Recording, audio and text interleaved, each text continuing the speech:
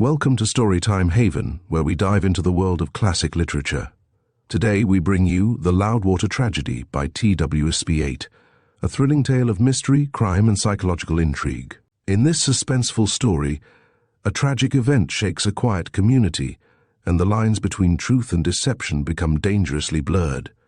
Join us as we unravel the secrets surrounding the death of Mr. Melray and the haunting consequences that follow. Settle in and prepare for a gripping journey into the heart of this chilling mystery. Book 1, Chapter 1, The Story of the Crime. 12 Leighton Place, Worthing, Thursday. My dear Phil, by this post I send you a copy of a certain penny weekly journal entitled The Family Cornucopia, which, for lack of something better to read, I picked up the other day at a bookstore while on my way to the beach. Naturally, you will at once say to yourself, for you cannot deny, dear, that you occasionally express yourself with somewhat unnecessary emphasis over trifles. What the dickens does the girl mean by bothering me with her trumpery penny rubbish? Well, that is just the point about which the girl is going to enlighten you. Of course you have not forgotten the Loudwater Tragedy, as most of the newspapers called it at the time, although some there were who wrote of it as the Merehampton Mystery. Neither, perhaps, has it escaped your memory how, with the object of helping to interest and carry out of herself for a little while, a young woman who, just then, was staying at a dull Devonshire village with the captious, but much to be pitied, invalid in whose service she was, you wrote her a number of letters, dated from the very roof under which the tragedy in question had been enacted, in which you recapitulated for her information all the details of the crime as gathered by you on the spot, nor how you sketched for her the old mansion and its inmates, with the view from its windows, and all the quaint features of the sleepy little seaport, so that, after a time, she could almost have persuaded herself that what you had written formed a part of her personal experiences. If you have forgotten those letters, I have not. Yesterday I refreshed my memory by reading them again, and the reason I did so is this. In the periodical I am sending you, there is an article extending over 5 pages entitled How and Why, which, strange to say, not merely seems to be based on the Loudwater Tragedy, but, under the guise of fiction, tells the story of the crime down to its minutest details, and not only does that, but, with almost photographic fidelity, limns for its readers the portraits of the various persons who were in any way mixed up with that mysterious affair. But the writer of How and Why he or she, as the case may be, does more, much more, than merely retell the story of the crime and describe the people who had to do with it. The article in question purports to be the confession of the murderer of Mr. Melray, written on the eve of his suicide, and professes to trace, step by step, how he was led on to the commission of the crime, and, in point of fact, sets the whole affair in an entirely fresh and startling light. To prove to you that this is so, it will only be necessary to say that the writer of the confession describes himself as having been a lover before her marriage of the old merchant's girl-wife, and that it was owing to his inadvertently interrupting an assignation between the young people that Mr. Melville came by his death. High words passed between the elder man and the younger. There was a scuffle. A blow was given in the heat of passion, and in a moment the irrevocable deed was done. I have omitted to say that according to the story, after the police have given up the case as hopeless, suspicion unexpectedly attaches itself to the head clerk, who figures as Mr. Day, and that in the result. Circumstantial evidence is brought to bear against him sufficiently strong to ensure his conviction on the capital charge. It is after Mr. Day is left for execution that the writer of the confession, who, although he acknowledges to the crime of which he has been guilty, is careful to impress upon his readers that he is not without his fine qualities overcome by remorse, determines to avow the truth and thereby save the life of an innocent man, albeit at the expense of his own. He pens a farewell message to the Ernestine of the story, that is to say, to the murdered man's widow, and then gives his readers to understand that the moment after the last word of his confession shall have been written, he will swallow the poison which he has procured in readiness for that purpose. Now, all this seems to me sufficiently remarkable. Of course, the question is, how much truth and how much fiction underlies the supposititious confession. That the whole of the latter part of it is purely fictitious we know already. We know, for instance, that not an iota of suspicion ever attached itself to Mr. Melray's managing clerk. Consequently, that he has never been arrested, tried, or condemned.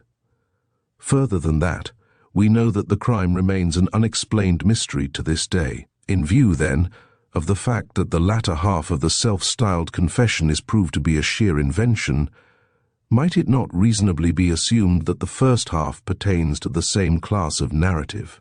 Such would seem to be a common-sense way of looking at the affair, were it not that there is so much of actual fact as regards the commission of the crime itself mixed up with the narrative, and so many real persons under assumed names introduced therein, as to create a suspicion in my mind, at least, that there may be some substratum of truth in that part of it, which attributes the death of Mr. Melray to a quarrel with a former lover of his young and attractive wife, that you will read how and why, after what I have here said about it, I do not doubt, after which I think you will agree with me that the story refers to the Loudwater Tragedy and to no other crime, and that the writer of it, whoever he may be, displays a singularly minute and intimate acquaintance with all the details of that still unsolved mystery.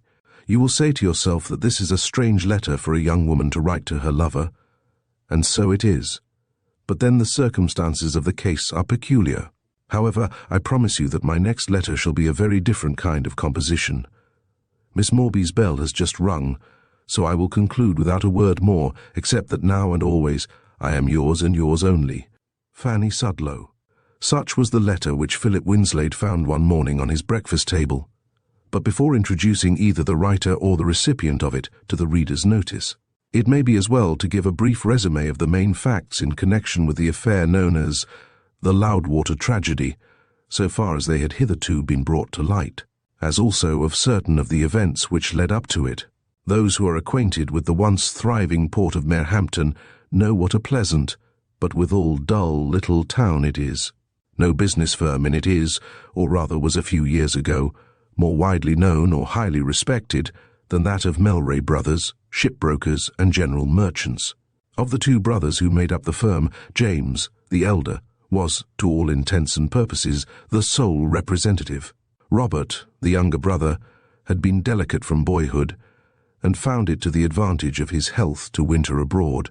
Indeed, whenever he happened to be in England, his visits to Merhampton were few and perfunctory, and while retaining a monetary interest in the business, he never concerned himself with the details, but willingly left the entire management to James, who, on his part, being a masterful kind of man, and one who would have felt it irksome to have to put up with a partner who might chance to hold independent views, was quite content that matters should remain as they were.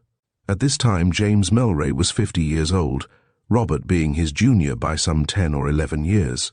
The house in which James dwelt, and under the roof of which both the brothers had been born, was known as Loudwater House, through having, once on a time, been the domicile of an old county family of that name.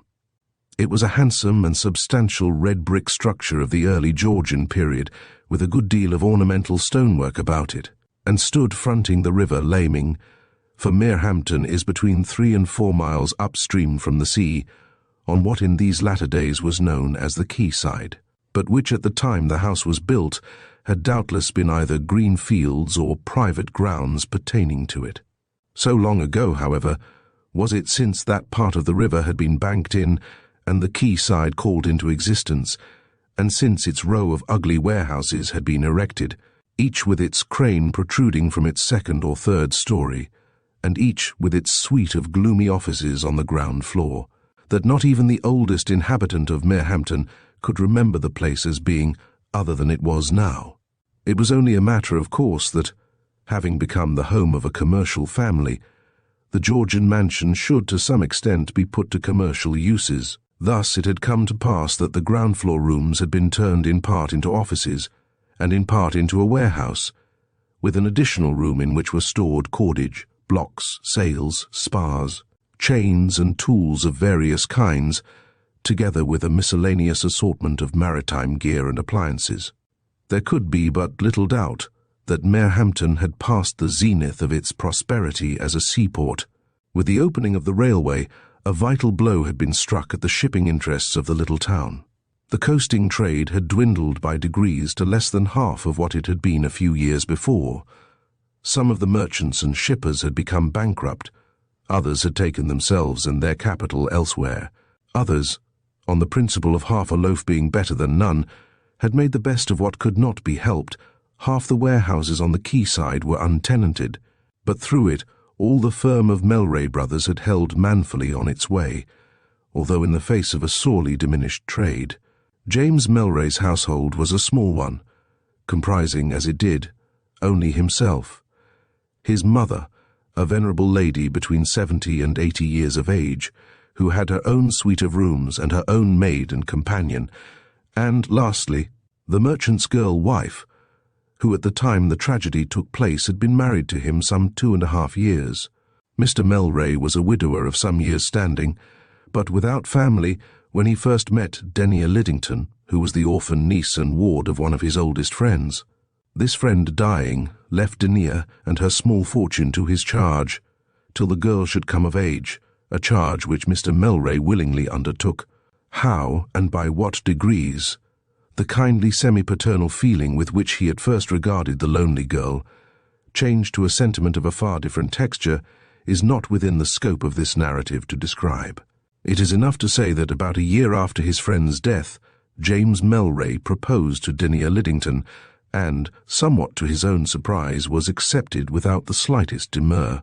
The marriage took place at Solchester, an inland town about 12 miles from Merhampton, where, after her uncle's death, Denia had found a home in the house of a widowed lady of good family but limited means, in whom Mr. Melray had implicit confidence. A month later, the bride entered upon her new duties as the mistress of Loudwater House. That she was an exceedingly pretty and attractive-looking young woman, everybody was agreed. Indeed, there were not wanting some who went so far as to call her beautiful. Her figure was slight, but full of grace, and was rather under the medium height of her sex. She had eyes of the clearest April blue, shaded by heavy lashes, finely arched eyebrows, and a mass of silky maize-coloured hair. Her complexion was a pure creamy white, with only the very faintest flush of colour showing through it. There was nothing striking or pronounced about her features. Indeed, considered in detail, they might have been termed insignificant. But, regarded as a whole, their effect was undeniably charming.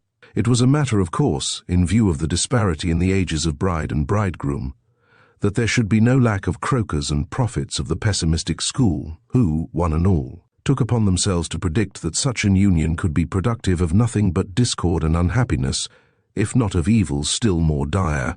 Time went on, however, and these and all, such vaticinations remained unfulfilled. Nowhere, to all seeming, could there have been found a more contented or cosily happy wedded pair. Mrs. Melray fell in with her husband's tastes and mode of life, with an easy adaptability which was as delightful as was surprising in one so many years his junior. She made his friends her friends, and never seemed to long or care for any other society than that to which he chose to introduce her. She dressed soberly, but in excellent taste, and after a fashion which caused her to look 6 years older than her age. James Melray's first marriage had not been a happy one. His wife, a woman of an intractable temper, had been addicted to secret dram drinking, and had thereby hastened her end. All the greater seemed the contrast between his life as it was now, and as it had been then. In all Merhampton there was no happier man than he. We now come to the fatal evening of Friday, September 18th. Twice every week, on the evenings of Tuesday and Friday, it had for years been Mr. Melray's custom to leave home, as the clock was striking 8, and make his way to the house of his friend Mr. Arbour, for the purpose of forming one at a sober rubber of whist. It was a custom which he had seen no reason for pretermitting after his second marriage, more especially in view of the fact that Mrs. Melray No. 2 had never expressed the slightest desire that he should do so, and although she was thereby left alone for 2 or 3 hours on the evenings in question, she never failed to part from him with a kiss and a smile, nor greet him after the same fashion on his return. On the aforesaid 18th of September, Mr. Melray set out for his friend's house as usual. His wife accompanied him downstairs as far as the entrance hall and helped him to induct himself into his overcoat. And then, before she let him go, and because the evening was chilly, she insisted on tying a white silk muffler round his throat as a further protection against the weather. Then came the customary parting kiss, after which Mrs. Melray stood in the open doorway for half a minute, watching her husband's retreating form. Then she shut the door and hurried back upstairs to the cosy drawing-room. That evening Mr. Arbour and his friends waited in vain for the coming of James Melray. He never reached number 5 Presbury Crescent. Her husband had been gone a little over an hour when Mrs. Melray rang the bell for Charlotte, the housemaid, and on the latter's appearance asked her to take a lighted candle and go down to her master's private office and bring thence an envelope out of the stationery case, which she would find on his table. Mrs. Melray had been writing to one of her friends, and finding that she was out of envelopes of her own, was under the necessity of using one of her husband's. Charlotte went her way, leaving her young mistress seated at the davenport with the letter in front of her. A few moments later, a piercing shriek rang through Loudwater House. The girl, holding the lighted candle aloft in one hand, had suddenly come upon the dead body of her master lying prone along the office floor between the fireplace and the table. As already stated, Mr. Melray's business premises were on the ground floor of Loudwater House. Although such was the case, the main entrance to the old mansion had in no way been interfered with. There, as for generations past, was the massive oaken door with its heavy lion's head knocker and its overhanging porch, also of oak, and elaborately carved. This door gave admittance to a spacious flagged hall, whence a wide staircase led to the rooms on the upper floors.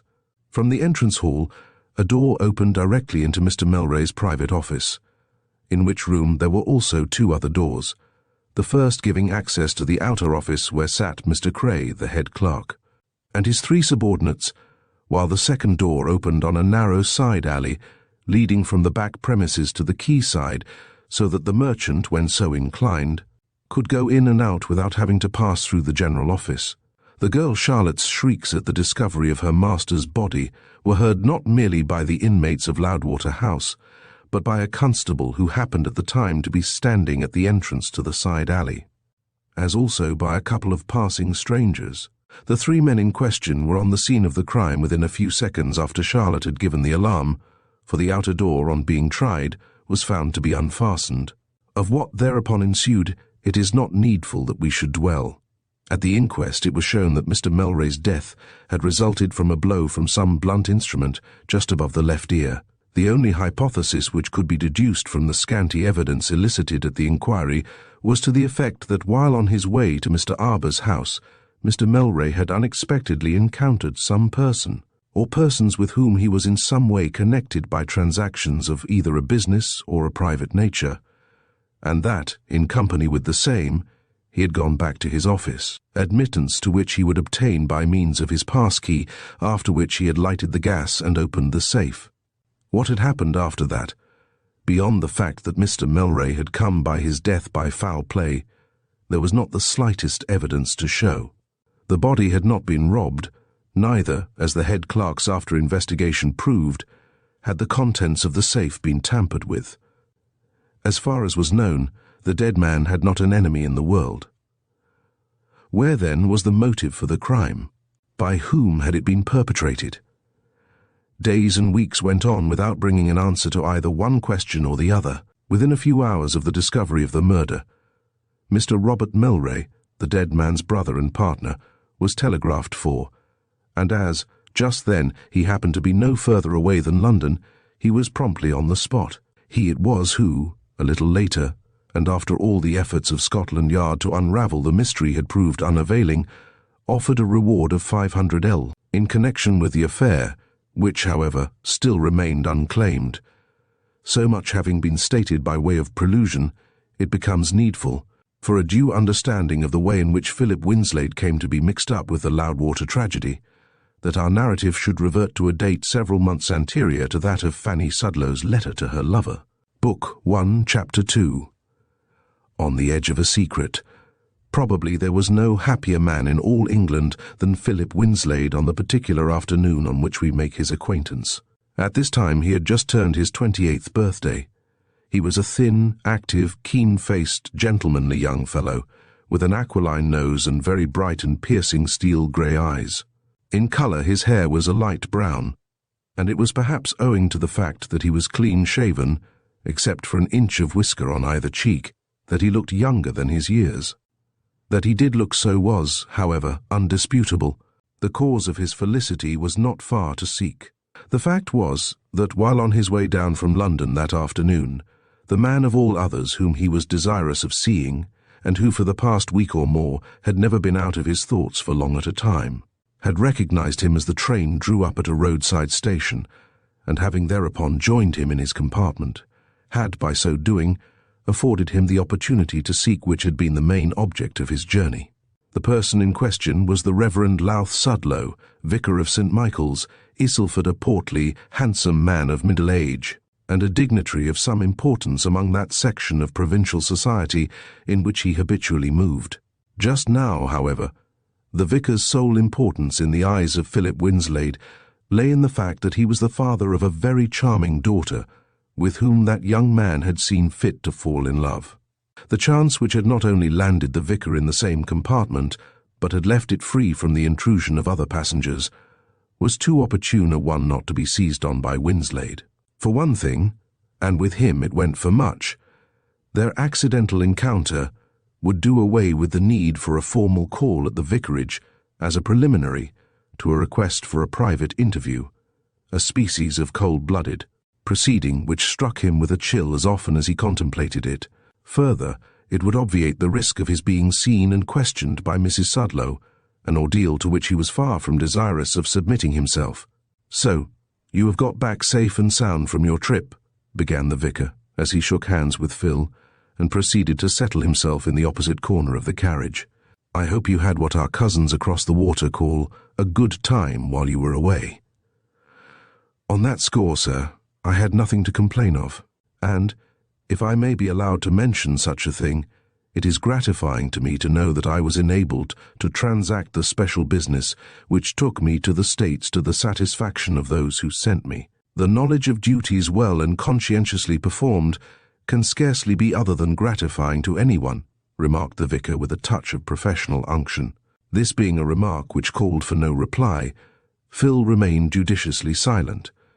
He was considering in what terms he could most diplomatically lead up to the subject which lay so close to his heart. "When I tell you, sir," he resumed with a little touch of hesitation, "that I came back from New York to Liverpool by the Parthenia, you will guess at once whom I had the pleasure of having for a travelling companion." The vicar rubbed a thoughtful finger against his nose. "Really," he began dubiously. Then his face brightened. "Stay, though. The Parthenia, did you say? Why, now I call it to mind, that is the boat Fanny and her aunt were to cross by. So you and she came over together, eh? It would beguile the tedium of the voyage for both of you." Phil smiled inwardly. The meeting of the two young people had indeed served to beguile the tedium of the voyage, but in a way the vicar as yet had no provision of. "If I recollect rightly," resumed the latter, "my sister was always a poor sailor, but I hope that in that respect at least Fan does not take after her aunt. Miss Sudlow proved herself a capital sailor, sir, but as far as I am aware, Mrs. Empson was invisible from the time we passed Sandy Hook till we sighted the mouth of the Mersey. Fan dropped a line to her mother as soon as she landed, but we have not seen her yet. We hope to have that pleasure a week hence, when doubtless we shall be treated to quite a budget of travellers' tales." So far the conversation had kept on the lines most desired by Winslade, but having reached this point, there seemed a danger of its being diverted by the vicar to some less personal topic, in which case the coveted opportunity would be gone past recall. He pulled himself together. One breathless moment on the brink, and then the plunge. Philip Winslade, although in the ordinary affairs of life there were few men more self-possessed than he, could never afterwards call to mind the exact terms in which he contrived to blurt forth his confession. All he was conscious of was that he stammered and hesitated like a man afflicted with an impediment in his speech, that physically he turned first hot and then cold, and that by the time he had done he had worked himself back into a state of fever. The pith of the matter was that he sought the vicar's permission to be received as Miss Sudlow's accepted suitor. When he had come to an end, he gasped once or twice like a fish out of its proper element, and then sat staring helplessly at his vis-a-vis, who, on his part, returned the stare with interest through his gold-rimmed spectacles. The Reverend Louth Sudlow had listened to Winslade's confession with very mixed emotions. Once or twice he ran his fingers through his short silvery hair and murmured an ejaculation under his breath, but he did not interrupt Phil by so much as a word, preferring to wait till the latter should cease of his own accord. Then he said, "My dear young friend, what you have just told me has, metaphorically speaking, taken my breath away. I am really at a loss what to say in reply. In any case, you must not look for a definite answer from me just now. I shall require a little time to consider the matter in all its bearings. To me, just at present, one of the strangest features of the affair is having the fact thus suddenly brought home to me that my little girl, whom I used to dandle on my knee as it might be only the other days, old enough to, well, as the homely phrase has it, to have a sweetheart of her own. Do you know now, I had never thought of her in that light. So easy is it to shut one's eyes, and that not intentionally to the flight of time." He sighed gently and again ran his fingers through his hair. "One of my first proceedings on reaching home," he presently went on, "will be to lay your request before the dear partner of my joys and sorrows, even as you have laid it before me, for in the settlement of a question so momentous, and one which so nearly concerns a daughter's happiness, the views of one parent ought to carry an equal weight with those of the other. It is certainly in your favour that both Mrs. Sudlow and myself have been acquainted with you for a number of years indeed. It may almost be said that we have watched you grow up, to which I may add that we know nothing of you but what is pleasant and of good report." There was no time for more. As the vicar ceased speaking, the train drew up at Isleford station. Both men alighted. As the elder held the hand of the younger for a moment before each went his way, he said, "You will find me in the vestry at 11 on Monday morning. Come to me then and there. It may be that I shall have something to say to you by that time." Small wonder was it that Philip Winslade deemed himself one of the happiest of men as he made his way through the soft April twilight in the direction of his mother's house. His disposition was of that hopeful and sanguine cast which refuses to see difficulties in advance, or at any rate to take but scant account of them till they absolutely block the way. Nothing, as he told himself again and again, could have been more kind and encouraging than the reception accorded by the vicar to his suit. And, although he was vaguely conscious that he stood by no means so high in the estimation of Mrs. Sudlow as in that of her husband, he did not for a moment allow himself to be discouraged thereby.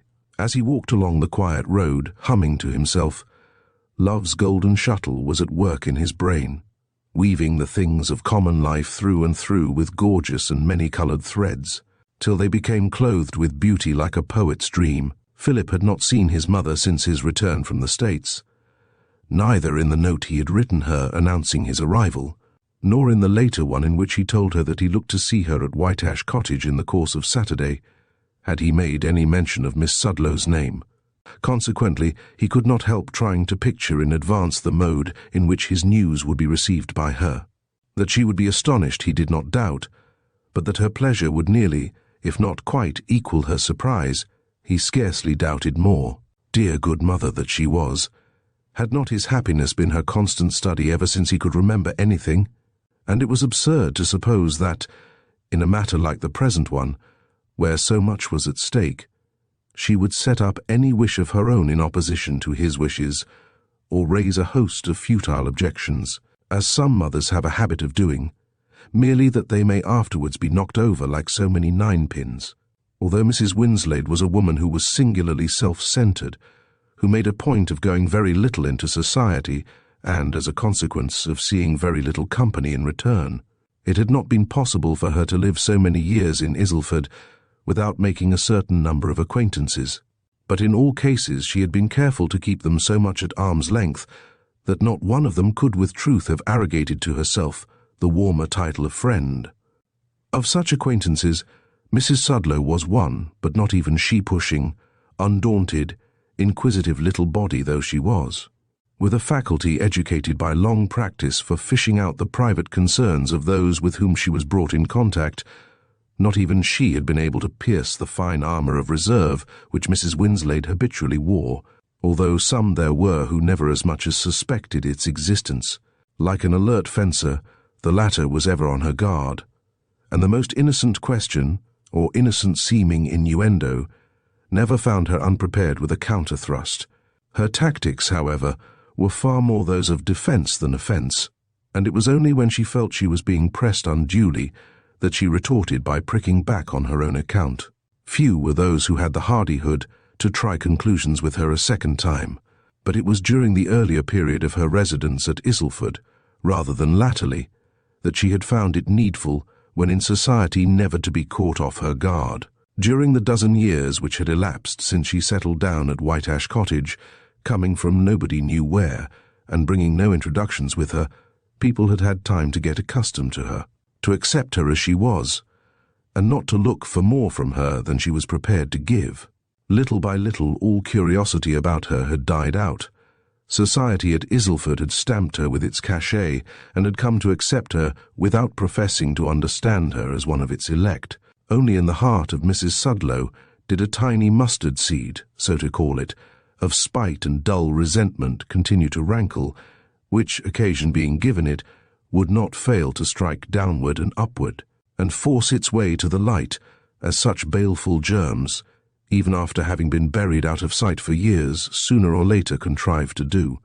For be it known that Mrs. Sudlow was not merely the wife of the vicar of St. Michael's, which of itself was a matter of no great moment, but was, besides, second cousin to Lord Beaumaris, and, consequently, an offshoot of the noble house of Penmarthen. Hence it was that not only did she claim to have a certain standing in county society, but she was also in a position to form a little coterie of her own among the lesser luminaries of the neighbourhood, of which she was the recognised chief, and it was Mrs. Winslade's suave, but persistent, refusal to pose as one of the coterie in question which had been the original head and front of her offending.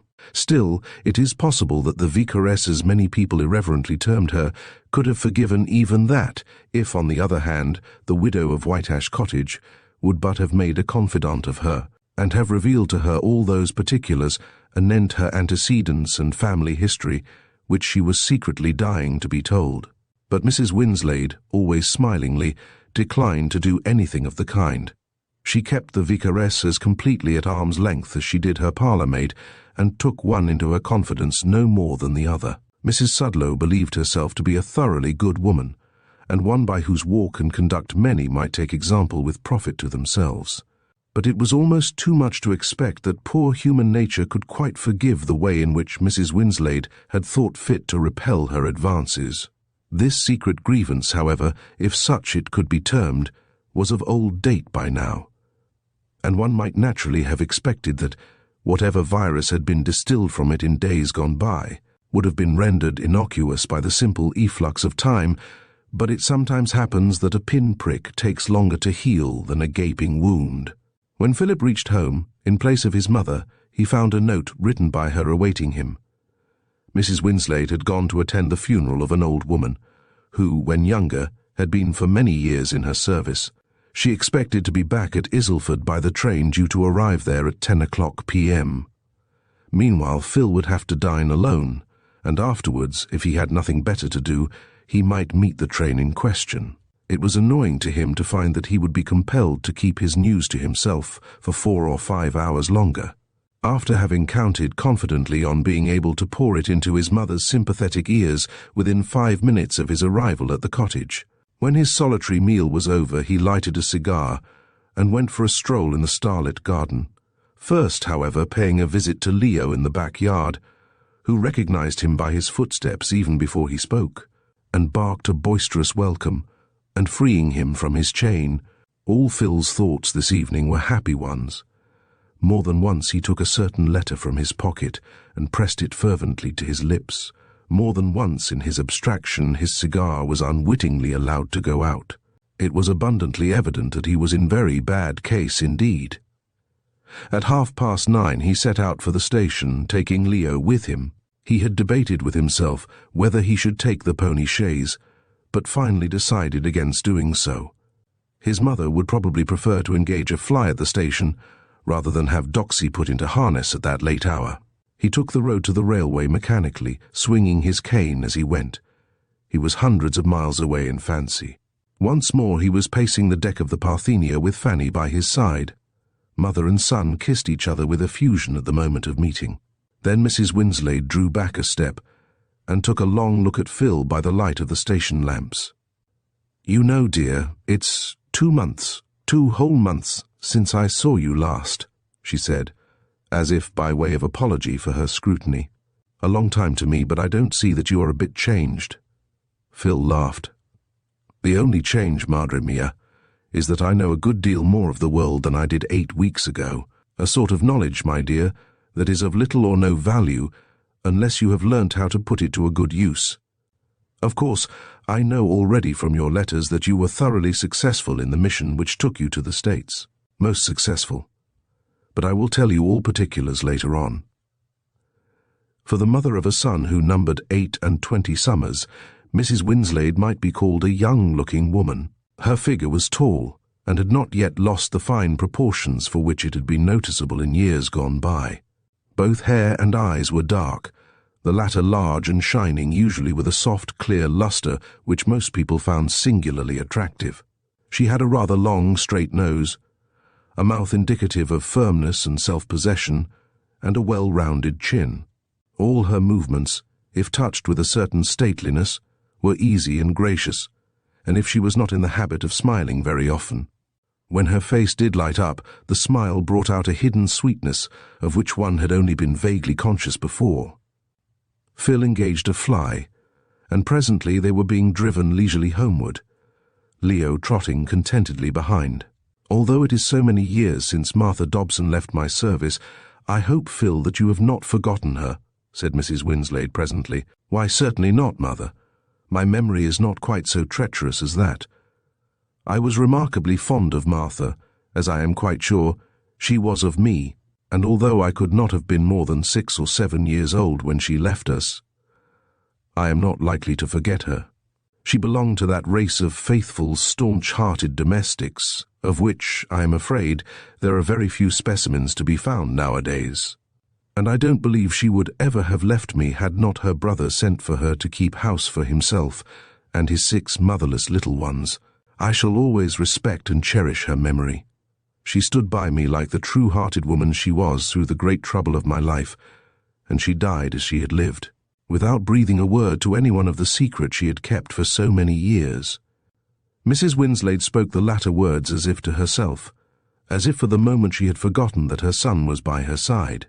Ever since he could remember, Phil had been conscious, although he could not have told how or when the consciousness first came to him, that there was a secret in his mother's life, the particulars of which were kept as carefully from him as they were from the rest of the world. He had often speculated and wondered in his own mind as to the possible nature of it, but never had he ventured to hint, even in the most roundabout way, his wish to penetrate the mystery. Tonight, however, there seemed something in his mother's mood different from any mood he had ever seen her in before. The death of her old servant had evidently affected her very deeply. Hidden chords had been touched, and it might well be that scenes and incidents which time had robbed of their pristine sharpness of outline had, for a little while, been quickened into vivid life. In any case, it seemed to Phil that now, if ever, was the moment when he might look to be taken into his mother's confidence. He put forth his fingers in the dark, and having found one of her hands, he stroked it, caressingly. "I am well aware, Mother dear," he began, "and I seem always to have been, that many years ago your life was darkened by some great trouble, as to the particulars of which I know nothing. You have just told me that in Martha Dobson you have lost the one person to whom was known the secret of your life, and such having been the tie between you, its severance cannot but touch you keenly. But, Mamsie dear, I want you not to forget that you have a son, and that if one confidant has been taken from you, there is another ready to your hand. That your trouble was over and past long ago, I am quite aware, but I am equally as convinced that it entailed effects from which you are suffering now, and probably will continue to suffer as long as you live. Why then not? My dear Phil, you don't in the least know what you are asking me to do, broke in Mrs. Winslade, her fingers returning her son's pressure. If I have hitherto kept this thing from you, and if I still continue to do so, I must ask you to believe that the motives by which I have been and am still actuated are such as I am fully able to justify to my own conscience. Trust me, you are happier, far happier, in your ignorance than you could hope to be if I made you as sadly wise as myself. But, Mother— Is another word needed, Phil? Asked Mrs. Winslade gently, but that very gentleness, as the young man was well aware, veiled a firmness not to be shaken. Scarcely so, I think, unless it be this, that I only know of one contingency which would induce me to break the rule of silence I have hitherto imposed on myself with regard to a certain matter. May I ask to be enlightened as to the nature of the contingency of which you speak? You may ask, my dear boy, but you must pardon me if I decline to satisfy your curiosity. Be content to rest in ignorance. Believe me, it is better so. Book 1, Chapter 3, Who is Mrs. Winslade? Although the vicar of St. Michael's, in the exuberance of his good nature, had allowed Philip Winslade to infer that there was no reason why Mrs. Sudlow might not be expected to look upon the young man's suit with eyes as favourable as those with which he himself was inclined to regard it, he felt far from sure in his own mind that such would really be the case. He knew that his wife was a woman of strong prejudices and narrow sympathies, who had a habit of nourishing petty resentments till they swelled out of all proportion to the original cause of offence, whether it chanced to be real or merely supposititious. For his own part, he would have gladly welcomed Phil for a son-in-law. He, the Reverend Louth, was, comparatively speaking, a poor man. There seemed little prospect of any further preferment for him. He had 8 younger olive branches to provide for, who were growing more expensive year by year, and to be able to get his eldest daughter off his hands, and married to one who he felt sure would make her a good husband, seemed to him one of those things devoutly to be wished. He was not a man of strong will, nor even one of those who contrive to mask their moral cowardice under the bluster of self-assertion. Dear to his heart were peace and quietness, more especially on the domestic hearth. As he rang the vicarage bell this evening, his courage sank a little at the prospect before him. His conscience was too sensitive to allow him to shirk what he deemed to be a duty, how disagreeable soever it might be to him, but that did not render its discharge any the easier. Dinner came as a brief respite. It was not till later, after the younger members of the family had retired for the night, and husband and wife were left alone in the drawing-room, that the vicar braced himself to the task before him. Mrs. Sudlow was a small, slight, fair woman, with chilly blue eyes, pinched features, and a somewhat worn and acid expression. But whether the latter was due to the fact that she found the cares of a numerous family weigh heavily upon her, or whether it had its origin in those fictitious troubles which some women make a point of creating for themselves, hugging them all the more fondly in that they have no substantial existence, was a moot point, and one which, happily, no one was called upon to decide. The vicar laid down the Times, which he had been making a pretence of reading, hemmed and gave a tug at the bottom of his waistcoat. His wife was seated opposite him, busy with some fancy embroidery. "My dear, I picked up young Winslade this afternoon, or to speak more accurately, he picked me up at Downhill Station. He was on his way from London to spend a few days with his mother." Not the slightest notice took Mrs. Sudlow. Her husband might have been addressing himself to the chimney-piece for any heed vouchsafed by her. Again the vicar cleared his voice. "From what he told me, it appears that he has been over to America on some special matter for his employer, and by a rather singular coincidence, it so happened that he crossed from New York in the same steamer that brought my sister and Fanny. By the way, I don't think that Fan, in the letter she wrote us after landing, as much as mentioned young Winslade's name. Why should she? Doubtless to her such a detail seemed too insignificant to be worth recording." This was not a very promising beginning, but there could be no drawing back now. Whatever might be the result, he must go through with that which he had made up his mind to say. There may, perhaps, have been another and a totally opposite reason why Fan made no mention of Philip Winslade in her letter. What do you mean? The older you get, Louth, the fonder you become of beating about the bush when you have anything to say. That's your opinion, is it, my love? He demanded, not without a shade of irritation. Well then, in what I am about to tell you there shall be no beating about the bush, none whatever. Here, in a few words, is the long and the short of it. Fan and young Winslade met on board the Parthenia, doubtless as old acquaintances, they having known each other for years. My sister being prostrated by seasickness, they were naturally thrown much together, and by the time Liverpool was reached had contrived to fall in love with each other, and come to some sort of a mutual understanding in the affair. Had Winslade and I not met in the train, it was his intention to have sought an interview with me in the course of Monday next. Mrs. Sudlow's needle came to a halt midway in a stitch, and the line of her lips hardened till the division between them was scarcely perceptible. There was a brief space of silence when the vicar had brought his statement to an end. Then Mrs. Sudlow said in her chilliest accents, "And what, pray, might be Mr. Philip Winslade's purpose in seeking an interview with you on Monday next?" "What purpose but one can a young man in such circumstances have? What he is anxious to obtain is my consent, or rather, I ought to say, our consent to his engagement with Fanny. Indeed, he went so far as to put the question to me this afternoon, but of course I told him that it was impossible for me to give him an answer on the spur of the moment, or, in point of fact, till I had consulted with you in the matter. I fail to see why you could not have given him an answer on the spur of the moment, as you term it. Surely, my dear, in a matter which so nearly concerns the welfare of our child, some little time for consideration is imperatively demanded.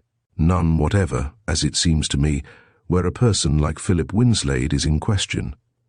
You might have given him his answer there and then, and thereby have saved him the necessity of seeking a further interview with you. That would certainly have been rather an arbitrary mode of procedure. But there is another view of the affair which does not seem to have struck you. As I understand it, Winslade and Fanny have already come to some sort of an agreement, in which case there is no need whatever why you should trouble yourself on that score. Fanny will be home in a week from now. I shall know how to deal with her." "And yet Fan is a girl of spirit," remarked the vicar dryly, "and when once she has made up her mind, sticks to her point like a limpet to its rock. I rather doubt, my dear, whether you will find her as easy to manage in this affair as you seem to anticipate. I have not the least doubt in the world that to serve his own ends, Philip Winslade has exaggerated a mere passing flirtation, such as is so often indulged in on board ship, into something far more formidable than it really is. In any case, as I said before, you may leave me to deal with Fanny and, if needful, to bring her to her senses, with all my heart. But why this display of animosity as regards young Winslade? More than once I have heard you hint that it would be a good thing if Fan were to make an early marriage. I am not aware that I have imported any animosity into the conversation. I have merely brought to bear a modicum of that worldly prudence and common sense which it behoves all parents to exercise where the future of their children is in question, but in which, I am sorry to say, you are lamentably deficient." She paused to rethread her needle. "After all," she resumed, "if one may ask, who and what is this Mr. Philip Winslade with whom you seem to be so taken up? Come, Kitty, you can't pretend that you are altogether ignorant of his antecedents. He is a clear-headed, energetic, clever young man, and, as it seems to me, sure to make his way in the world. He is a good son. C'est la va sans dire. It would be more to the purpose if you were to ascertain the amount of his income and the nature of his prospects, provided he has any. Those were points, my dear, which there was no opportunity of entering upon in the train, but had he not conceived himself to be in a position to marry, if not just yet, in the not-distant future, I do not suppose he would have spoken to me as he did. Would you not be nearer the mark if you were to say that such mercenary considerations, as I have no doubt you term them to yourself, never entered your mind?" The vicar coughed and proceeded to polish his spectacles with his handkerchief. "You seem to forget," resumed Mrs. Sudlow, "a little inconsequentially it might have been thought, or rather you never care to remember, that Fanny is second cousin once removed to the Earl of Beaumaris. But there, I have known for years, to my sorrow, that you have not a morsel of proper pride in your composition." The vicar's shoulders went up deprecatingly. "My dear," he said, "if the noble Earl, your second cousin, had ever done anything for us, or had interested himself in our fortunes in any way, it might have been politic to bear the family connection in mind. But seeing that neither he nor his daughters, the Lady Mary and the Lady Anne, care a stiver about us, it may be as well to leave the claims of long descent out of the discussion." Again Mrs. Sudlow's lips compressed themselves into a thin, straight line. She felt that it had become necessary for her to shift her bases of attack. She had reserved one barbed arrow till the last. "After all, you have contrived to shuffle out of the question I put to you, which was, 'Who is Philip Winslade?' My dear, you know as well as I do that he is the only son of Mrs. Winslade, who has been a neighbour of ours for the last dozen years, and who, in addition, is a lady for whom I have the highest possible regard. Oh, I am quite aware that you always had a sneaking penchant for Mrs. W. She is what is vulgarly called a fine woman, and I have not forgotten that your tastes always did run in that direction." The vicar held up his hands. "My love, you are forgetting yourself." "Not at all. If I may push my question further, who is Mrs. Winslade? You know precisely as much about her as I do, which is equivalent to saying I know nothing about her. Her life for the past 12 years is before you to bear witness for her. As much of it as she has allowed to be seen, and that, as you must admit, is very little. In the first place, who was she before she made her appearance at Isselford? She planted herself among us without a single introduction. To this day, nobody knows where she sprang from. She passes herself off as a widow who can say with certainty whether she ever had a husband." This was too much for the vicar. He got up abruptly, his face very red, and an unwonted sparkle in his eyes. "For shame, Kitty, for shame," he exclaimed. "I never thought to hear such words from the lips of my wife. I will leave you to your uncharitable thoughts and retire to my study." It was not often in their little skirmishes that the worthy vicar ventured to offer such a bold front of opposition to his wife as he had this evening, and through all the irritation and annoyance into which she had stung him, he could not help pluming himself somewhat on his unwonted display of pugnacity. Still, nothing had been settled, no course decided upon as between husband and wife, and it was quite evident that the question would have to be reopened by one or the other of them. And reopened it was next morning as soon as breakfast was over, with the result that the following note, addressed to Philip, was delivered by Quince, the sexton. "At White Ash Cottage early on Sunday afternoon.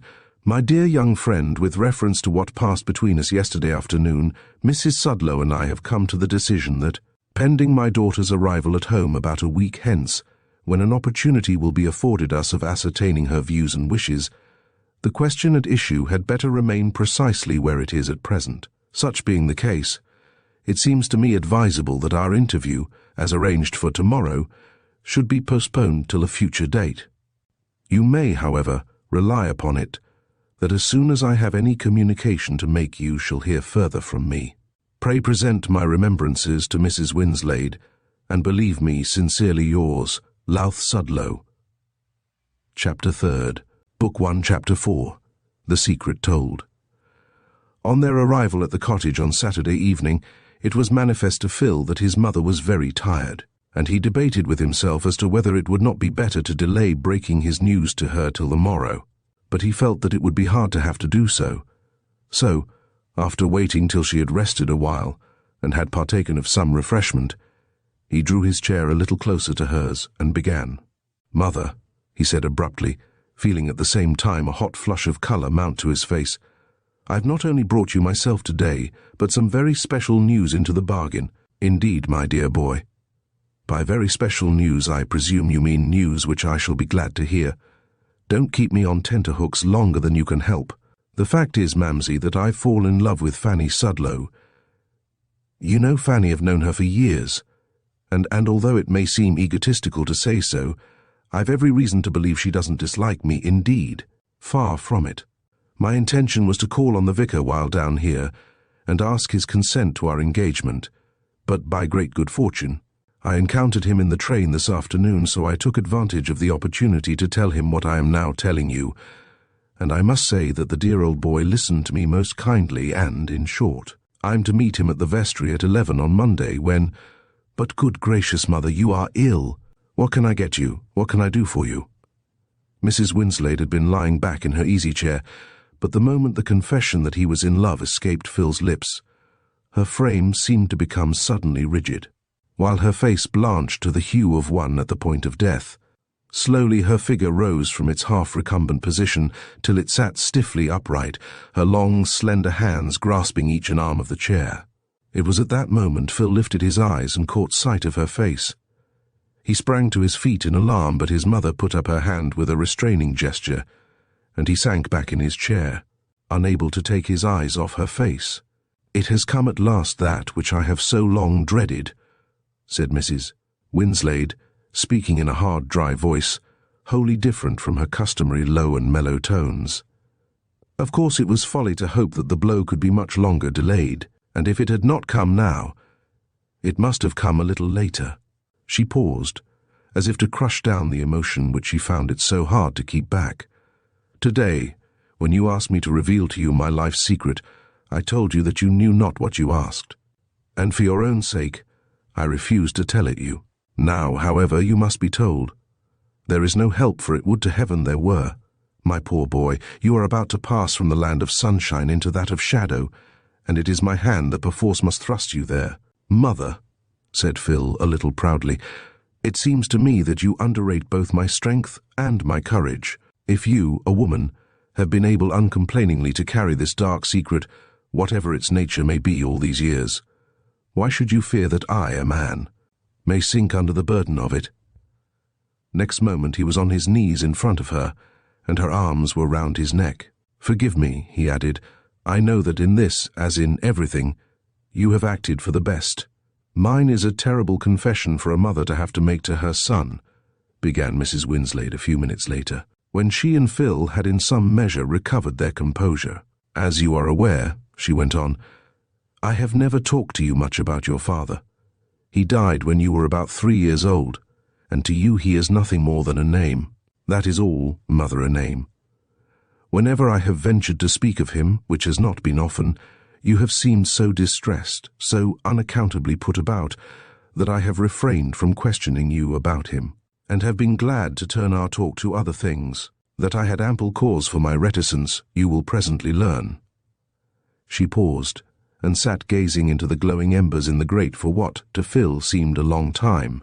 Then she roused herself with a sigh, and turning her eyes full upon him, said slowly, "Do you happen ever to have heard of a certain criminal who was notorious enough in his day, but who by this time is happily well nigh forgotten, Philip Cordery by name? Why, it was only the other day, so to speak, that I met with a magazine article giving an account of his career, which had a strange fascination for me. He was known as the Prince of Forgers, but what of him? Merely this, that Philip Cordery, the so-called Prince of Forgers, was your father." "Mother," was the only word that broke from the young man's lips. It was the half-stifled cry of one struck suddenly in some vital part. Horror, incredulity, and shame the most bitter, all seemed to appeal to her out of his dilated eyes to take back her words. Then with an abrupt gesture he rose. As he crossed the room, a groan forced its way from his lips. Although the lamp had been lighted long before, the curtains were still undrawn. On these pleasant spring evenings, it was the custom to leave them so till bedtime. Phil opened the long window and stepped out into the veranda. A fine rain had begun to fall. Sweet fresh odours seemed to be wandering aimlessly to and fro. There was a sense of silent gratitude in the air, for all nature had been athirst. Phil stood there minute after minute, resting his head against the cool pillar of the veranda. His soul was sick within him. His mind was in a tumult in which nothing formulated itself clearly save the one hideous, overwhelming fact that Philip Cordery was his father, and that he was the son of a felon. As yet he only suffered vaguely, like one who, having been suddenly struck down, comes back to consciousness by degrees. He was stunned. He was dazed. The real anguish had yet to come. A dash of cold rain in his face recalled him in some measure to himself. He stepped back into the room and shut the window, and crossing to his mother, he stooped and pressed his damp cheek for a moment against hers. In Mrs. Winslade's eyes, as she sat fronting the fire, pale, erect, with that absolute quietude which comes from the intensity of restrained emotion. There was nothing to be read but infinite compassion, compassion for the son whom hard circumstance had forced her to smite thus sorely. "So that is the secret you have kept from me for so long a time," said Phil quietly as he resumed his seat. "That is the secret." "Well, Mother, being what it was, I can't wonder at your locking it up in your own breast, at your safeguarding it from the world. Still, it might, perhaps, I only say perhaps, have been better if you had told me years ago." "Ah, my son, do not say that. Should I not have been a wretch to cast a blight over your young life 1 hour before I was absolutely compelled to do so? But you know, or at least you can guess, why I have at length broken the seal of silence which I imposed on myself so many years ago, and have told you this tonight. Yes, I think I know," he said with a sort of slow sadness. "After what I told you just now, that I had won the love of one of the dearest girls on earth, you felt that the time had come when I must walk blindfold no longer, when, at every risk, the bandage must be plucked from my eyes. The necessity was a hard one, but there seemed to me no help for it. None whatever. It will be a hard thing and a bitter to have to tell the vicar on Monday morning. After all these years, is there no other way than that? None that I can see. The understanding between Fanny and myself has gone so far that I could not withdraw from it honourably, even were I wishful of doing so. No, Mother, there is nothing left me save to tell everything to the vicar, and leave him to decide the matter in whatever way may seem best to himself." For a little while neither of them spoke. Then Phil said, "Mr. Sudlow is an honourable man, no one more so, and I feel sure, and so must you, Mother, that your secret, or ours, as I must now call it, will be as safe with him as though it were still unspoken." Mrs. Winslade did not reply. Only to herself she said, "My poor Phil, you forget that there is such a person as Mrs. Sudlow to be reckoned with." Phil was bending forward, staring into the fire with gloomy eyes, his elbows resting on his knees, and his chin supported by his hands. "Of course it is too much, altogether too much to expect," he went on disconsolately, "however good and kind-hearted a man Mr. Sudlow may be and is, that he will ever consent to accept me in the light of a prospective son-in-law. No, he will insist on the engagement being at once broken off, and under the circumstances, how can anyone blame him?" Mrs. Winslade still sat without speaking. Not a word of what her son had said could she controvert. His life was wrecked so far as his love for Fanny Sudlow was concerned, and she had not even a solitary spar to fling to him. Far more clearly than he, she realized what must inevitably come to pass when once her life's secret had passed beyond her keeping and his. After a little space, Phil's sombre thoughts found a vent for themselves in another channel. "Mother," he said abruptly, "it seems to me something incredible that I should really be the son of such a man as Philip Cordery. It is none the less a fact which cannot be gainsayed." He died in prison, did he not?" "He did, years before we came to live at Isleford." Again, for a little while, the silence remained unbroken. Then Mrs. Winslade drew herself together like a woman who has nerved herself for the performance of a duty which, however painful it may be, must yet be gone through with. "Now that you have been told so much, it is only right that you should be told more," she presently said. "You shall hear my story once for all. After tonight, I trust there will be no need for either you or I ever to refer to it again."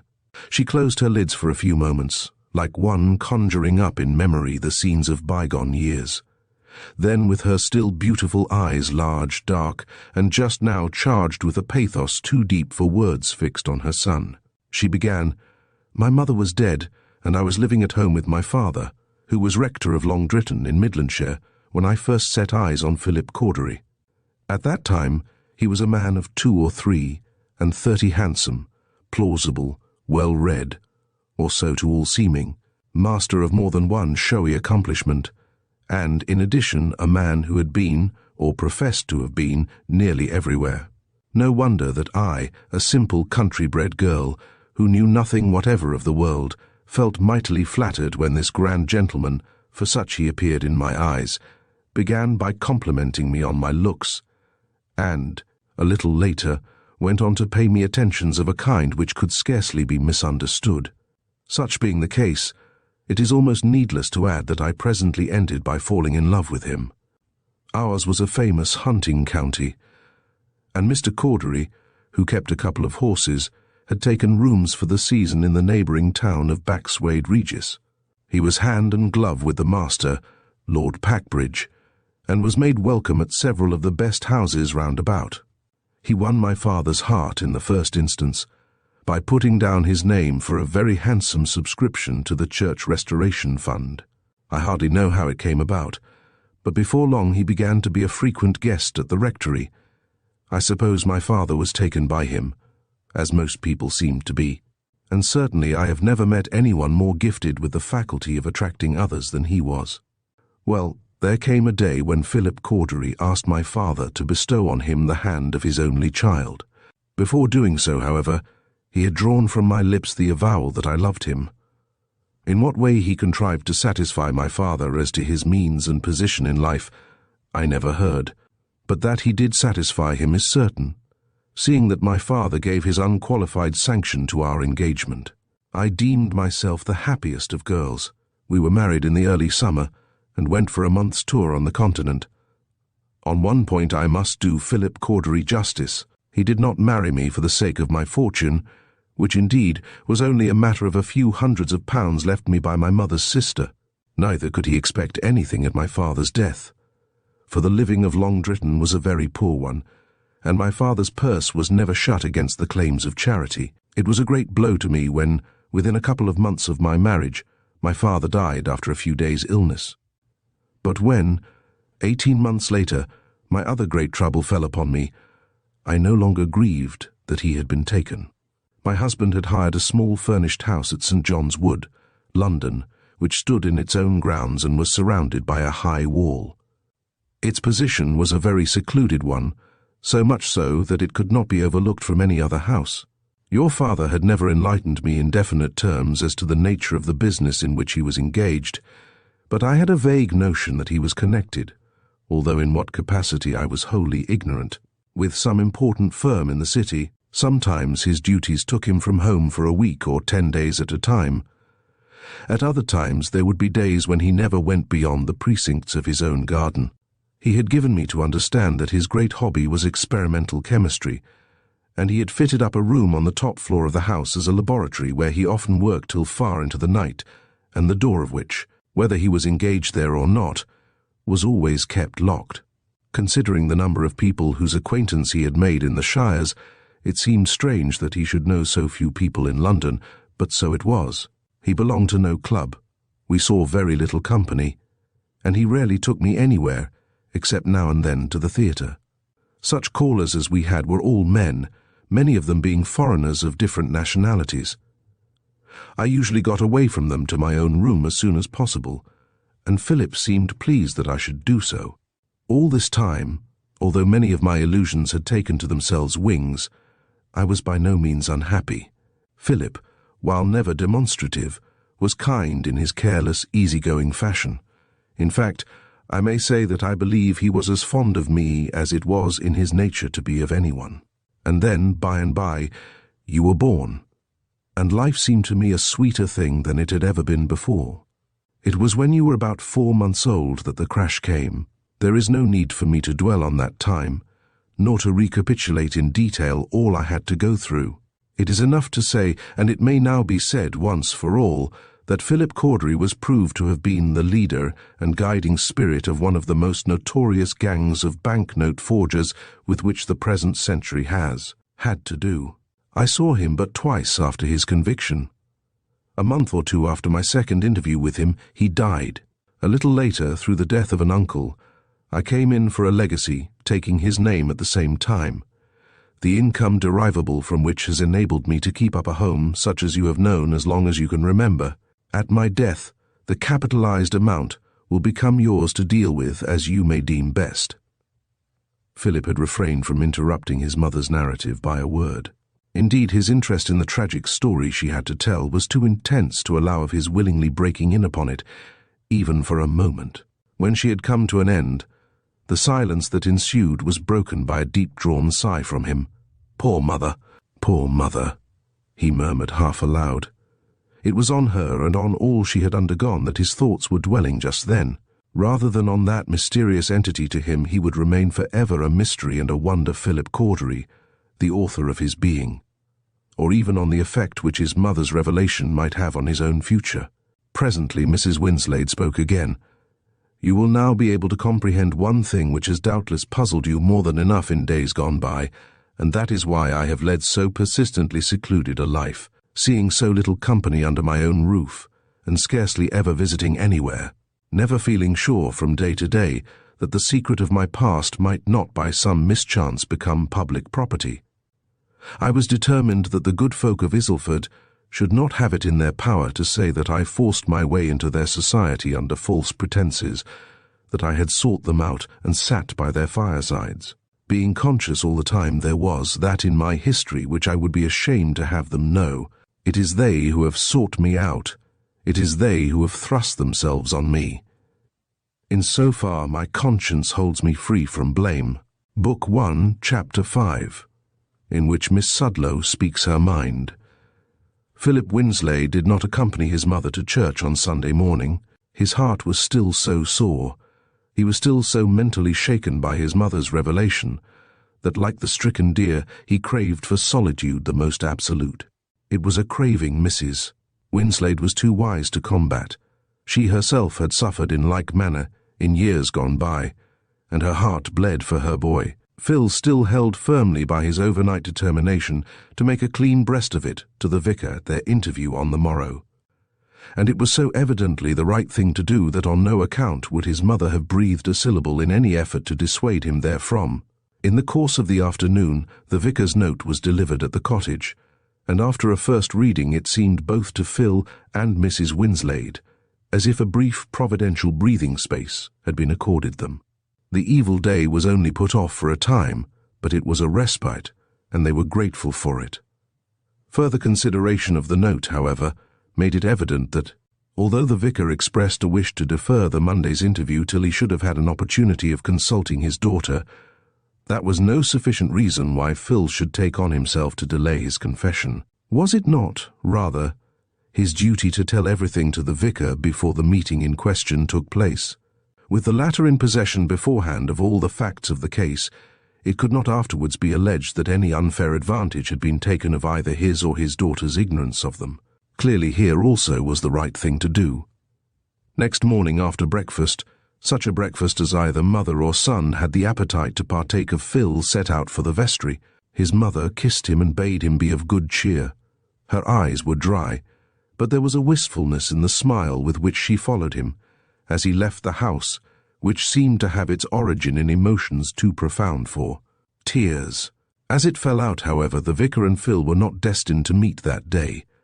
The latter, on reaching the vestry, was told by Jabez Drew, the parish clerk, that his reverence had been summoned from home by telegram and was not expected back till next day. Now, Philip Winslade was due back in London at 9 o'clock on Tuesday morning. Evidently there was no help for it. He must defer what he had to say till the vicar should appoint a meeting at his own time and place. At this stage another difficulty confronted him. He had promised that he would write to Miss Sudlow and let her know the result of his interview with her father, by which means she would be forewarned as to the attitude her parents would be likely to adopt towards her when she should see them a few days later. But, as Philip asked himself, how was it possible, under the circumstances, that he should write to her at all? Nothing would have been easier than for him to tell her in so many words that the vicar had postponed all decision in the affair till he should have seen Fanny herself. But how could he tell her so much without telling her more? He had written to her twice already such letters as it is a lover's happiness to indite, but how dare he mention such a word as love now, with that hideous secret crushing him down like a veritable old man of the sea? Neither could he tell his tale to her before telling it to her father. To have done so would have been to take advantage of the vicar in a way his pride would not allow him to stoop to, and would, in addition, have the appearance of trying to secure, through Fanny's compassion and womanly pity, a promise to continue true to him, which she might see cause to regret after the influence of her parents should have been brought to bear on her. Even at the risk of having hard things thought of him by her he loved so fondly, he would keep an unbroken silence till he had made his confession to the person who was entitled to hear it first of all. Miss Sudlow went down to Isleford on Saturday by the same train that her lover had travelled by a week before. She had been puzzled and somewhat put about when day passed after day without bringing her the expected letter, or a word of any kind from Phil. That she put a score of questions to herself goes without saying, to none of which, however, was any answer forthcoming. And it was not without a certain vague uneasiness and dread of what the next day or two might have in store for her that she travelled down home. Nothing of this, however, did she betray to her mother, who, with one of her sisters, she found awaiting her arrival at the station. Fanny Sudlow, unlike her mother, was a brunette. She had brown eyes, frank and vivacious, a great quantity of dark wavy hair, and a face that depended more on character for its attractiveness than on any special charm of feature. As we shall presently discover, she was a young woman of spirit, with a strong sense of independence and considerable fixity of will, which latter characteristic her mother called by another name. "My dear," said Mrs. Sudlow, after she had embraced her daughter, eyeing Fanny's Saratoga trunk with evident dismay, "pleased as I am, of course, to see you again. My hope was that you had only come to pay us a flying visit, and that, in point of fact, you had contrived to make yourself so indispensable to your aunt that she would ask you to stay with her altogether. I am sorry to disappoint you, Mamma, but I have left Aunt Charlotte for good and all. When I went to her, you know it was only as a makeshift till her companion, Miss Pudsey, whose health had broken down, and I don't wonder at it, was able to resume her duties. Then poor Pudsey is terribly afraid of the sea, and Aunt Charlotte, having made up her mind to go in person to America and look after some property she was afraid she was being swindled out of, probably thought that I should be of more use to her during the voyage out and home. Now, however, Pudsey is back in harness, so Aunt and I have said goodbye, mutually glad to have seen the last of each other for at least a considerable time to come. It is a pity, a very great pity, that you were not at more pains to conciliate your aunt, and she with so many thousands to leave behind her." By this time they had packed themselves into one of the station flies, and were being jolted homeward. It is just possible that if Aunt Charlotte had been a poor woman instead of a rich one, I might have been at more pains to please her than I was. But for my part, I've no inclination to fill the role of toady to a cross-grained and abominably selfish old woman, however well-to-do she may be. Then, a moment later, she added, "Not for 1,000 a year would I willingly degenerate into a Pudsey. Still, I cannot help repeating that it is a great pity you could not bring yourself to put up with your aunt's whims and little infirmities of temper, especially knowing, as you do, what a number of mouths there are at home to be fed, and what a little money there is to do it on. But of course it was too much to expect that you would sacrifice any of your ridiculous prejudices, whatever might be the gain to others from your doing so." Fanny did not reply.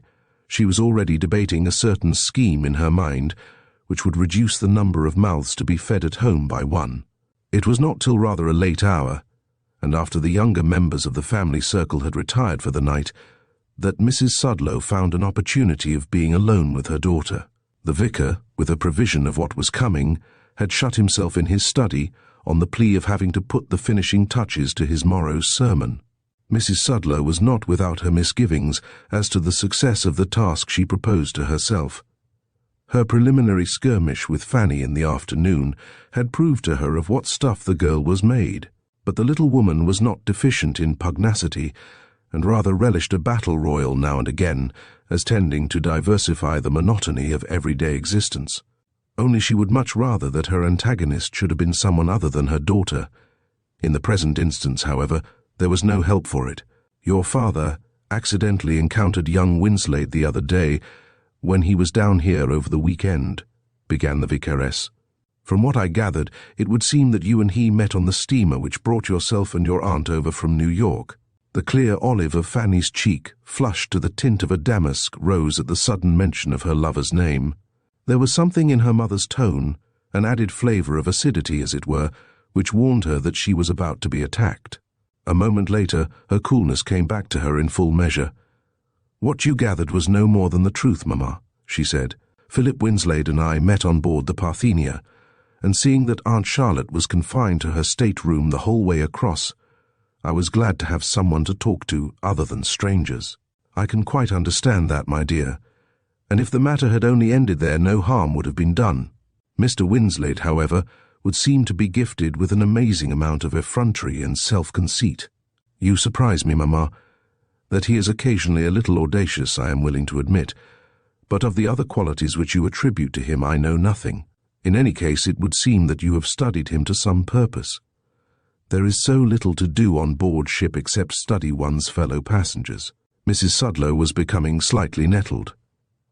There is all the difference between a general study and an individual one. I have good reason for speaking of young Winslade as I did.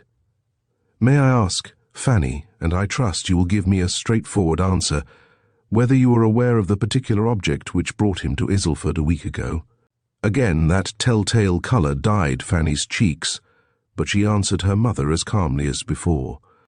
I was quite aware, Mamma, of the nature of the business which brought him here. He came to see Papa and to ask him for his sanction to our engagement. Your engagement? Can it be possible that the wretched affair has gone as far as that? That is just as far as the wretched affair has gone. You astonish me. I can't find words to express a tithe of what I feel. Do you mean to tell me that you have been cozened into an engagement with this young man, that you have allowed him to extort from you a promise, which, pardon me, Mamma, but there has been no cozening, as you term it, either on one side or the other? Quite the contrary, I assure you. My engagement with Philip Winslade is the outcome of my own free action. It was entered into deliberately, and with my eyes wide open. Oh, this is too much, cried Mrs. Sudlow, her hands quivering with the excitement which she had some ado to keep under. At that moment, she would dearly have liked to box her daughter's ears, as she had been used to do in days gone by. But thank goodness it is not too late, she went on. Your father must interfere. The affair must be broken off at the earliest possible moment. Did Papa give Mr. Winslade to understand as much at their interview last week? Mrs. Sudlow paused before answering. She had taken it for granted that Fanny was acquainted with what had passed between the two men, but in so thinking, she had evidently assumed what was not the fact. She would have given much to be able to assure the girl that the vicar had already sent Phil to the right about, but, with all her faults, she was a truthful woman, where a question of fact was involved, and Fanny's question demanded a truthful answer. No, Fanny, she replied.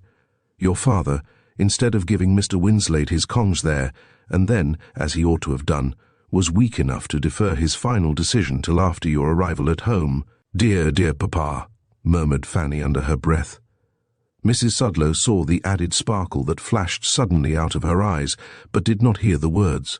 Not that the result will be in any way different, resumed the latter lady dogmatically. Your father must write the young man a note on Monday, informing him that the affair is finally broken off. Indeed, and indeed, Mamma, he must do nothing of the kind. Why not, pray? Because the affair, as you call it, is not broken off in point of fact. It is quite a long way from being broken off. Disobedient girl. And would you then persist in this entanglement in direct opposition to the wishes of your parents? Pardon me, Mamma, but I have not yet heard from Papa's lips that he is so wholly opposed to my engagement as you seem desirous of making him out to be. For all that, I tell you that he will write to the purport just now stated by me. I should be very sorry for him to do so. The writing of such a note would simply have the effect of putting things in more of a tangle than they are already, and that is hardly necessary, I think. Perhaps you won't mind telling me what you really mean. Simply this, Mamma. Even if Papa were to write such a note as you speak of, it would not have the effect of breaking off my engagement. I have given my word to Philip, and only he himself could induce me to take it back, and I am quite sure he is not likely to attempt anything of the kind. So long as I remain under age, my obedience, up to a certain point, is due to my parents, and I will do nothing in direct opposition to their wishes. But my engagement will continue to stand good just the same, and in 2 years and 2 months from now I shall be 21. It was gall and wormwood to Mrs. Sudlow to be compelled to listen to this outspoken statement without seeing any means by which it might be gainsaid. "You are a willful, headstrong, disobedient girl," was all she could find for the moment to say. It was a statement which Fanny made no attempt to refute. "Neither you nor your father have an atom of proper pride about you," resumed Mrs. Sudlow, in a tone of cold acidity. "Little did I think that any daughter of mine, the daughter of a woman who can trace back her ancestry for upwards of 300 years, would ever condescend to marry anyone so low down in the social scale as Philip Winslade. I know quite well what his lordship will say when he hears of it, for hear of it he must. He will say that you have disgraced the family from which, on your mother's side, you spring, and he will beg that your name may never be mentioned in his hearing again." For once the little woman seemed on the verge of tears. For her, the picture her imagination had conjured up was full of pathos. Fanny bit her lip, and waited for a few moments, before trusting herself to reply. Then she said, "With all deference to you, Mamma, I don't care the snap of a finger what his lordship may choose either to think or say indeed if it comes to that. I very much doubt whether he remembers that there is such a person as poor me in existence, and certainly I am not going to make a fetich of him. I have not forgotten that day when the Earl and his daughters drove over from Raven Towers, where they were staying on a visit, and condescended to partake of luncheon at the vicarage. As for his lordship, I remember that both in manners and appearance he struck me as being more like a small shopkeeper than a nobleman with a long line of ancestry, and the way he once or twice snubbed Papa, who is much the finer gentleman of the two, made my blood boil, young as I was at the time. And then, when I was asked to show the Lady Anna and the Lady Mary round the garden, I have not forgotten with what frosty condescension they listened to my remarks, nor how they stared at my sunburnt cheeks, and my country-made shoes and my poor print frock, as if taken altogether, I were a creature who had strayed by chance from another sphere. Do you think, Mamma, that to themselves or to each other they would acknowledge that the same blood runs in my veins as in their own?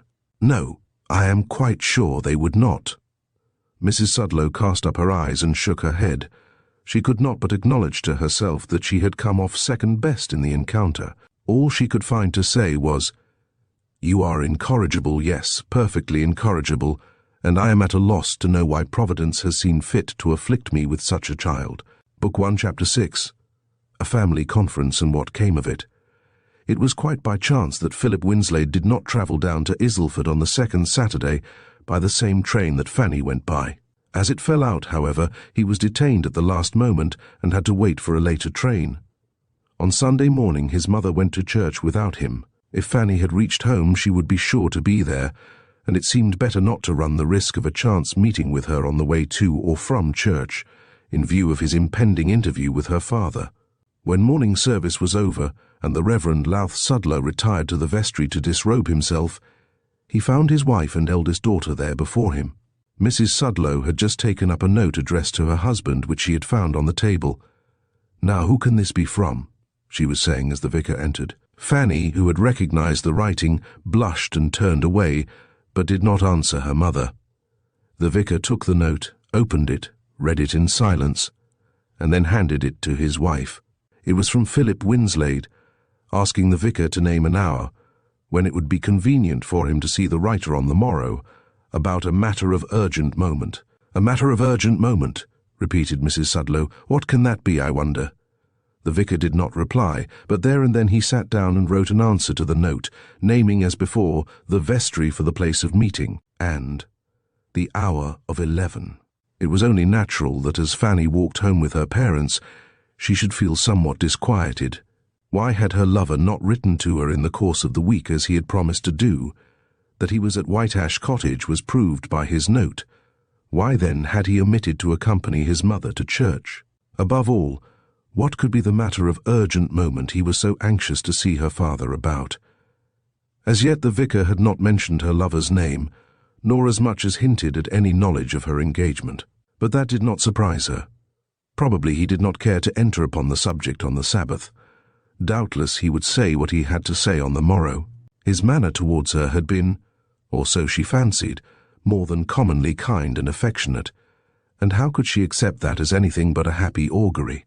Had the news of her engagement displeased him, or proved a source of annoyance to him, he would scarcely have failed to make the fact patent to her in one way or another. She longed for the morrow to come, as young people have a way of doing. Never had the even-paced hours seemed to drag themselves to so wearisome a length. She was glad when bedtime had come, and gladder still when, after a restless night, she saw the April dawn begin to brighten in the eastern sky.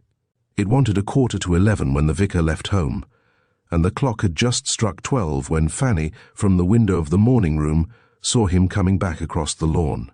Her heart sank, so grave and preoccupied did he look.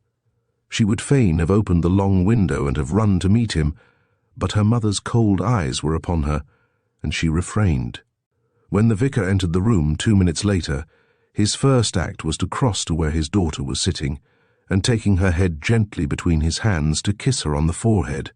"Papa!" exclaimed Fanny, looking up into his face with frightened eyes, and laying her hand for a moment on his sleeve. That he was the messenger of ill news her heart portended, but too surely. Mrs. Sudlow was too accustomed to reading her husband's looks not to know that something was amiss, but although her curiosity was keen to hear whatever news he might be the bearer of, she set her thin lips tight, and seemed to be intent on her sewing and on nothing beyond it. The vicar sat down in his easy-chair and proceeded to rub his spectacles with his handkerchief. "Little did I dream when I left home this morning," he began, sighing as he did so, "that I should have such a strange and distressing story to tell on my return. Dear me, dear me! Who could have believed in the possibility of such a thing?" "My dear, if you would but endeavour to be a little less prolix," said Mrs. Sudlow. "If you cannot see that Fanny is dying of impatience, I can." The vicar hemmed and fidgeted in his chair. "Really, my love," he murmured deprecatingly.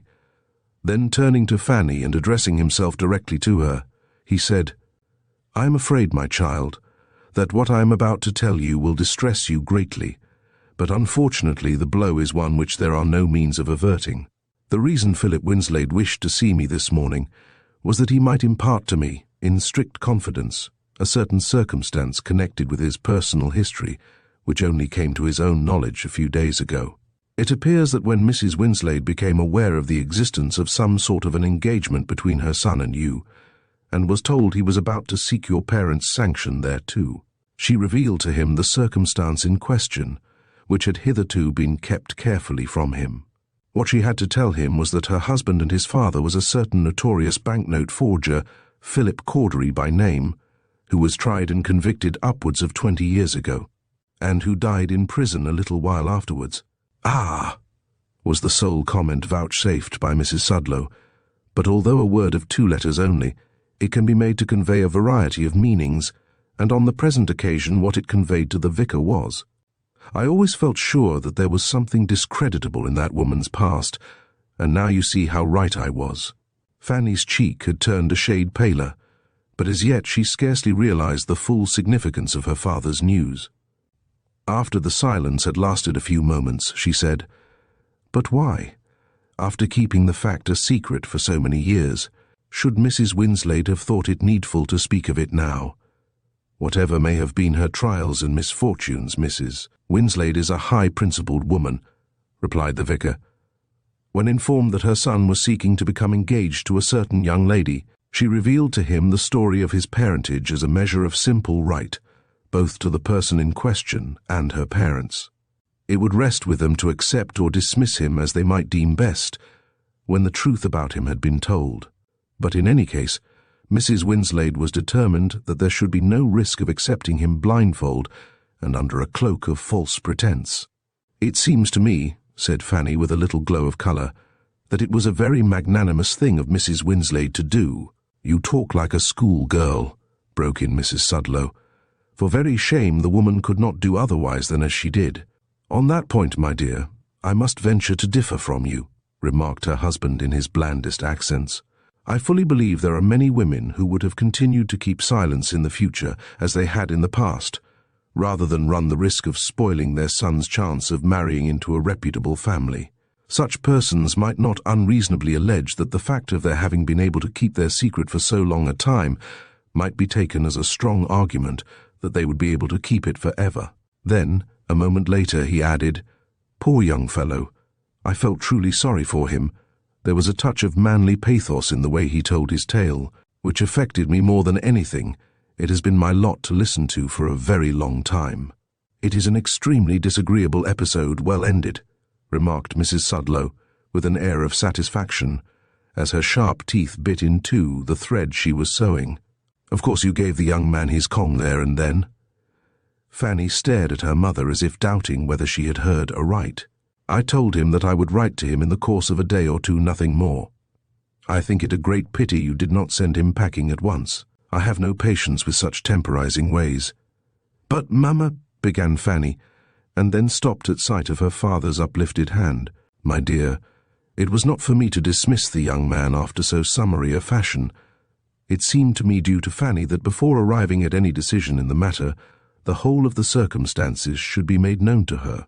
"There I differ from you in toto," said Mrs. Sudlow with accentuated acidity. "You are Fanny's father, and as such, it was your bounden duty to give young Winslade clearly to understand that all is at an end between him and her, now and forever." "But, Mamma, all is not at an end between us." "Far from it," said Fanny, with that little air of determination which her mother was learning to know so well. Mrs. Sudlow turned quickly on her. "Girl, are you mad?" she demanded with a stamp of her foot. "What way but one can there be of dealing with a man whose father was a forger and a felon, and whose mother for years has been passing under a name not her own?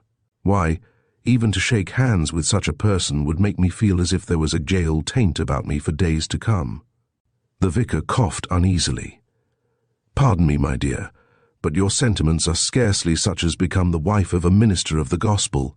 Mrs. Sudlow sniffed, but did not condescend to any reply. "That Philip Winslade's father was what he was," said Fanny, "is Philip's misfortune, but in no wise his fault, and why such a fact should be allowed to affect anyone's estimate of him is what, so far, I fail to understand."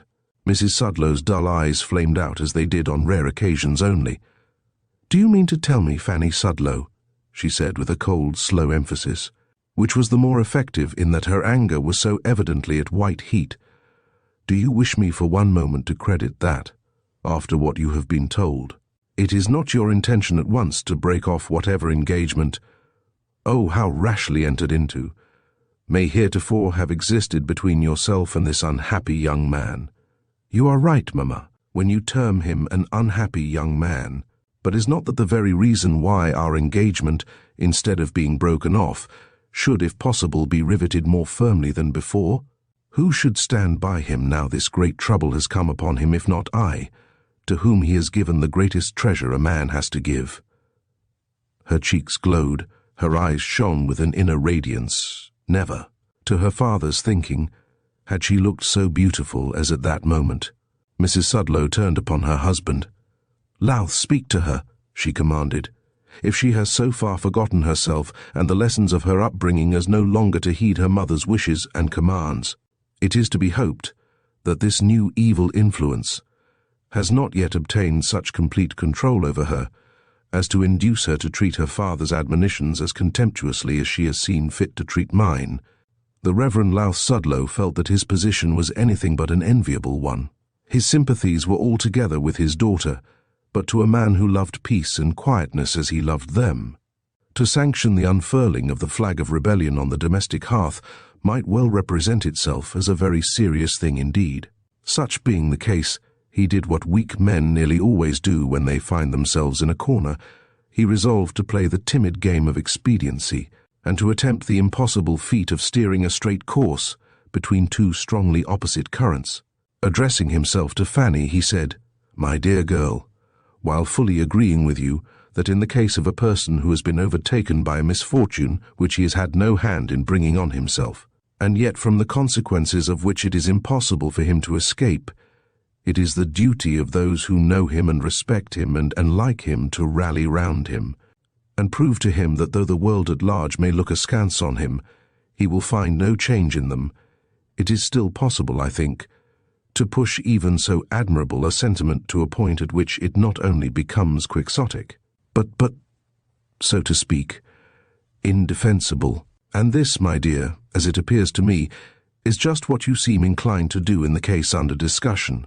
Young Winslade, by his action in coming to me first of all, has proved his entire willingness to release you from any promise you may have made him such promise, having been given in ignorance of what has since become known, and accepted by him in equal ignorance. The question therefore now is, whether you ought not at once to reclaim your promise and release him from any he may have given you. Although at present, as far as we are aware, the knowledge of this painful episode is confined to us three, there is no knowing how soon, nor by what mischance, it may become common property. Think, then consider, I beg of you most seriously, what in such a case would be your position as a member of a family, which society, always terribly unrelenting in such cases, would shun and contemn almost as if it were plague-smitten. Are you willing for the sake of a passing girlish fancy? You shake your head, but knowing the world far better than you know it. I hold by the phrase to run the risk of overshadowing and embittering your whole future life.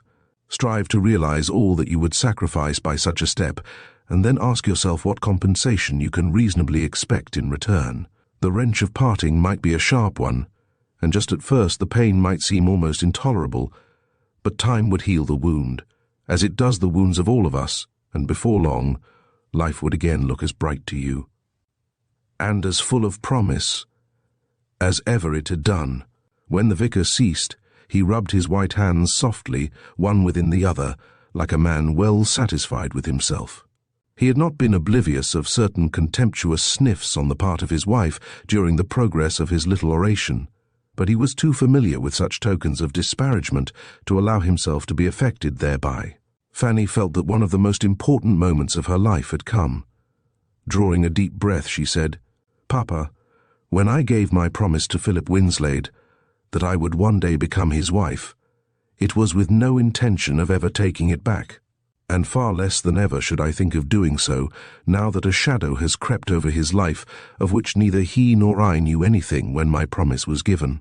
As for the world, or that small section of it which, as you say, would look askance at him and his if his story were to become known, it seems to me not worth a moment's consideration when weighed in the balance against other things.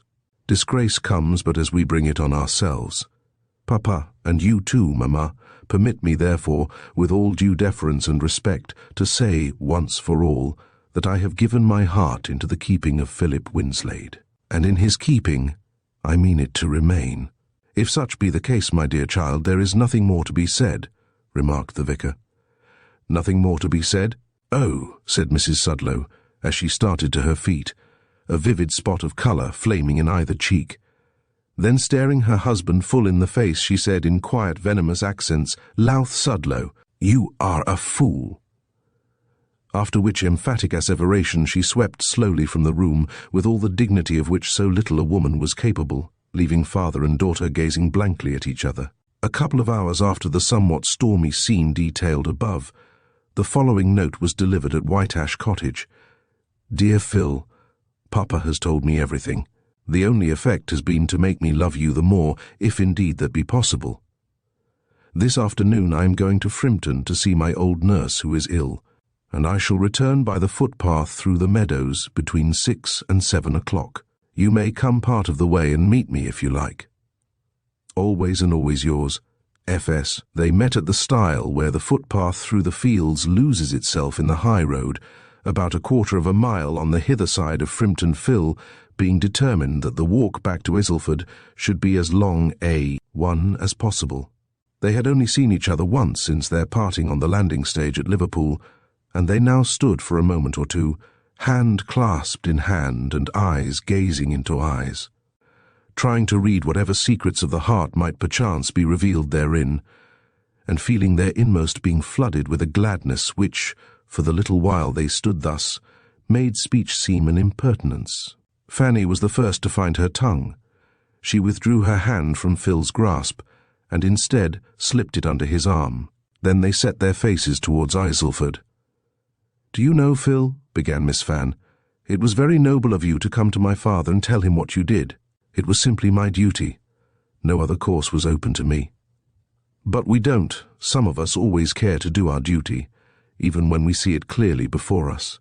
And in your case, I am by no means sure that it was a duty, or indeed, anything more than a piece of modern-day chivalry, beyond the reach of folk of ordinary stature. I am afraid you rate what I have done far more highly than it deserves." "I can at least think my own thoughts about it," replied Fan softly. "But poor Mrs. Winslade, what she must have suffered at finding herself driven to make such a confession. My heart bleeds for her." As she spoke, she could feel a shiver run through the arm on which her hand was resting. For a minute or two they walked on in silence. Phil felt that it was now his turn to speak.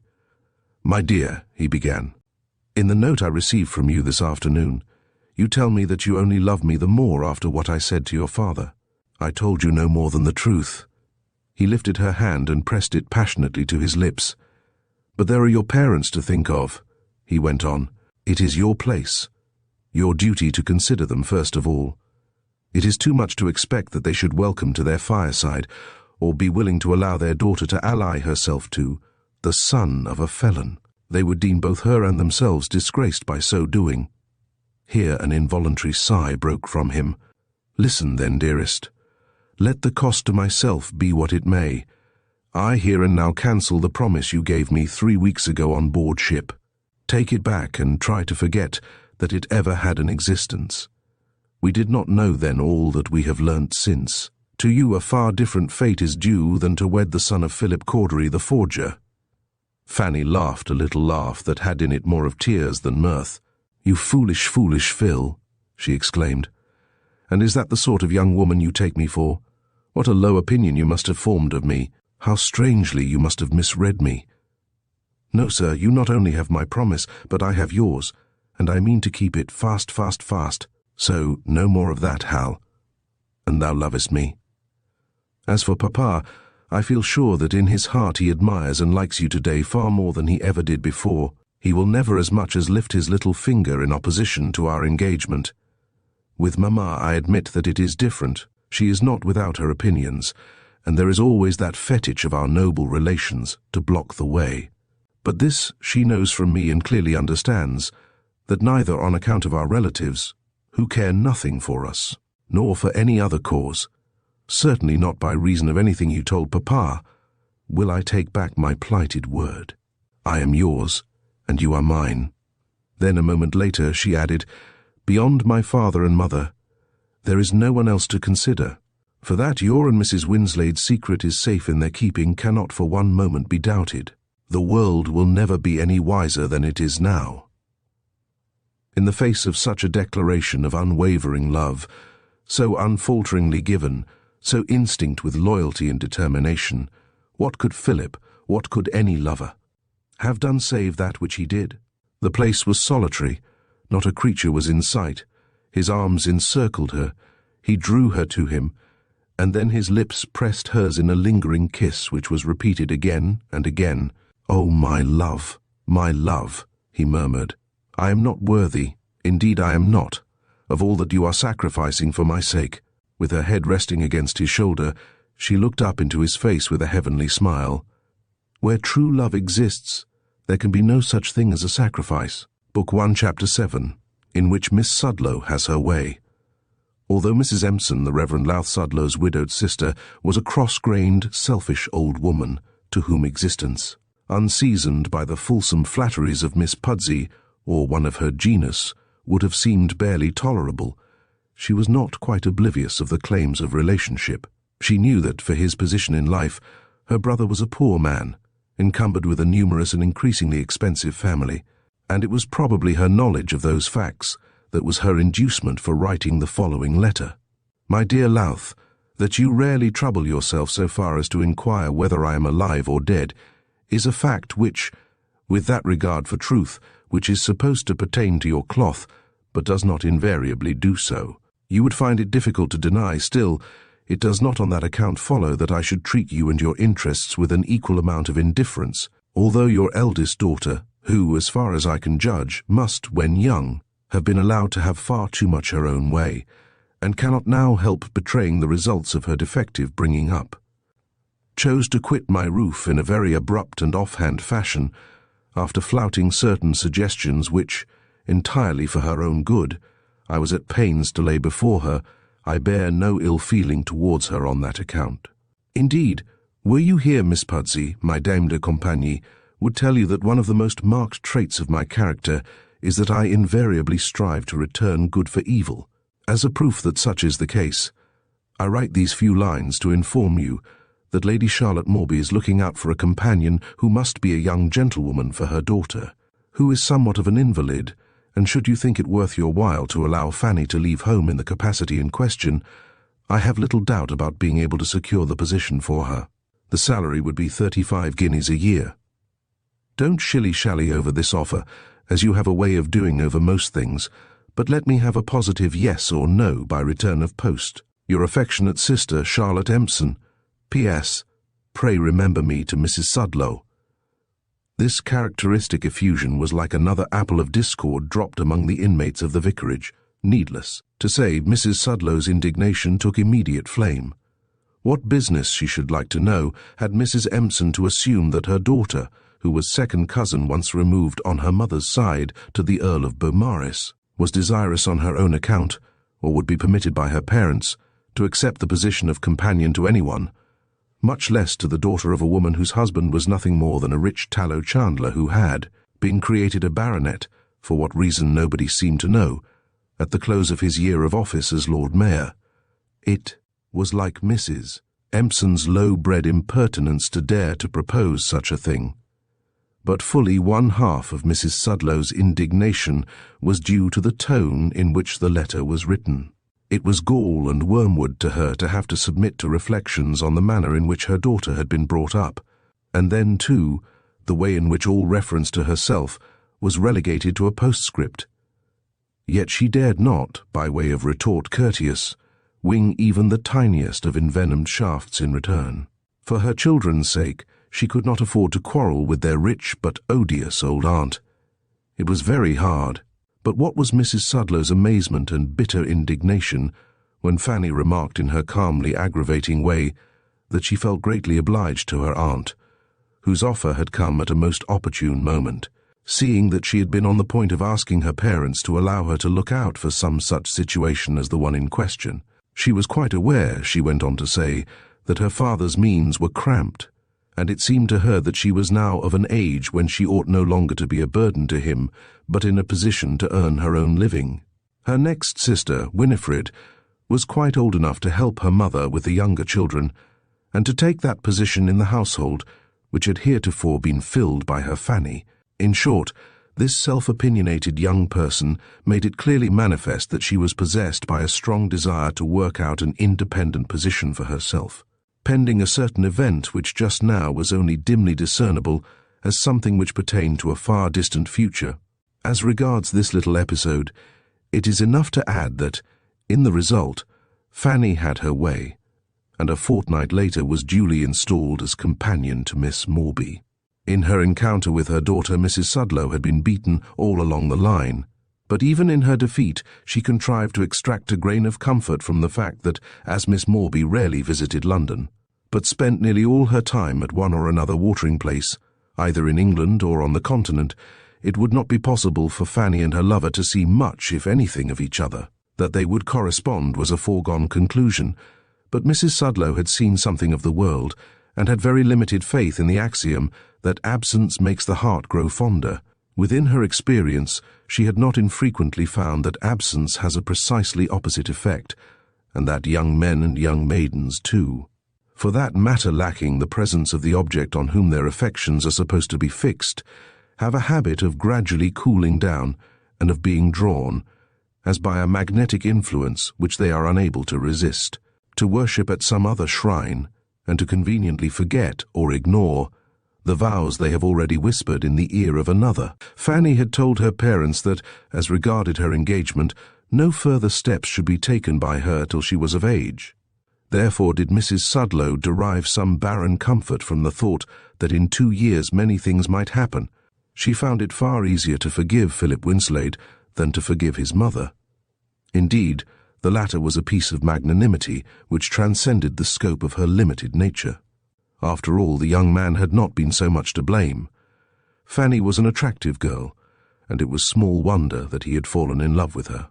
The head and front of his offending lay in the fact that he had been presumptuous enough to aspire to the hand of one in whose veins ran the blood of the ennobled Penmarthans. Book 1, Chapter 8. Personal to Phil. Philip Winslade had been educated at the Isleford Grammar School, whence he had gone, with a scholarship, to Cambridge. As he did not conceive himself adapted for either the church or the bar, after taking his degree he had cast about for an opening in a tutorial capacity by way of making a start in life. This he had not been long in finding in the family of a certain Mr. Leyland, a wealthy London merchant, who engaged him to take charge of the education of his 2 sons' backward boys who had been spoiled by their mother, lately dead. Under Phil's supervision, the lad soon began to make marked progress, and Mr. Leyland had every reason to congratulate himself on his choice. It was when his engagement with the merchant was about 2 years old that, as a matter of curiosity, and more in order to kill a few idle hours than with any ulterior purpose, he took up and began to study the details of a recent mysterious robbery of bonds and securities of which his employer had been the victim, and which had baffled all the efforts of policedom to bring the criminals to justice. As it was, Winslade presently found that the task he had taken in hand had an absorbing interest for him, as also that it brought into play a certain faculty of analysis of the possession of which he had been only half conscious before, as well as a gift for the sifting of contradictory evidence and the marshalling in orderly sequence of a complicated array of apparently disconnected details, thereby enabling him to build up a theory which indicated how and where the missing clue should be looked for. The result was that Winslade succeeded in doing that which Scotland Yard had failed to effect. As a consequence, his success got talked about in certain city circles, and, a little later, he was asked to take another case in hand, which so far had proved to be as great a puzzle as the previous one. Here again Phil was successful in evolving a clue which in the result proved to be the right one. Such was Mr. Leyland's belief in his tutor's abilities that when Phil's engagement came to an end, in consequence of the departure of his pupils for a public school, the merchant requested him to go to the States and there carry out a certain diplomatic business commission which, for reasons of his own, he did not care to entrust to any recognized member of his staff. It was while on his voyage back to England that he encountered Miss Sudlow and her aunt, and thereby brought about a crisis in the affairs of Fanny and himself, such as had entered into the dreams of neither. So unwilling was Mr. Leyland to dispense with Phil's services that on his return from America he offered him an influential position in his counting house at a liberal salary to start with, and with a promise of promotion before he should be much older. But tempting as the offer was in some ways, Phil, feeling that he had neither liking nor aptitude for a commercial career, found himself compelled to decline it. As the next best thing the merchant could do for his protégé, he recommended him to his friend, Mr. Robert Melray, who just then happened to be in need of the services of a secretary and amanuensis.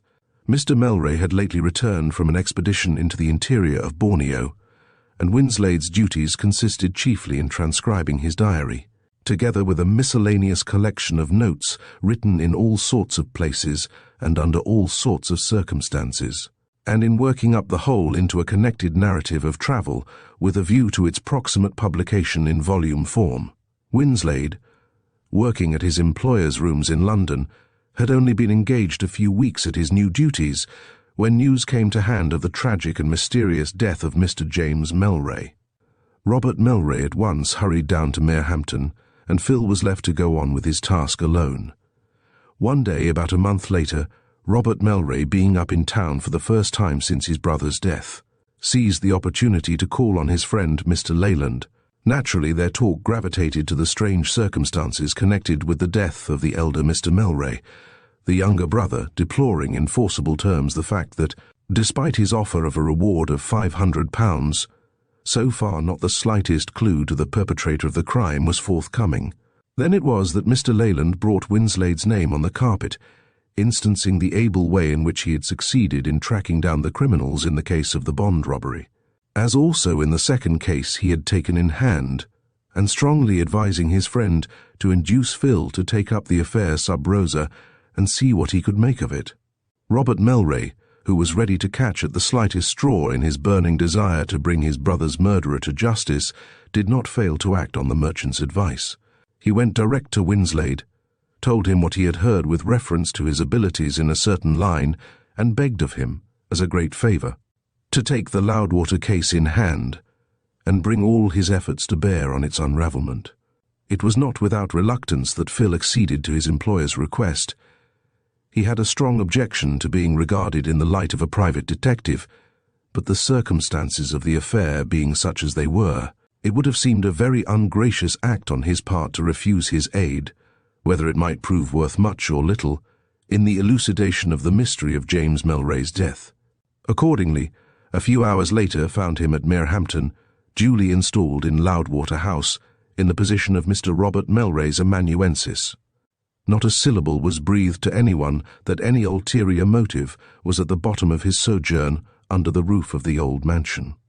But, as we have already seen, all Winslade's efforts proved, as those of the police had already done, wholly unavailing to trace the assassin of James Melray.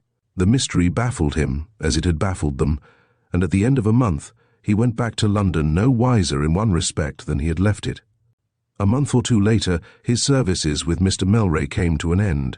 While he was taking a brief holiday, and considering in what way he could best put to account such talents and experience as he possessed, a communication reached him from Mr. Leyland. That gentleman was the chief promoter, financially, of a new weekly newspaper which was on the eve of making its appearance, and he was good enough to offer Phil an appointment on the staff. It was an offer which was gratefully accepted. The new venture proved to be a success from every point of view. Phil was still engaged on it, and was likely to be so for an indefinite time to come. He had at length found the métier which seemed best suited to his tastes and abilities, and that of itself ought to afford a large measure of content to any reasonable being. A close correspondence had been kept up all this time between himself and Miss Sudlow. Only twice had they met, and that for an hour only on each occasion. Miss Morby, the semi-invalid to whom Fanny filled the office of companion, as a rule detested London, but there were times when she was seized by an irresistible longing to do a day's shopping at the West End, on which occasions she would rush up to town from wherever she might be, dragging Fanny with her, only to go back, exhausted and worn out, a couple of days later. On two such occasions it was that Fanny and her lover had contrived to meet. Philip Winslade had never felt quite the same man from the date of his mother's confession. It seemed to him as if he had grown half a dozen years older in the course of the first few hours after he was told. Circumstances had forced him to confront the skeleton which for long years had been his mother's companion, and it seemed to him that its grisly presence would haunt him till the last day of his life, with it ever in the background, only felt to be there while he was mixing among the crowd of his fellow-men, but intruding itself as a ghastly reality on his hours of solitude. A measure of that sunshine which his life's morning had heretofore held had vanished, never to return. It was only his supreme love for Fanny which strengthened him and nerved him to oppose with all the power of his will the insidious encroachment of that baleful shadow which, but for that, would have gradually enfolded him in its chill embrace and have darkened the issues of his life through all the years to come. We now come to the date of the letter written by Fanny to her lover, the contents of which are already known to the reader. That letter was answered to the following effect a week later. Book 1, Chapter 9. Phil takes up the trail afresh. My darling Fanny, that your letter, with its accompanying number of the family cornucopia, was a great surprise to me, I at once admit. After reading it, I turned to the story, which I went through very carefully, some parts of it more than once, and I quite agree with you that the writer of it seems to have been mixed up in some, to me, inexplicable way with the Loudwater tragedy. So much, indeed, was I impressed with several points in the narrative, so startling was the new theory of possibilities which it had the effect of opening up. So minute did the writer's acquaintance seem to be with the details of the crime, that a strong desire to find out some particulars about him, and, if it were possible, to make his acquaintance, took possession of me. All the more strongly did I feel myself urged thereto, in that it was impossible for me to forget how thoroughly the case had baffled all my attempts at its elucidation. Accordingly, the following forenoon found me at the office of the family cornucopia, where, after having sent in my card, I was presently asked into the presence of the editor, a pleasant, middle-aged gentleman, Mr. Philpot by name. When I told him that my object in calling on him was to obtain the name and address of the writer of an article in such and such a number of his magazine, he shook his head and said with a smile that I was asking for a kind of information which he was not prepared to give save in very exceptional cases. To this I replied that my case was a very exceptional one indeed, and thereupon I went on to tell him of my connection with the Loudwater affair, leaving him to infer that I was still in the service of Mr. Melray. How struck I had been by the perusal of the story entitled How and Why, and proceeded to detail some of my reasons for wishing to make the author's acquaintance. After that, there was no further difficulty. "Here is what you ask for," he said a couple of minutes later, as he handed me a slip of paper. "May I ask, Mr. Philpot, whether you have had any previous contributions from Mr. Frank Timmins?" I queried, after a glance at the name on the paper. "None that we have seen our way to accept. From time to time he has sent us several little things, none of which, however, have proved to be quite up to our mark. But the story entitled How and Why was so far superior to anything Mr. Timmins had sent us before that we were glad to retain it." There being nothing further to learn from Mr. Philpot, I presently went my way. A hansom took me to the address in Pentonville which the editor had given me. Mr. Timmins, however, proved to be not at home. He was a single man, his landlady told me, and I further elicited from her that he was a reporter for certain newspapers, as also that the most likely time for finding him at home was after 7 o'clock in the evening. 7:30 sharp saw me again at Pentonville. This time, fortunately, Mr. Timmins was at home, and I was at once shown to his sitting room, which, I may add, was also his bedroom. He had just finished his tea and was in the act of charging his pipe as I was shown in. When his landlady disappeared, she took the tea tray with her. Mr. Timmins is a man of 4 or 25, with a fair but somewhat freckled face, straw-coloured hair, and weak eyes. By the time I had been 10 minutes in his company, I had discovered him to be one of that numerous class of young men who have a very excellent opinion of themselves and their abilities, without having anything to offer the world in justification thereof. The first thing I did was to hand him my card. "To what may I attribute the honour of this visit, Mr. Winslade?" he asked, as, after glancing at the card, he laid it on the table. "I am given to understand by the editor of the family cornucopia that you are the author of a story entitled How and Why, which appeared in a recent number of that magazine. May I assume, Mr. Timmins, that such is the fact?" He changed colour and hesitated for a second or two before answering. Then he said, "Really, Mr. Winslade, I am at a loss to imagine how it can possibly matter to you whether I am or am not the author of the story in question. Still, if, as you state, Mr. Philpot has seen fit to acknowledge the fact, I am not going to run counter to his statement." "Thank you for your frankness, Mr. Timmins," I replied, as I drew my chair a little closer to the table which divided us. "You may take it for granted that the information I am here to seek at your hands has not for its object the satisfaction of an idle curiosity. Very far indeed is that from being the case. What I should like you to tell me first of all is whence and how you obtained the information, in other words, the basis of fact on which your story is built up." As before, there was the same hesitation prior to answering. Then he said, "I fail to understand why you should assume that my story has any, even the slightest substratum of fact, or that it is anything more than a specimen of purely imaginative writing. That is a point as to which I can speedily enlighten you," was my reply.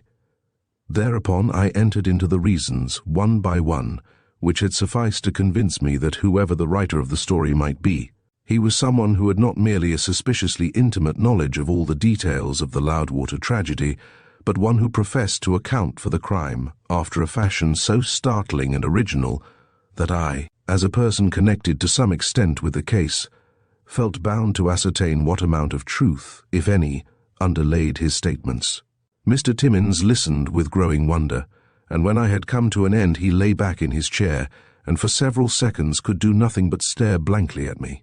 At length he said, "It is perhaps a fortunate thing for me, Mr. Winslade, that my share in the story, or whatever it may be called, is one that can very readily be explained. To begin with, I am only part author of it.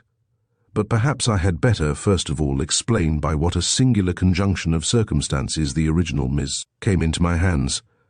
Possibly you may remember that some months ago several people were killed owing to a railway accident about a couple of miles beyond Eastwich."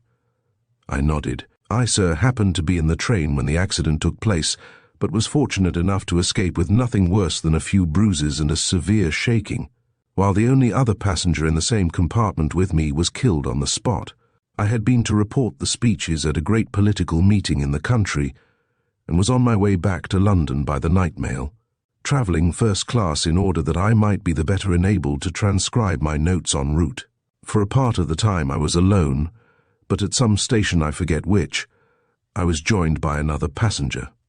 I was too immersed in my work to take more than the most casual notice of him, and all I can remember is that he was young and dark-complexioned and had a black moustache. I did notice, however, and I had occasion to remember the fact later on, that after he had been some time in the carriage, he took out of his pocket a number of loose sheets of paper covered with writing, and began to read them with what seemed to me the closest attention, making an occasional pencil memorandum in the margin of one or another of them as he went on. We were both at work, each in his own fashion, when, without any other warning than a prolonged shriek of the engine, of which neither of us took any notice, the crash came. All I knew or felt of it was a momentary shock, as if all my limbs had been suddenly dislocated, after which came an utter blank. When consciousness returned, and I was able to realize what had happened, I found myself lying on the sloping embankment of the line, where I had been laid by the men who had extricated me from the wrecked carriage. A yard or two away lay stretched the body of my travelling companion, stone dead. A little brandy, administered by I know not whom, revived me wonderfully, and thereupon I woke to the necessity of recovering my missing shorthand notes, which doubtless was somewhere among the debris of the carriage. Feeling still too shaken and bruised to go in search of them myself, I gave a plate-layer £half-a-crown to find them for me by the aid of his hand-lamp. After a quarter of an hour he returned with a jumble of loose papers, which he said were all that he could find. Without looking at them, I thrust them into my pocket, and it was not I, after I reached home, some 5 or 6 hours later, and came to examine them, that I found among them the sheets which my dead travelling companion had been reading at the moment of the accident, which the plate-layer, in ignorance of their not being my property, had rescued from the wreck together with my own. For the time being I laid them aside, but later in the day, when my own work had been dispatched, I sat down to read them. And next day, when I went down by train to attend the inquest to which I had been summoned as a witness, I took the papers with me. And now comes a very singular feature of the affair. The body of my travelling companion was never identified, nor, so far as I am aware, is it known to this day who he was, nor beyond such information on the point as the railway ticket found in one of his pockets afforded, whence he had come or for what place other than London, which is a big address, he was bound. He seemed to have been travelling without luggage of any kind. His linen was unmarked, and there was nothing whatever found on him by the aid of which his identity could be established. Under those circumstances, I kept the dead man's papers by me, saying no word about them to anybody.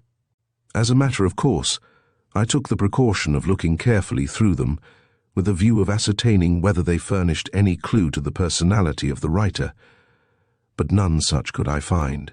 When I tell you this, Mr. Winslade, you will at once understand in what light I regarded the Ms.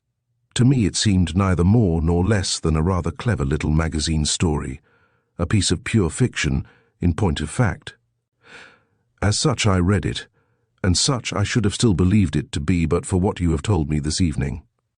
Well, sir, some 3 or 4 months after the unknown writer of the Ms. had been buried, I said to myself one day, why not write it out in my own hand, invent an ending to it, give it a name, and send it to one of the magazines?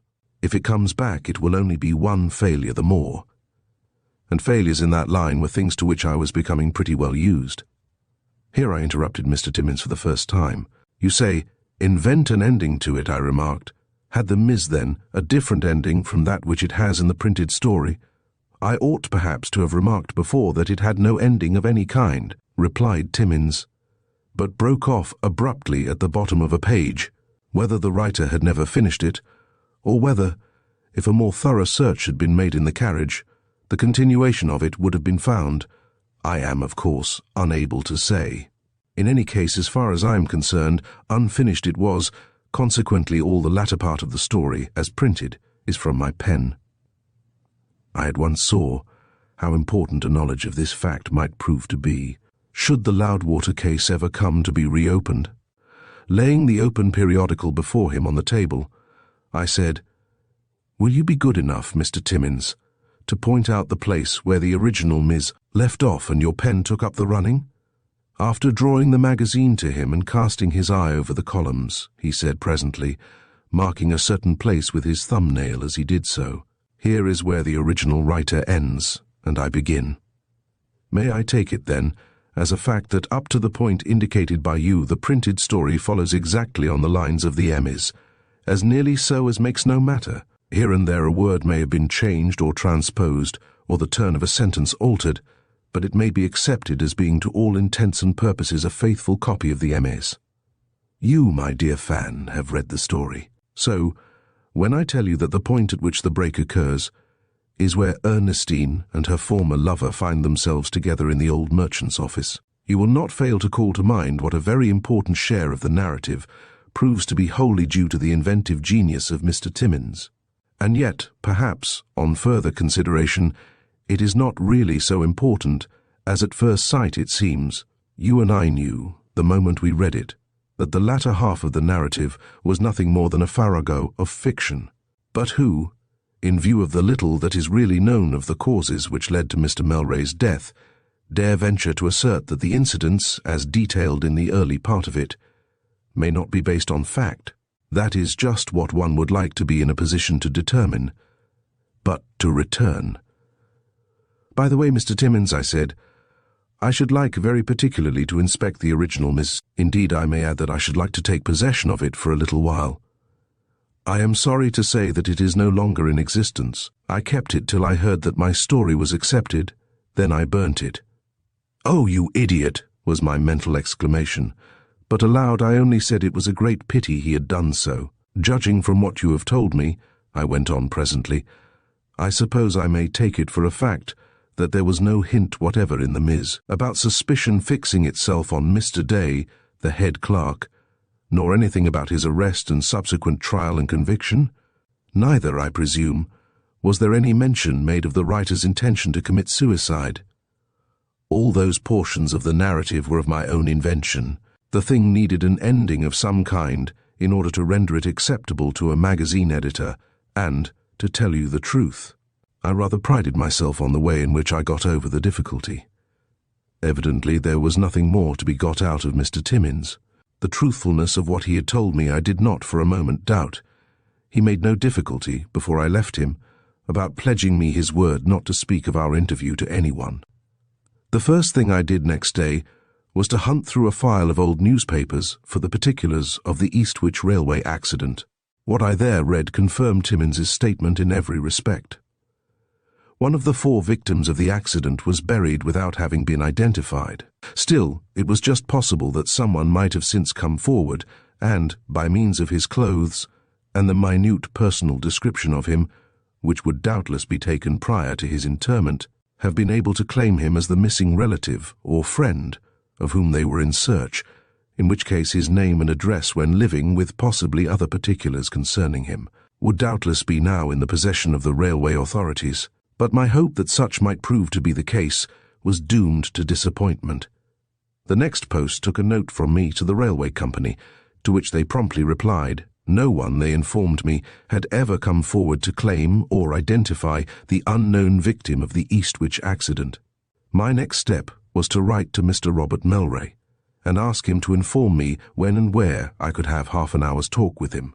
His reply was to the effect that he should be in town a couple of days later, and would call upon me. My justification for so doing lay in the fact that in the Ms. supposing that any value was to be attached to its statements, there were certain allegations so seriously affecting the reputation of the widow of the murdered man that it seemed to me absolutely essential that the present head of the family should be made acquainted with them. It would then rest with him to decide whether any further action, and if so, of what kind, should be taken in the affair, or whether it should be allowed to rest where it does and remain an unsolved mystery till the end of time. Well, my interview with Mr. Melray came off in due course. As I think I have told you before, he is a man of strong feelings, although he shows little of them on the surface, and his burning desire to bring to justice the unknown person, or persons, who were concerned in his brother's tragic fate remains just as strong as ever it was. I found him more inclined than I confess I am to look upon the Ms. So to term that portion of the narrative found in the railway carriage as a genuine recital of facts, to him it seems by no means unlikely that the assassin of his brother may, in very truth, have been a former lover of Mrs. Melray.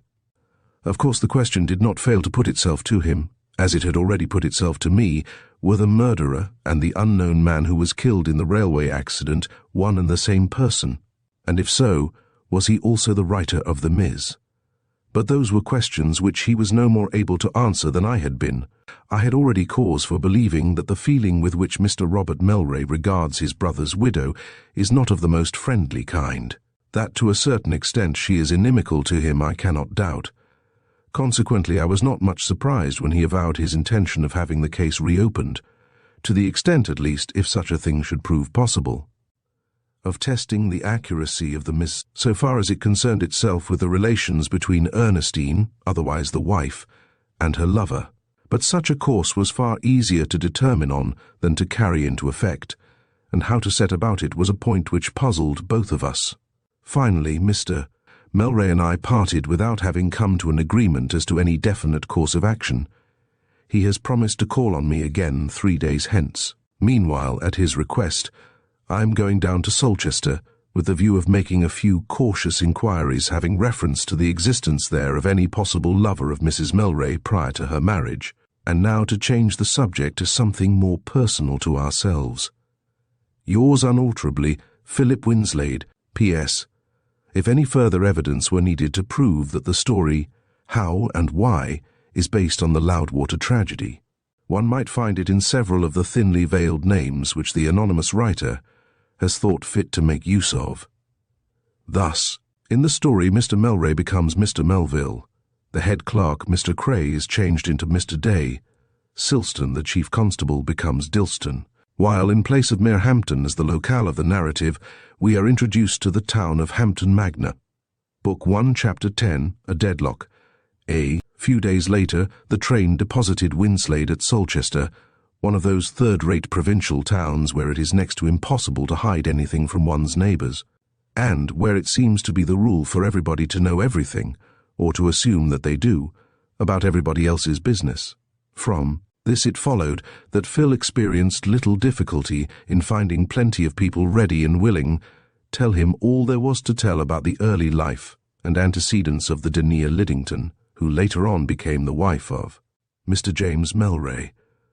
The fact of her husband's tragical fate and the mystery which still enshrouded his death had served to bring everything connected with her freshly to people's minds.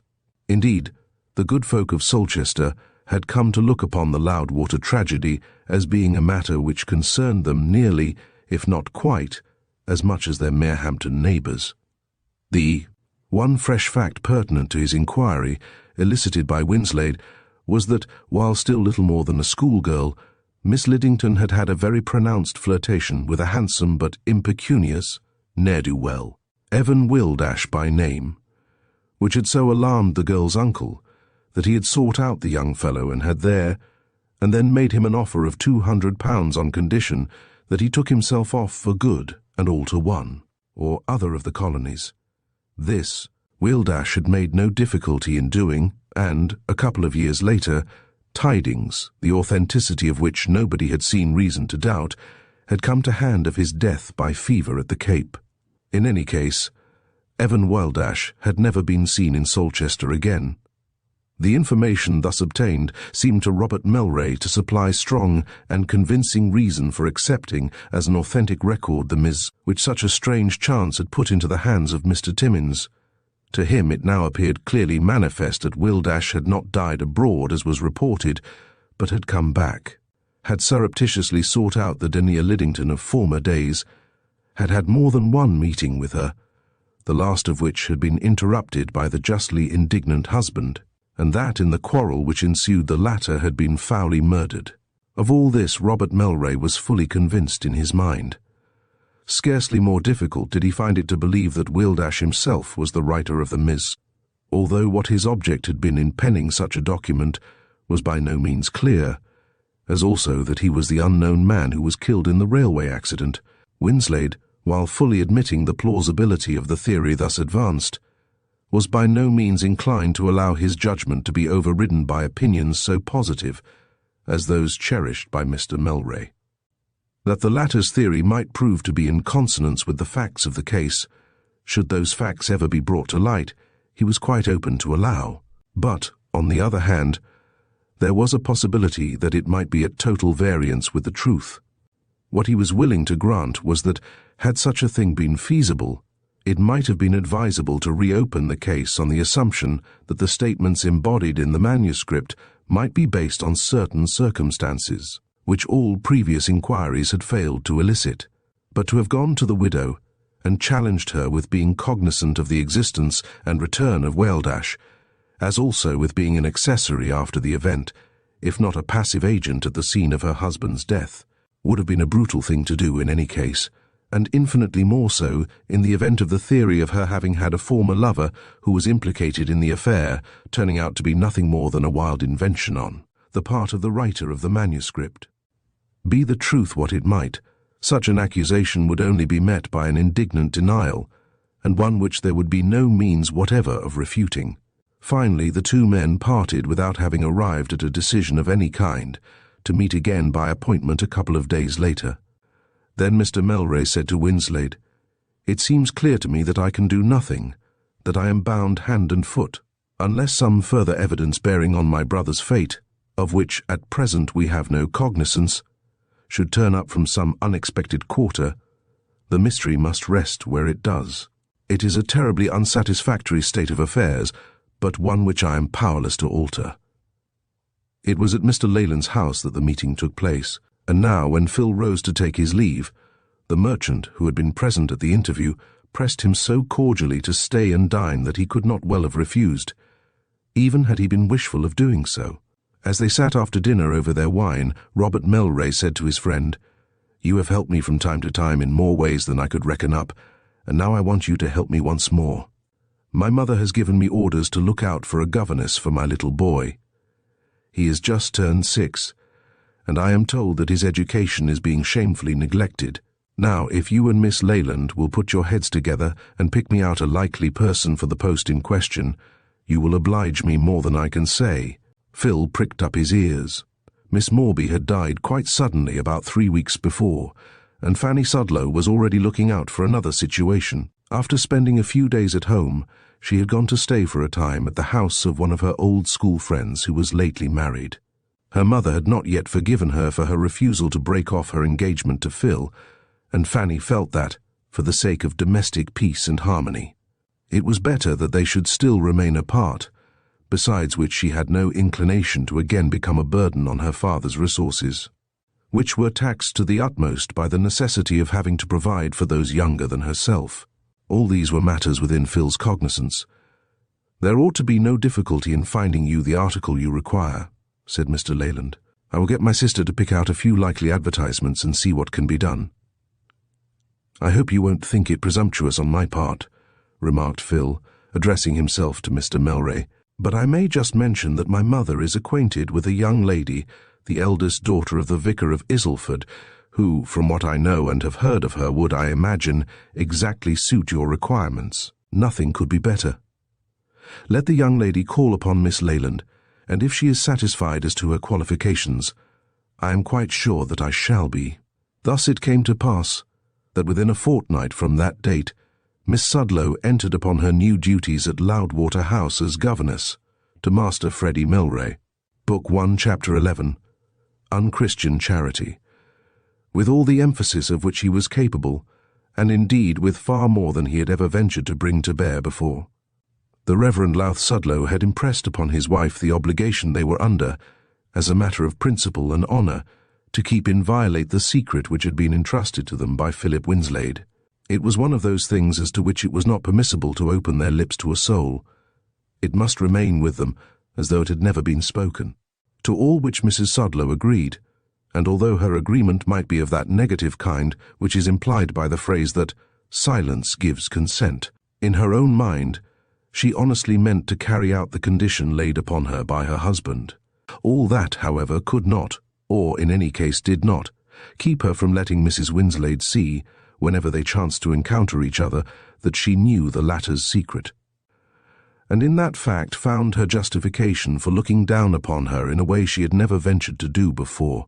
Heretofore there had always been a certain show of cordiality between the two ladies. Whenever they met, they stopped to shake hands and smile, and take stock of each other's bonnet, and make a few mutual inquiries about nothing in particular.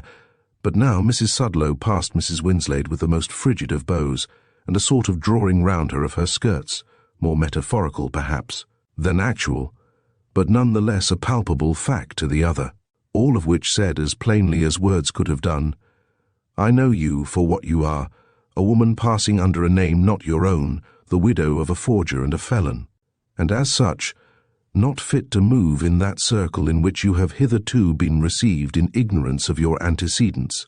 These were moments of triumph to Mrs. Sudlow, and at such times she felt half inclined to condone the act which had been the means of putting such a power into her hands. Sweet to her was it to be able to stab this woman again, and yet again, who for 12 long years had so persistently kept her at arm's length, and whose airs of quiet superiority.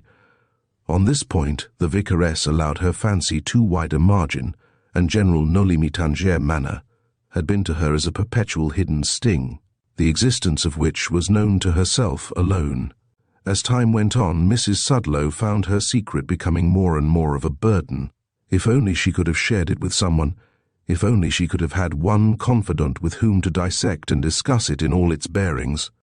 There were times when the longing to whisper it became almost irresistible, but she knew that her husband would never forgive her if she were to breathe the slightest hint of it to anyone. Weakly good-natured, and somewhat of a time-server, as the Reverend Sudlow might be in some things, no man could be more rigid than he on a point of honour, or have a more genuine contempt for the mean and ungenerous motives which prompt the actions of so many people. No, however painful its continued presence might be, Mrs. Sudlow, so indifferent, as a rule, to her husband's wishes, so contemptuous of his opinions, and so habituated to having her own way, was yet in this matter afraid to take the embargo off her tongue, which the vicar so foolishly and weakly, as it seemed to her, had seen fit to lay upon it. One of Mrs. Sudlow's most intimate friends was a certain well-to-do maiden lady, of middle age, Miss Tutterlow by name, who, being very hospitable and fond of society, and without a grain of malice in her composition, was deservedly popular. Miss Tutterlow had one brother, who, like herself, was unmarried, and who was a partner in a firm of London lawyers. In the spring of each year, Gregory Tutterlow made a point of stealing away from business for a few days, and of spending a brief holiday with his sister, in order that he might be able to indulge in the fishing for which the neighbourhood of Isleford is so justly famed. It was on an afternoon in the pleasant month of May that Miss Tutterlow, who never let a week go by without calling at least once at the vicarage, said to her, "Dear friend, Mrs. Sudlow, Gregory has gone back home after a week of the best fishing he has had for years. By the way, the mention of his name reminds me of a rather curious circumstance which happened the other day. He and I had walked into the town together, he to buy some tobacco and I some feminine fal-lals, when whom should we meet face to face but Mrs. Winslade. She favoured me with one of her indefinite smiles, bowed slightly, and passed on. "You seem to know that lady. Who is she?" queried my brother, as he turned for a moment to look after her. Whereupon I told him as much as anybody in Isleford knows about Mrs. Winslade, which, as you and I are aware, is very little. And then, of course, Asked him what he knew about her. "Nothing at all," was his reply. "It was merely that she put me very strongly in mind of a person, one of your sex, whom I had occasion to meet professionally 2 or 23 years ago." The person in question was the wife of a notorious forger, Philip Cordery by name, who engaged our firm to defend him at his trial. I found Mrs. Cordery to be a very charming woman, and I pitied her from the bottom of my heart for being wedded to such a scoundrel. As it happens, I have a very excellent memory for faces, and really, allowing for the lapse of time, your friend Mrs. Winslade bears a quite startling likeness to the Mrs. Cordery of so long ago. But of course it can be nothing more than a coincidence. Singular, was it not, my dear friend? And it would be still more singular, would it not, should Mrs. Winslade and Mrs. Cordery turn out to be one and the same person? But even if such were the case, nobody in Isleford would be able to prove it.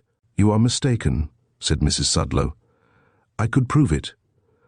I have known of it for the last 2 months." Miss Tutterlow jumped up as if a cracker had exploded under her chair. "Goodness gracious me!" was all she was able to gasp out in the first access of her amazement. Next moment, Mrs. Sudlow could have bitten her tongue off with vexation. She had no intention whatever of enlightening her visitor as to the extent of her knowledge, and it was not until the latter ventured the assertion that nobody in Isleford would be able to identify Mrs. Winslade with Mrs. Cordery that she, all unwittingly, let slip that fatal sentence, which it was impossible to recall, and equally impossible to soften down or twist to any other meaning than its few simple words conveyed. She felt excessively annoyed with herself, but that in no wise altered what was done. All she could now do was to minimize the effects of her indiscretion as far as it might be in her power to do so. What passed further between the two ladies need not detain us. It is enough to say that when Miss Tutterlow left the vicarage she was under a solemn bond of secrecy.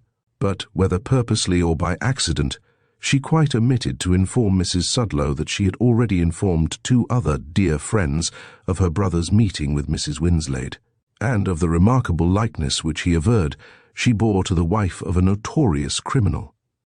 As time went on, it seemed to Mrs. Winslade that people, even some of those she had known longest, were beginning to look upon her with changed eyes. At first she told herself that it was nothing more than fancy, but before long, what had been a doubt deepened into a certainty. She could not be mistaken. Many with whom she had been on speaking terms for years now passed her with a curt nod, or a frigid bow, or even in some cases averted their eyes of set purpose, and made believe not to see her.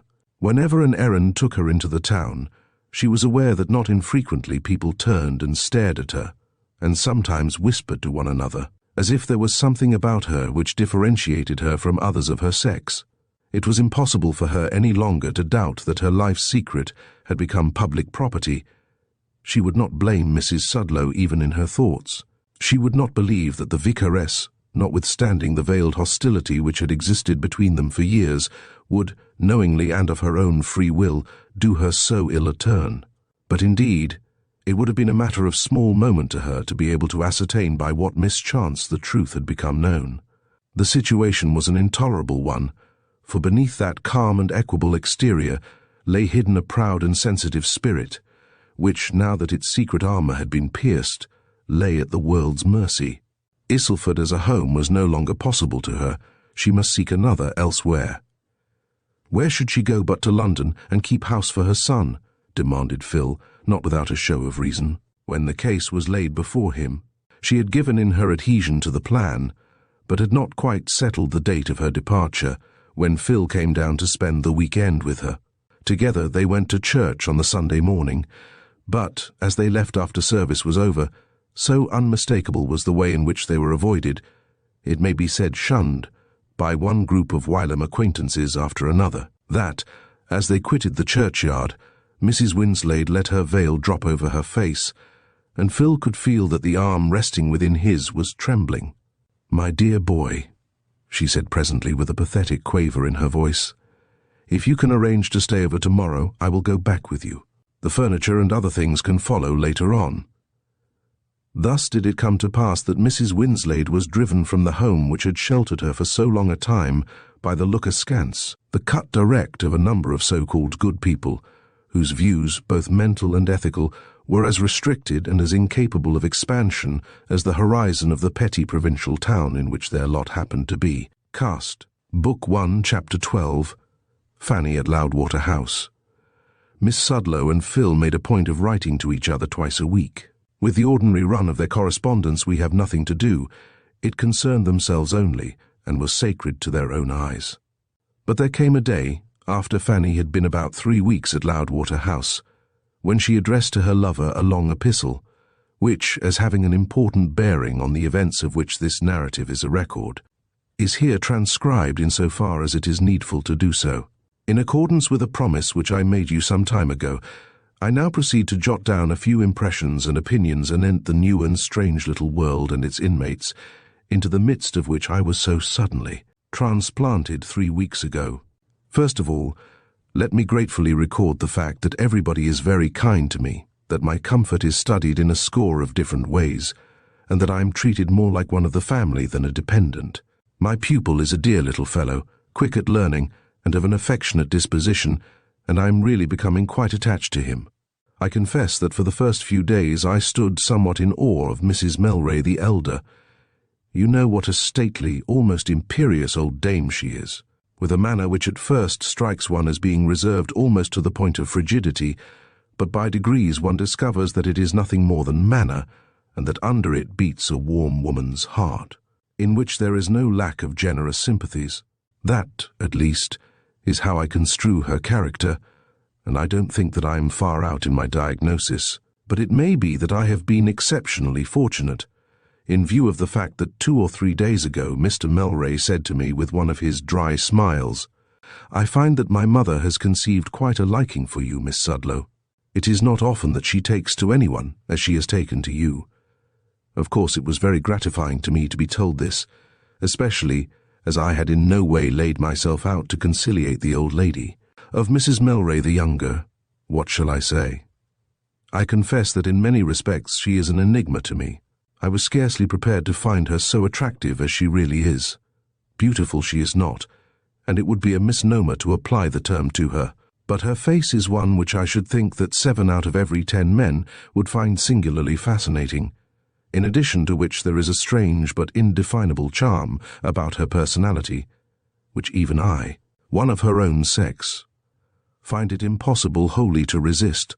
She is still curiously girlish, not merely in appearance, but in many of her ways, and when I first set eyes on her in her widow's weeds, it caused me the oddest sensation imaginable. Indeed, I would not like to assert that a moisture, rare with me, did not dim my eyes as her tiny hand lingered for a moment or two in mine, to connect, even in thought, those guileless blue eyes, that milk-white brow, and that expression at once so candid and innocent, with crime of any kind, much more with a crime so mysterious and terrible as the murder of Mr. Melray, seems to me as if one were to draw up an indictment in opposition to nature's own instincts. And yet there have been occasions when, taking her unawares, I have caught her scrutinizing me with a certain indescribable something in her gaze which has not merely puzzled me, but rendered me vaguely uneasy. At such times it has seemed to me that, instead of its being I who was studying and trying to read her, it was she who was submitting me to a like process. I remember your giving it as your opinion that Mr. Robert Melray entertained no very friendly feeling towards his brother's widow, and the longer I stay here the more inclined I am to think you were right. But then Mr. Melray is one of those dry, reserved, undemonstrative men, as to whose likes or dislikes it is somewhat rash to formulate too positive an opinion. Being the gentleman he is, it goes without saying that he treats her with uniform courtesy and consideration. But underlying it all there is a certain hardness and frigidity which, no doubt, are partly natural to him, but in part only as it seems to me. But, if one may be allowed to entertain some doubt as to the quality of the feeling with which Mr. Melray regards the youthful widow, there can be no room for doubt as far as his mother is concerned. That Mrs. Melray the younger is distinctly antipathetic to Mrs. Melray the elder unfortunately admits of no dispute. Not that they see much of each other, save at luncheon and dinner, and perhaps for an hour afterwards in the drawing-room. The dowager always breakfasts in her own apartments and spends the major part of her time there with her companion, a middle-aged spinster, Miss Armishaw by name, and an amiable nonentity.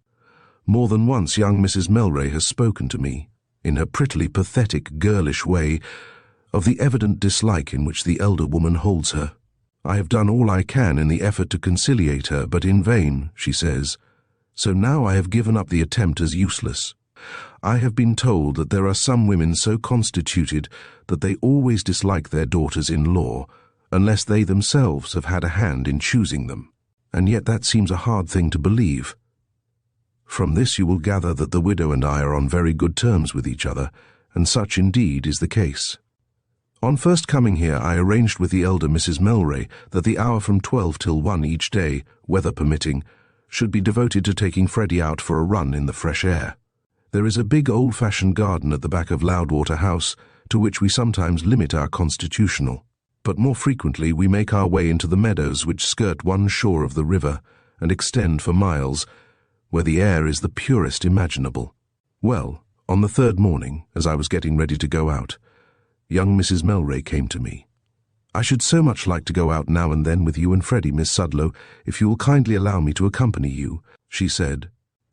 "Since my husband's death, my life has necessarily been a very quiet one.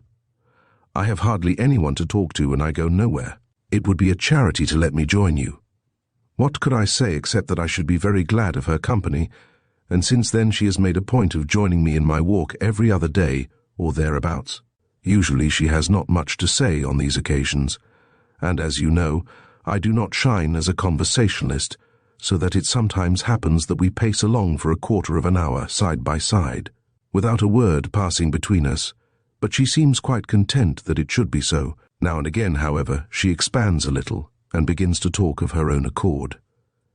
In this way I have heard a good deal about her early home life at Solchester, together with sundry particulars concerning her school days, but no syllable bearing, directly or indirectly, on the existence of any possible lover in the days before her late husband asked her to be his wife. Her mention of Mr. Melray is of the rarest, but when she does speak of him, it is more as if she were referring to some near and dear elderly relative than to a husband whom she has lost. I see no reason for doubting that she cherishes a very warm regard for his memory. To the tragic circumstances of his death she never alludes even in the remotest degree. One can well imagine that for her the subject is too dreadful a one to bear talking about. It is impossible to help feeling sorry for her when one calls to mind the nature of the calamity which has overshadowed her young life. Loudwater House has few visitors. Occasionally someone calls upon the Dowager Mrs. Melray, and since my arrival, 2 of young Mrs. Melray's former associates at Solchester have been to visit her. The people we see most of are staid, practical-minded Mr. Cray, who has been head clerk to the firm for the last quarter of a century, and Mr. Richard Dyson, a kinsman of the Messrs. Melray, who has been in the employ of the firm since he was quite a youth. These 2 Mr. Melray frequently brings upstairs with him to dinner. Knowing so little of the business as he does, and liking it still less, he is almost wholly dependent on them for its conduct and efficient working. You will remember Mr. Dyson as a particularly good-looking young man, with a cool, degage manner, stylishly dressed, and with the air of one who knows how to appraise his personal advantages at their full value. He is a great favourite with the elder Mrs. Melray, a result probably due in part to his own pleasant qualities, and in part to the fact that he is the only son of a niece, whom in bygone years the Dowager regarded almost in the light of a daughter. As his kinsman's assistant in business, he has proved to be everything that could be wished, so Mrs. Melray herself gives me to understand, and there is little doubt that, had Mr. James Melray lived, he would, in the course of a few years, have been made a partner in the firm.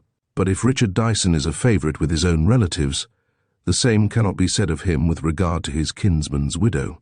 That there is a marked coolness between the 2 cannot escape the notice of anyone who has eyes to see.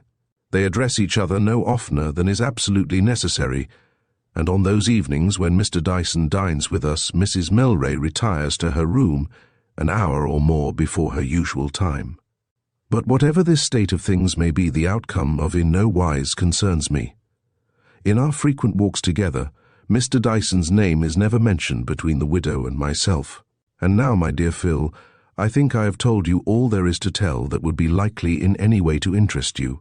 After having been used for a long time to Miss Morby's restless peregrinations, life at Loudwater House is, in comparison, pleasant and homelike. Dull I have not yet found it, indeed, on that point I have no fear whatever. It seems hard to believe that so short a time ago a tragedy so dire was enacted under the roof of this old mansion, where already the wheels of life move as noiselessly and methodically as if actuated by clockwork, and where one might easily imagine, but for the black dresses of the ladies, that nothing out of the common ever had happened or ever could happen. Has the drama then come to an end? Is there nothing more to follow, or has the curtain yet to rise on another act? Ci vive revera. Not a word more, but instead, a kiss nay, a score. Oh, fie, fie! Fan! Book 1, Chapter 13, Mrs. Melray the Younger in a New Light. One morning, about a fortnight subsequently to the date of the letter embodied in our last chapter, Winslade was surprised to receive by post a somewhat bulky package addressed to him in Fanny's familiar hand. He opened it wonderingly, and his wonder was in no wise lessened by what he found therein. First of all, there was a long letter from Fanny, and secondly, a manuscript in a different writing, tied round with narrow white ribbon. After requesting that Phil would not open the manuscript till he should have read what she had to say, Fanny went on as follows. From what I have already told you at different times, you will readily comprehend that Mrs. Melray the Younger has a great deal of spare time on her hands, which, I have no doubt, she sometimes finds it rather difficult to get through with satisfaction to herself. Previously to her husband's death, this is what she tells me, she subscribed to the local library, but as a consequence of that event, her subscription has been allowed to lapse, and she is unwilling to take it up again just yet, feeling sure in her own mind that such a step would be disapproved of by her mother-in-law as savouring of disrespect for the dead. Now, the stock of books at Loudwater House is limited in number, and comprises but few volumes which would be likely to interest a young woman like Mrs. Melray, who has no special pursuits and no tastes in particular, unless it be a love of fiction in its narrative form, which seems to be a part of the natural endowment of our sex. Under these circumstances, Mrs. Melray has several times asked me for the loan of whatever books or magazines I may happen to have by me, and thanks to you, dear, I am kept pretty well supplied with both, a request with which I have very willingly complied. Well, in the course of the afternoon of Tuesday last, she came to me in the schoolroom to ask me whether I had anything by me which she had not yet read. As it happened, she had already pretty well exhausted my current supply. Then suddenly, while I stood with my finger on my lip, wondering whether I had anything left which would be likely to suit her, a great temptation assailed me. Low down in my heart a voice whispered, "Why not give her how and why to read? That it will startle and surprise her can hardly be doubted, for whether she is as innocent as I believe her to be, or whether, if she chose to do so, she could clear up the mystery of her husband's death. The story can scarcely fail to recall vividly to her mind every circumstance connected with that event, while it is next to impossible to credit that she can be so blind as not to comprehend that, intermixed with a lot of fictitious matter, it is the story of Mr. Melray's tragical end, which is being thus retold by some unknown pen. Scarcely less can she fail to see that the old man's darling, who plays such an important part in the narrative, is intended for none other than herself. In any case, the reading of it by her can do no possible harm, and there is just a chance, a very faint one. I admit that something unforeseen may result therefrom. That something unforeseen has resulted therefrom you will presently have ample proof. Such were the thoughts that flashed through my mind during the 3 or 4 seconds that I stood with my finger on my lip. Then, turning to Mrs. Melray, I said, "I am afraid that you have all but exhausted my supply till a fresh one comes to hand. However, I will see what I can find." I confess that my heart beat a little faster than common as I brought from my bedroom the number of the family cornucopia, and placed it in her hands. So lonely is her life that she spends an hour or two most forenoons in the schoolroom with Freddie and me. Accordingly, I was not at all surprised when she drew her chair up to the fire and settled herself for what she calls a comfortable read. I watched her furtively, feeling pretty sure that, As a child picks the biggest currants out of its cake first of all, so would she pick out the story How and Why from the rest of the somewhat dry and jejune contents of the magazine. First her face flushed, and then, a few seconds later, paled as suddenly. Then she flashed a look at me and caught my eyes fixed on her, with, it may be, a directness in their gaze which she found somewhat disconcerting. Anyhow, hers were the first to drop. For a minute or more she sat staring into the fire, her little pearly teeth biting into the crimson of her under lip. Then, as if she had come to some resolve, she got up suddenly, and looking me steadily in the face, said in tones as steady as her gaze, "It is not often that I am troubled with a headache, but one has laid hold of me this afternoon. If you don't mind, dear Miss Sudlow, I will take this magazine to my own room and read it there." Of course I told her that I did not mind in the least, and that I hoped her headache would soon pass off. Whereupon, with the palm of one hand pressed to her brow, and smiling a little strangely, she went, taking the story with her. For the rest of the day, nothing more was seen of Mrs. Melray. At dinner-time she sent down word that she had a bad headache, and apparently she had not got rid of it by next morning. Seeing that she failed to appear at the breakfast table, neither was she visible at luncheon. But a surprise was in store for me. In the course of the afternoon a note was brought me by Charlotte the housemaid. Here it is. "Dear Miss Sudlow, will you oblige me by coming to my room as soon as Freddie's lessons for the day are over? Yours sincerely, Dear Melray." I am afraid that for the rest of the afternoon Master Freddie and his lessons received but a very perfunctory attention at my hands. Much to the boy's delight, I dismissed him a quarter of an hour before the usual time, and 5 minutes later found me at the door of the widow's private sitting-room, which, during her husband's lifetime, had been known as the small drawing-room. After a preliminary tap I turned the handle and went in. Mrs. Melray was half sitting, half reclining on a couch. The blinds were part way down, so that the room was in semi-darkness, and as she reclined there in the glow of the firelight with her aureole of pale gold hair, with the delicate ivory contours of her face thrown into relief against the embroidered cushion which supported her head, and with the graceful folds of her sombre draperies wrapping her round, she made indeed a charming picture. "I have asked you to come here," she began, "because we shall be more free from interruption than we should be anywhere else." Then, with a touch of bitterness, she added, "From morning till night, no one ever intrudes upon me here. In all England there can be few more lonely mortals than I. But I am getting used to it by this time. Don't sit there, Miss Sudlow, half a mile away from me. Here is a chair that will suit itself deliciously to the curves of your back. Come and try it." As soon as I was settled in the chair indicated by her, she said, "That was rather a curious story you gave me to read yesterday, but before saying more about it, I want to ask you a certain question.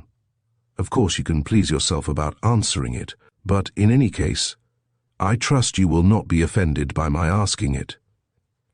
She paused as if expecting me to say something. "I don't think there's much likelihood, Mrs. Melray, of my being offended by any question you may choose to put to me.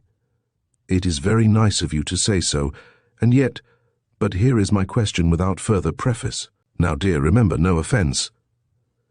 Are you, or are you not, the fiancé of Mr. Philip Winslade, who was here on a visit of several weeks' duration a little while ago?" Her question took me so by surprise that, not to save my life, could I have kept back the rush of telltale colour that dyed my cheeks.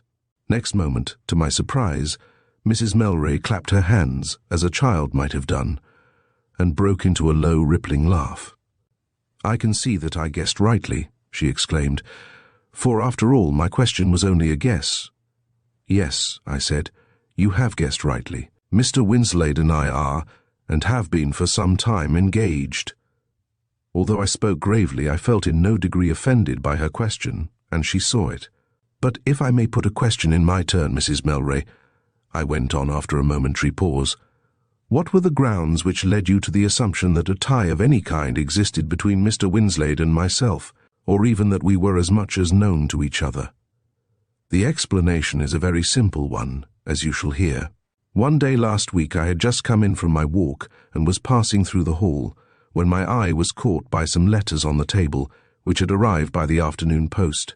Thinking that perhaps one of them might be for me, although such an event would indeed be a rarity, I took them up to examine the addresses. There was none for me, but there was one for Miss Sudlow, which was sealed with wax as though it might contain something of value. I suppose it was a touch of natural curiosity that caused me to turn the letter over and examine the seal, which proved to be a representation of an Assyrian winged bull. And the same instant my memory recalled the fact that attached to Mr. Winslade's watchguard was an intaglio which represented a winged bull. The inference to be drawn was an obvious one, at least it seemed so to me, and as the event has proved, it was a correct one. It began to dawn upon me that there might be more, much more, behind those guileless blue orbs and that candid brow than either you or I had dreamed of. Your powers, both of observation and deduction, seem to have been cultivated to some purpose, I remarked dryly. I am not quite sure that I follow you, she answered, with a puzzled look, which might be genuine, but might just as easily be assumed. You must bear in mind that I am not clever in the way you are. But now that you have been so frank with me on one point, perhaps you will be equally so on another. What special object, may I ask, had you in view in giving me a certain story to read?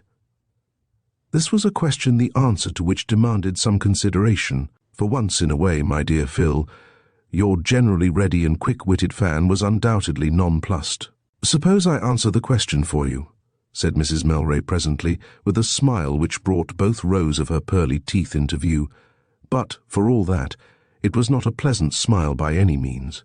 The story in question having come under the notice of my estimable brother-in-law, and he being satisfied that, as far as some of the incidents it treated of were concerned, it could refer to one case and no other, brought you, my dear Miss Sudlow, to Loudwater House, hoping by your help, that is to say, by matching one woman against another, to be able to sift to the bottom sundry statements embodied in the opening pages of the narrative, as to the truth or falsehood of which neither he nor anyone else had any knowledge whatever. Finding, after a time, that your design was no nearer its fulfillment than at first, you took the only step left open to you. You gave me the story itself to read, hoping to gain goodness only knows what advantage thereby. Tell me now, are my surmises or guesses, or whatever you like to call them, very wide of the mark? This, as you must admit, was very plain speaking indeed, and if I had been taken aback before, I was doubly so now. Her blue eyes were bent on me as she finished speaking with a sort of hard keenness in their concentrated gaze, such as heretofore I should not have deemed them capable of expressing. One thing was clear to me, that she was labouring under an altogether erroneous belief, of which it became my duty at once to disabuse her. If you are under the impression, Mrs. Melray, I said, as your words seem to imply, that I was invited here by your brother-in-law to act as a sort of private detective, or in other words to play the part of a spy on you and your actions, I can only say that you are wholly mistaken. I am here to fill the post of Freddie's governess, and with no ulterior motive of any kind. It was entirely of my own accord, and unprompted by anyone, that I yesterday gave you the story, How and Why to Read. At the same time, I admit that when I put it into your hands, it was with the object of enabling you, should you feel so disposed, to disprove certain allegations, which, as I take it, can refer to no other person than yourself. Allegations which concern me most seriously, for I quite agree with you that, in the eyes of anyone acquainted with the case, they point unmistakably to Denia Melray. But tell me this, should I be very wide of the mark in assuming that the story has already been read both by Mr. Winslade and Mr. Robert Melray? It has been read by both of them. So much I surmised. And now, will you be good enough to enlighten me as to anything you may happen to know about the authorship of this very remarkable composition? I am also curious to learn by what chance it fell into your hands. Frankness being apparently the order of the day, I at once proceeded to recount to her everything as it had happened, from my purchase of the family cornucopia onward through all the details of your interview with Mr. Timmins, ending with a mention of the letter from the railway company, in which it was stated that 1 out of the 4 people killed in the accident had never been identified. She seemed to drink in every word with an almost breathless avidity. I fancied that her face paled perceptibly when I told her how, on Mr. Timmins coming to his senses, the first thing he saw was the dead body of his unknown travelling companion stretched out beside him. Neither of us broke the silence for a little while after I had come to an end. Mrs. Melray was the first to speak. Did here, her hand went up to her throat for a moment, did Mr. Timmins describe to Mr. Winslade, what I mean is, did he give him any description of the stranger who was killed? The notice Mr. Timmins took of his fellow traveller was of the most casual kind. All he could call to mind was that he was young and dark-complexioned, with a black moustache. Yes, young and dark-complexioned, with a black moustache, she repeated like an echo. It must have been he, it could have been no other than he. Poor Evan! What an end, what a terrible end! She turned and buried her face in the sofa cushions, and presently her slight frame was shaken by those dry-eyed, almost silent sobs which bear witness to a grief that, for the time being, is beyond the consolation of tears. I knew not what to do, of no way in which I could comfort her. The conditions of the case were so exceptional that I felt myself utterly helpless. I could only sit and look dumbly on. Poor Evan, she had said. I did not forget that Evan Wildash was the name of her one-time lover, who was said to have gone to the Cape years before, and to have died there. After a time, without lifting her face from the cushions, she said, "Leave me now, dear Miss Sudlow. Come to me at the same time tomorrow when I shall have more to say to you." I need not tell you, my dear Phil, with what impatience I awaited the afternoon of the morrow. In the interim, Mrs. Melray kept closely to her rooms, being waited upon by her own maid, and being present at none of the family meals. I found her on the second afternoon just as I had found her on the first. It might have been 5 minutes instead of 24 hours since I had left her last. She was very pale, but perfectly composed. "I want you to sit, please, where you sat yesterday," she said. For a little while she lay back on her cushions with drooping eyelids and close-drawn brows. "When I came to think over what passed at our interview yesterday," at length she began, "I saw that 2 courses were open to me. I might have professed my entire ignorance of the writer of the manuscript found in the railway carriage, have averred that all that part of the narrative prior to the murder which concerns itself with the young wife and her lover was sheer romance, that I had never had a lover since I was 16, and that he had died in Africa years ago, and finally, I might have defied anyone to prove that I knew 1 iota more in connection with my husband's death than was given by me in evidence at the inquest. That was one of the 2 courses open to me, and to most women in my position, it is the one which would have recommended itself to them. The other course was to tell the truth as far as it is known to me, to reveal that which I have hitherto hidden in my own breast, and that is what I have made up my mind to do. Ah! You don't know how often I have been tempted to do this before today, but like the coward I am at heart, I have hitherto shrunk from the ordeal. I am quite aware of the feeling with which both Mr. Melray and his mother regard me, and that the knowledge is very painful to me I need scarcely say. I think it very likely that if their attitude towards me had been one of greater sympathy, affection I hardly looked for, they would long ago have been made aware of all that I have to tell. But be that as it may, the truth shall now be told, whatever its effect may be on the relations between them and me in time to come. For more reasons than one, however, I have thought it advisable not to recount to you by word of mouth what there is to make known, but rather to set it down in black and white, so that you and others may be able to read it at your leisure. It took me till far into the night to accomplish my self-imposed task. Here is the result." As she finished speaking, she thrust her hand under the sofa cushion and brought forth a thin roll of manuscript, which she handed to me. "Read this first yourself," she said, "and then oblige me by handing it to my brother-in-law. I should like it to be understood that I shall expect not to be cross-questioned about this, that, or the other statement comprised in it. That would simply be to torture me. The paper tells all there is to tell. I have nothing to add to it. The enclosed is a copy, written out by myself, of Mrs. Melray's narrative. The original was this morning placed by me in the hands of Mr. Robert Melray. Book 1, Chapter 14, Mrs. Melray's statement. My mother died when I was little more than a child, and a year later I lost my father. After the latter event I went to live at Solchester with my uncle, Mr. Samuel Champneys, who was also my guardian. When I first met Evan Weldash, I was 16 years old and had just left school. He was my senior by 4 years and had come to Solchester to fill a vacancy in a land surveyor's office, his home, meanwhile, being with a maiden aunt, whose house was only a few doors away from that of my uncle. Evan was an especially handsome young man, with large, black, lustrous eyes, a dark Italian-looking face, and a most persuasive voice. In short, just the kind of provincial Romeo to take captive the heart of a romantic schoolgirl. Small wonder, therefore, was it that, when he one day whispered in my ear that he loved me, he took mine captive on the spot. After that we used to meet in secret 2 or 3 times a week, and, as if that were not enough, we got into the way of writing silly little love notes to each other between times, our post office being a hollow in an old apple tree at the bottom of my uncle's orchard. This went on for half a year or more, wholly without my uncle's knowledge, and never was girl more happy than I. Not for a moment did I doubt Evan's assurances that in all the world he loved but me, and, in return, he had all the girlish love I had to bestow.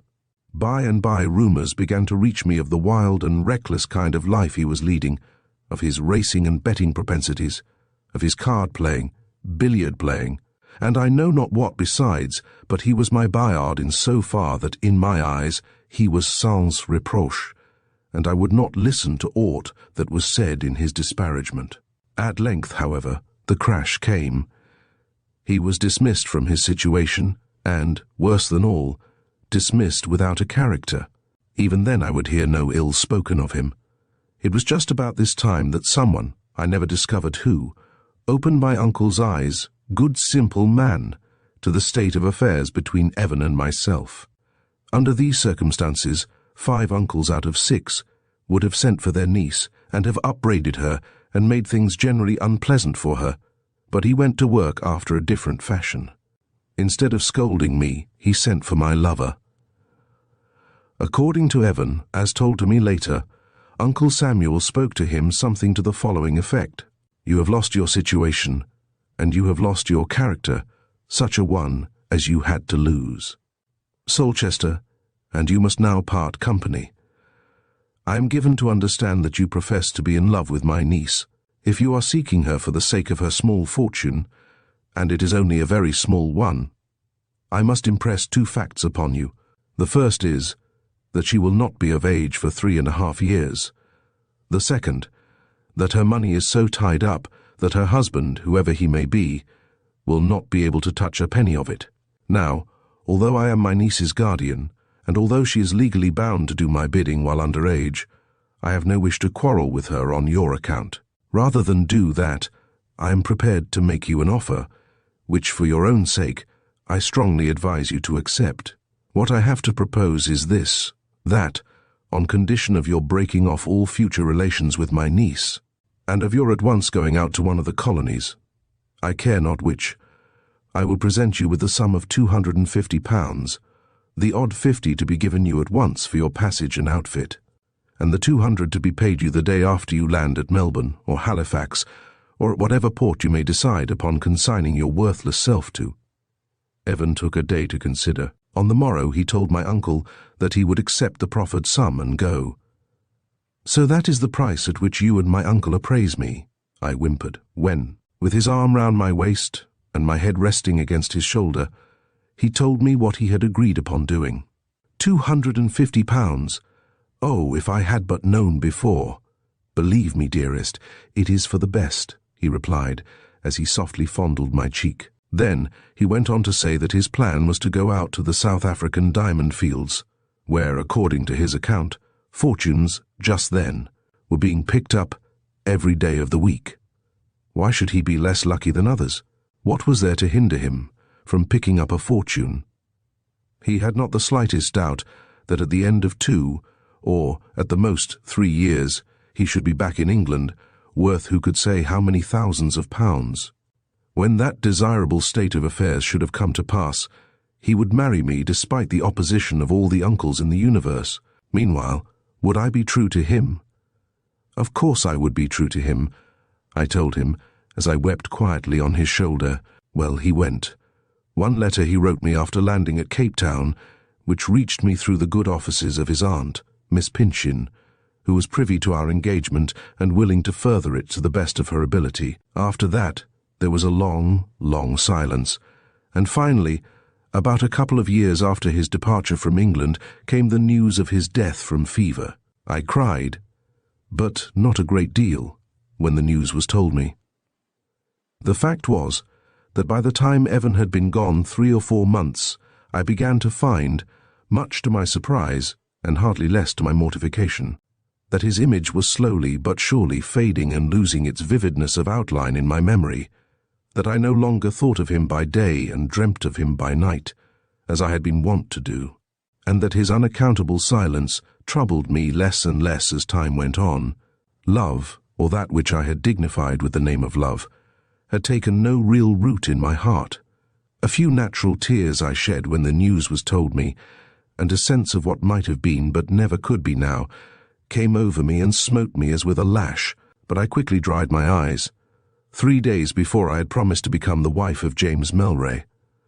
My uncle had died some time before, after having appointed Mr. Melray my guardian for the remaining term of my minority. He placed me under the care of a certain Mrs. Simpson, and there, from time to time, he used to come and see me. Before a year was out, he one day took my breath away by making me an offer of marriage. I asked for a couple of days to consider my answer, at the end of which time I accepted his offer. Before doing so, however, I gave him clearly to understand that I entertained no warmer feeling for him than one of simple liking and esteem. He was quite content, he told me, to take me on those terms. Affection, he did not doubt, would follow in due course. There seemed to me no need for mentioning the name of Evan Wildash. The episode in connection with him was a thing of the past. He was dead, and therewith the promise I had given him had no longer any binding force. Mr. Melray and I were married. I did my best to make my husband happy, and through all the dark days which have followed, the consciousness that I succeeded in doing so has been the greatest consolation left me. He prophesied rightly when he said that, being rooted in esteem, affection would not fail to grow. It did grow, as he knew, and he was happy in the knowledge. One afternoon, about a week prior to that fatal September day, having finished my shopping in the town, instead of going direct home, I was tempted by the fineness of the weather to go round by the Ladies' Walk, that fine old avenue of elms which stretches for nearly a mile along the left bank of the river, and is the only park, so to call it, of which Marehampton can boast. I had been strolling slowly along for some minutes, immersed in thought, when I was startled by a man who came suddenly out from behind the trunk of one of the big old trees, and stepping in front of me blocked the way. A second look was needed before I knew him again. It was Evan Wildash, but oh, how changed! With his sallow, sunken cheeks, his restless, furtive eyes, his long, unkempt hair, and his shabby, ill-fitting clothes. He looked like a vile copy of his former self. I fell back with a cry as my eyes met his. "So, traitress, you have not forgotten me," he exclaimed through his set teeth, as he followed me up with clenched hands and raised shoulders. What answer I made I don't recollect, nor does it matter, but apparently it had the effect of soothing him in some measure. "Let us sit," he said. "I have much to tell you, many questions to ask." Accordingly, we seated ourselves on one of the public benches. At that hour of the afternoon the walk was nearly deserted. Its whole length did not hold more than 6 people. What passed between us may be briefly summarized. After that one letter written from the Cape, he had gone up country to the diamond fields. There he was, presently smitten by sunstroke, and months passed before he was able to crawl outside the hospital tent. So reduced was he in strength that manual labor of any kind was out of the question, and in order to keep himself from starving, he was glad to accept a berth in a store. And there he had stayed till he had saved enough money to pay his passage home. "But when you got better, why did you not write?" I asked. "I did write, again and yet again," he replied. "After that first letter, not a line from you ever reached me," I said. "What conclusion could I come to save that you had forgotten me?" "If that is so, then has there been treachery at work," he replied, with a contraction of his ebon brows. "That is a thing to be ferreted out, and I charge myself with the task. Meet me 3 days from now at the same time and place. On that understanding we parted. There had been little or no tenderness in his manner towards me, but only, as it were, the gloomy humour of a man who found himself despoiled by another of something which he had believed to be his own, but on which, in his heart, he had set no particular store. On my part, I felt towards him nothing but a sort of repulsion mixed with pity for the so evidently forlorn condition of one whom ill fortune had so remorselessly dogged. As for his good looks, they were gone as completely as if they had never existed. I wondered at, and half despised myself, when I called to mind that there had been a time when I looked up to this man as the hero of my dreams. I met him 3 days later, as I had promised. He had averred that there had been treachery at work, and I was curious to learn the result of his inquiry. What he had to tell was something of a shock to me. The letters he had written after his recovery from his illness had all, like the one written after landing, which duly reached me, been sent under cover to his aunt, Miss Pinchin. But by the time the second letter came to hand, I was engaged to be married. Miss Pinchin, in the exercise of her discretion, instead of forwarding that and the subsequent ones direct to me, had put them into fresh envelopes and addressed them to Mr. Melray. Whether he had opened and read them, or whether, having had some hint from the spinster as to the probable nature of their contents, he had burnt them unread, is a point as to which I am as ignorant today as I was then. At any rate, not one of them ever reached the person for whom they were intended, and for the time being a dull fire of resentment was kindled in my heart. For all that, I was by no means prepared to look at the affair from the point of view of Evan Wildash. In brief, he pressed me to elope with him. "You loved me, that you cannot deny," ran his plea. "When I was compelled to leave you, you gave me your promise to remain true to me, and that you would have kept it I fully believe, had not the report of my death been spread about, and had you not found yourself, after your uncle's decease, alone in the world. Even then, but for my aunt's treachery, it would not have been too late for you to have saved yourself from marrying a man whom you can henceforth regard with nothing but loathing and contempt. Although you have failed me, I have been true to you. Today you are infinitely dearer to me than you were 4 years ago. You belong to me. You are mine and mine only. We will fly together to some land beyond the seas. I have means at command, and you shall not want. Come then, now at once. In 12 hours we shall be far beyond pursuit." Such and such like were the persuasions and arguments made use of by him, but I had no longer any love for him, if, indeed, I had ever had any. No, not the least bit. Rather was I frightened of him. His restless manner, his strange jerky movements, a peculiar twitching of one corner of his mouth, and an indescribable something which flashed out at me every now and again from the sombre depths of his eyes, made me timorous of him, and involuntarily caused me to shrink from too close a proximity to him. It seemed to me then, as with still more reason, it seems clear to me now, that he had never thoroughly recovered from the effects of his sunstroke, and that, to a certain extent, he could hardly be held accountable for what he might either say or do. I will not weary you with the details of all that passed between us. I was afraid to take too indignant a tone with him, lest my doing so should provoke an explosion of passion on his part, which might end in a way disastrous to one or both of us. There was, however, no lack of firmness in the way in which I gave him to understand that, between himself and me, all was at an end forever, and that must be our last interview. He pleaded and urged me to reconsider my determination, but to no purpose. Finally, finding that I had only half an hour left in which to get home and change my dress before dinner, I was compelled to leave him somewhat abruptly. "Shake hands before I go, and let us part as friends," I said. He stared at my extended hand for a moment or two with bent brows. Then, with a strange harsh laugh, which seemed to me to have an echo of insanity in it, he said, "Part as friends, you and I? Never. We are lovers, not friends. You are mine and I am yours. Not even death shall have power to divide us." Then, pulling his hat over his brows and turning quickly on his heel, he flung me a parting look over his shoulder. "It is au revoir and not farewell," he exclaimed with a wave of his hand, and so strode swiftly away through the gloaming. Book 1, Chapter 15, the statement concluded. For the next few days there was an uneasy feeling at my heart, a sense of impending misfortune of which I could not rid myself. "It is au revoir," he had said, and that despite my telling him that on no account would I consent to meet him again. What motive was at the bottom of his persistence? When and how would he attempt to force his presence on me? For 3 days I never left the precincts of the house and garden. I now come to the fatal 18th of September. About 10 o'clock on the morning of that day, after breakfast was over and my husband had shut himself up in his office, a note was brought me with word that the messenger had been instructed to wait for an answer. Even before I opened it, I guessed, but too surely, who it was from. As nearly as I can recollect, it ran almost word for word as under, "You must see me once more, and today. I have made up my mind to leave England in less than a week from now, probably never to return.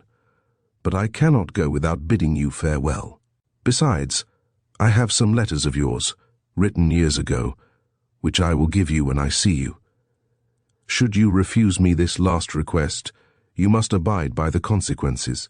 Tomorrow at daybreak my body will be found in front of Loudwater House. There will be a bullet in my brain, and on my lifeless heart will be found your letters. E.W." Such a message, coming from a man whom I believed to be half demented, was enough to frighten any woman, and it frightened me. I scribbled a line in answer, saying when and where I would meet him. All that day, I was a prey to the most dismal forebodings. It was Friday. My husband, who was as regular in his habits as a piece of clockwork, made an invariable point of leaving home punctually at 8 o'clock every Tuesday and Friday evening, in order to make one at a rubber of whist at the house of his friend, Mr. Arbour.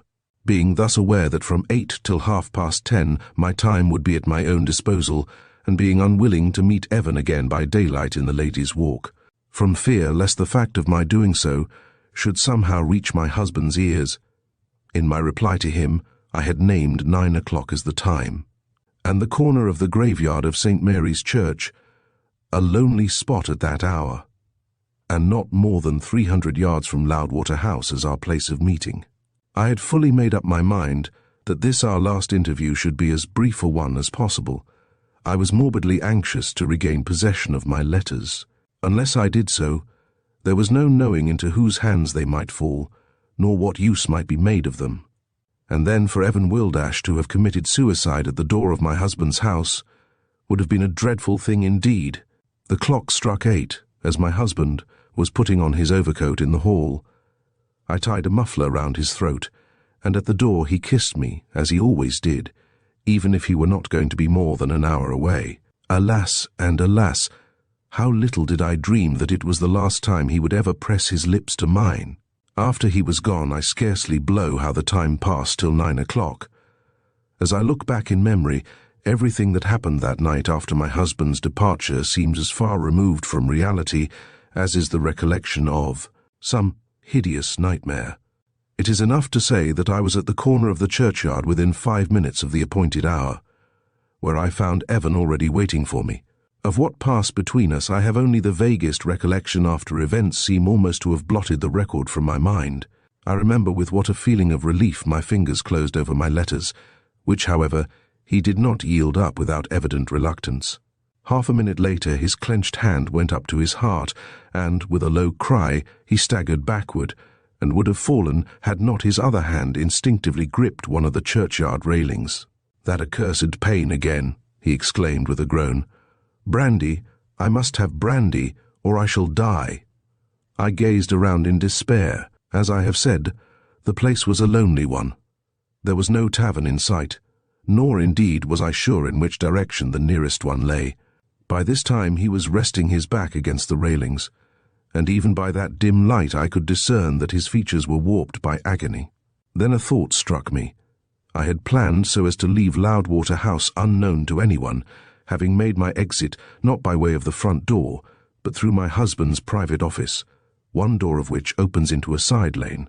My intention was to go back the same way, which the latch key I had brought with me applicable to both the front and side doors would allow of my doing. It now struck me that if only Evan could walk as far as the office, I might be able to get him some brandy from the liqueur case upstairs unseen by anybody.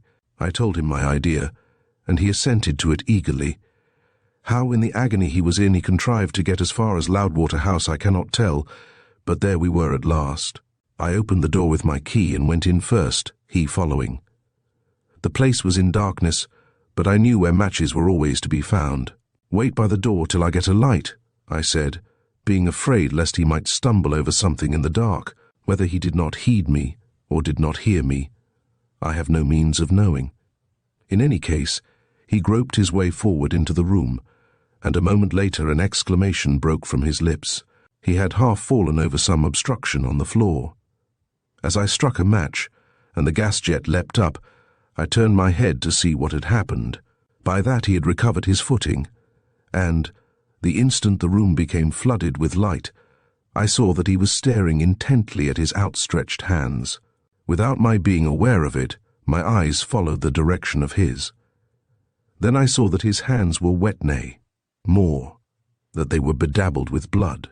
A moment I gazed, horror-stricken, then my eyes travelled downward, and the dread knowledge burst upon me that the object over which Evan had stumbled was none other than the murdered body of my husband. Frozen, I stood there gazing at the ghastly object, all the currents of life seeming for the time being to stand still. As for Evan, his gaze wandered from his hands to the body, and thence back to his hands. Then, all at once, he burst into a harsh, discordant, maniacal laugh, almost more dreadful to hear than was that which lay so white and still on the floor to look upon. "Blood! Blood on my hands, and his blood!" he cried with a half-shriek. "They will say that I did it, I." Again his madman's laugh rang through the room. Then, with a last stare at his crimsoned hands, he turned, and, as I verily believe, without as much as another look at me, he flung wide the door and, passing with staggering strides out into the night, vanished from my sight for ever. But before that, I was down on my knees by the side of my dead husband. How did I know he was dead, you may possibly ask? My first glance at his face had been enough to assure me that no faintest spark of life animated the marble-like image at my feet. On it was stamped the indescribable seal of death. For all that, as I now knelt by him, my hand felt for his heart, but not the slightest fluttering responded to the pressure of my palm. He must have been dead some time. Already the hand I took in mine, and the brow to which I pressed my lips, were of an icy coldness. Presently I stood up and asked myself what I ought to do next. An unnatural calm possessed me. My eyes were dry and burning, but it seemed to me as if my limbs were as cold as those of the corpse at my feet. Tears would come later on, tears in abundance, but just then the fountains were fast sealed. I knew no one better. That what I ought to have done was there, and then to raise an alarm and summon the police with all possible speed.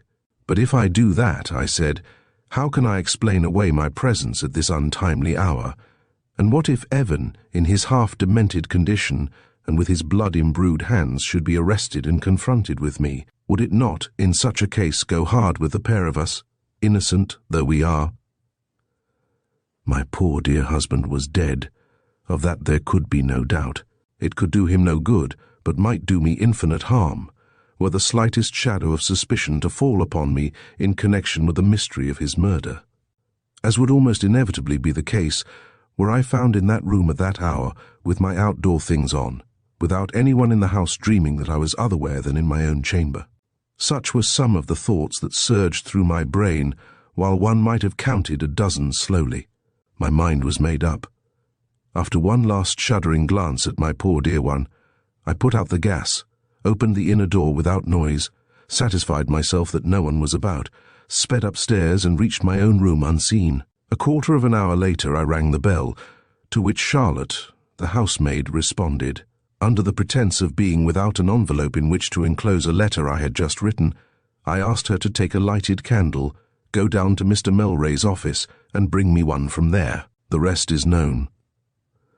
As already stated, I never saw Evan Weldash after that night, nor did the slightest tidings of him ever reach me. After having read the story How and Why, and after having heard from Miss Sudlow by what strange chance the Ms., of which the first half of the story professes to be a faithful copy, came into the hands of a certain Mr. Timmins, I can only conclude that the unknown stranger who met his death in the railway accident could have been none other than Evan.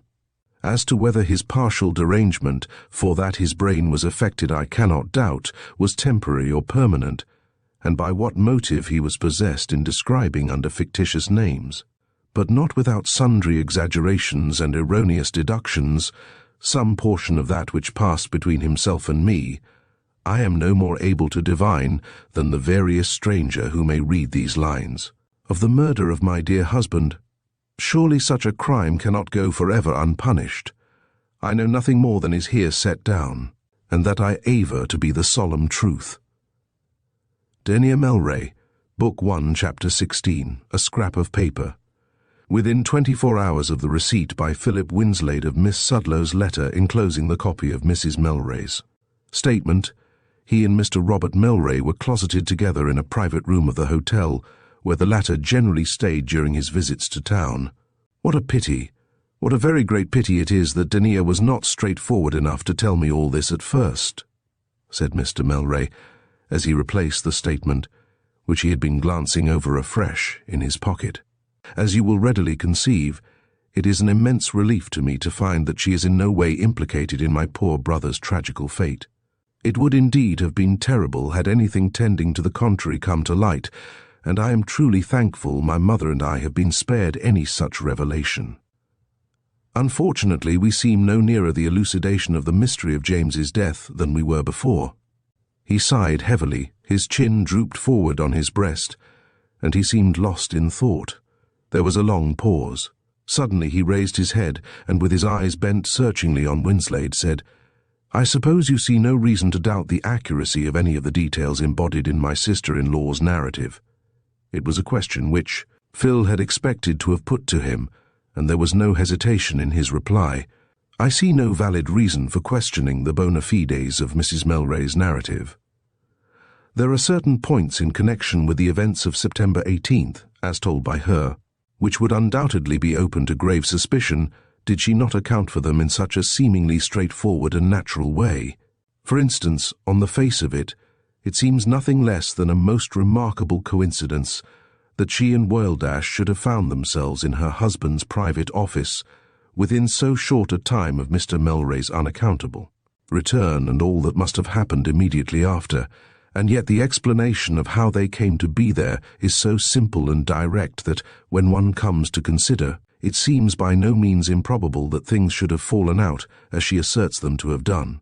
Does there not seem to you a possibility that my brother may have accidentally discovered the assignation of the young people, that in point of fact, he may have come suddenly upon them while they were talking together by the corner of the churchyard, that a quarrel may thereupon have ensued, with a result that was fatal to James?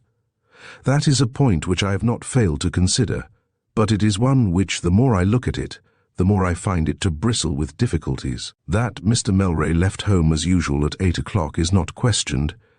Supposing him to have gone there direct, he was due at the house of Mr. Arbour from 10 to 12 minutes later. Mrs. Melray states that, knowing her husband would not be back before 10:30 at the soonest, she named 9 o'clock for her meeting with Wilddash. This seems quite feasible, seeing that by that hour most of the shops would be shut, that there would be fewer people in the streets, and, consequently, less likelihood of their meeting being observed. But supposing Mrs. Melray to have been unwise enough to fix 7:15 or 8:30 for the meeting, what then?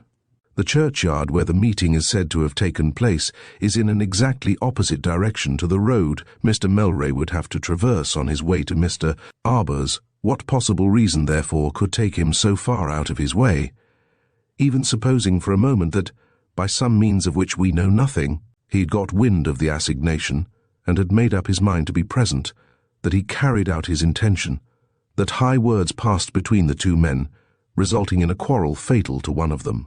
Supposing all this, we at once find ourselves beset with a fresh difficulty, none other, in fact, than to account for Mr. Melray's body being found in his own office, and not in the street by the churchyard, where the quarrel, had there been one, must presumably have taken place. But there is no evidence of a quarrel, nor as much as a single witness to prove that the two men ever met, while it could not for a moment be contended that Wildash, after killing Mr. Melray, could unobserved have dragged the body as far as Loudwater House. No, I confess it would be much harder for me to swallow these difficulties than it is to accept Mrs. Melray's narrative as a truthful statement of the facts of the case as far as she was concerned in them. And, looked at from her point of view, one can quite understand her anxiety to keep the whole affair a secret from everybody. Your views in the main seem to tally with my own, said Mr. Melray, and I am glad to have them confirmed by you.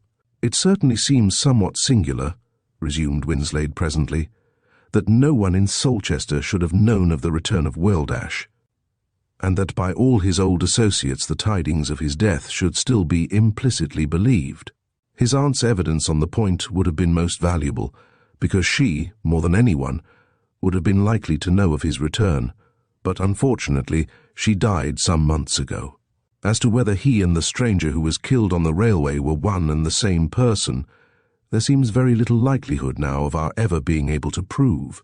The probability, however, would seem to be in favor of their being the same man. It is a point which I confess has very little interest for me, replied the other. But now comes the question, he presently resumed, of what I ought to say to my sister-in-law, of what notice, in point of fact, it is advisable that I should take of her extraordinary statement. If I may be allowed, said Winslade, I would suggest that the less notice you take of it the better. My own opinion, exactly. Indeed, if she and I were brought face to face, I scarcely know what I should find to say to her about it. For me, at least, it opens up a very different view of her character from the one I held before. But that, he added with one of his dry smiles, is scarcely a point as to which it behoves me to enlighten her. He paused for a few seconds, sitting with half-shut eyes and drumming softly on the table with one hand. Then he said, perhaps, after all, my best plan will be to write her a brief note, telling her I have read her statement, and that although I am sorry she did not see her way to take me into her confidence long ago, yet, bearing in mind the uncommon circumstances surrounding the affair, that I do not feel at liberty to blame her for her reticence. Further, that I accept her statement without the shadow of a doubt as to the truth of anything there set down, and that for the future it may be as well that the subject should not be further alluded to between us. Yes, he continued with an air of relief, I think that will decidedly be the best thing to do. At Loudwater House everything went on as before. Fanny and the younger Mrs. Melray remained on the best of terms, and the latter continued to join her and Freddie 2 or 3 times a week in their walks. Once, and once only, did the young widow refer to a certain matter, which was as carefully shunned by Fanny as by herself.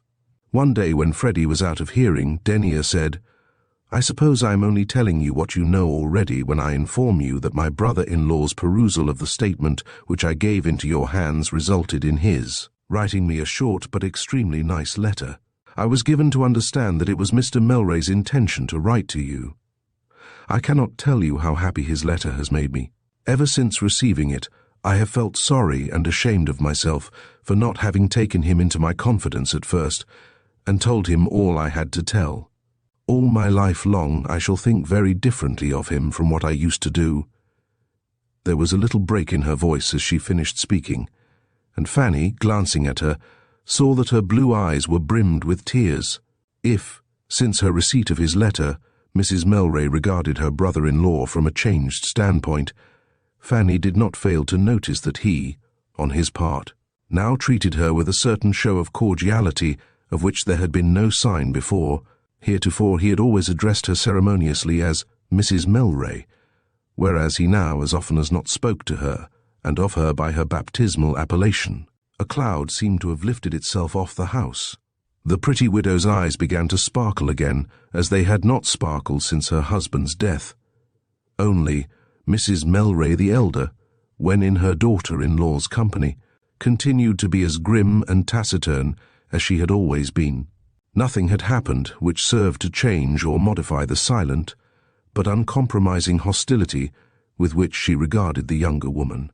That she could be very different when she chose was shown by her treatment of Miss Sudlow, which was not merely considerate, but had in it a certain element of cordiality, of a somewhat chill and stately kind it may be, but which, coming from the person it did, meant more than it would have meant from another. One of the chief duties of the dowager's companion was to read aloud to her mistress. Unfortunately, about this time Miss Armishaw contracted a severe cold, which resulted, for the time being, in a partial loss of voice. In this strait, Fanny offered her services as reader, an offer which Mrs. Melray was pleased to accept. This brought the two women into more confidential relations than before, for the readings always took place in the elder lady's private sitting-room, and were usually followed by half an hour's chat on sundry topics of the day before Fanny went back to her more immediate duties. It was in the course of one of these after-reading talks that the dowager said, "Not till a week ago, my dear, did Robert give me a certain document to read which, as I understand, was placed by my daughter-in-law in your hands first of all. It is a document which serves, in my opinion, to place her conduct in a very curious light indeed, and one which she may well have shrunk from having thrown on it. On that point, however, I will say no more. She is my son's widow, and although it would be hypocrisy on my part to say that I like her, I have no desire whatever to prejudice her in the eyes of others. Nay, I will go so far as to admit that there was never the slightest fault to be found with the way she did her duty by her husband, and that since his death her conduct has been most exemplary. That her life under this roof is a very lonely and isolated one cannot be disputed. Consequently, that she should seek your society a good deal is not to be wondered at. I am quite willing to grant her considerable powers of attraction, and if anyone were to question me closely on the point, I should probably be at a loss to say what there is about her which repels me so. There the feeling is, however, and it is one which I have been unable to overcome. If I were to describe it as a vague, instinctive distrust, I should perhaps not be very wide of the mark." Fanny knew not what reply to make to this unwanted burst of confidence, but seeing that the dowager did not look as if any reply were expected of her, she wisely held her tongue. After a pause, during which the elder lady sat staring into the fire with a far-away look in her eyes, she spoke again.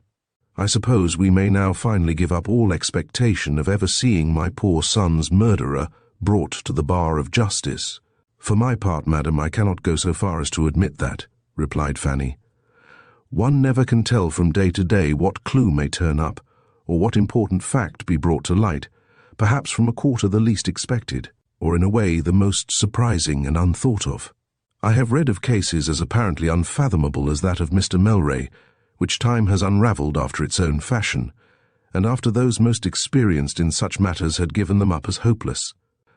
Let us trust, my dear, that it may prove so in my son's case, but every day that passes tends to make it more unlikely. If one could only discover by what motive Mr. Melray was influenced, or what particular object he had in view, in coming back to his office after having set out for the house of Mr. Arbour, we should, I think, lay our hands on a very important clue.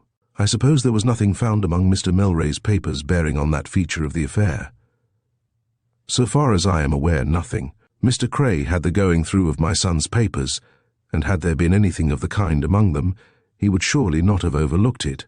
Not only was he closely questioned at the inquest, which was twice adjourned, but, later on, he had more than one private interview with the officer from Scotland Yard who had the case specially in hand. No man, however, could have been more entirely bewildered and nonplussed than he was.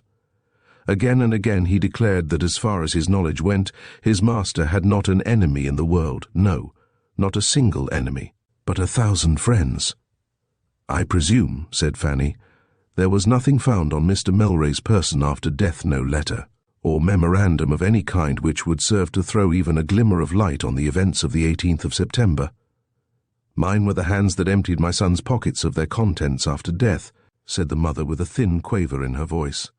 "Of course his wife, was supposed to be too much overcome to think of anything. I knew that James was in the habit of carrying a pocket-book, and it seemed to me that there might perhaps be entries in it which it would be as well that no strange eyes should read.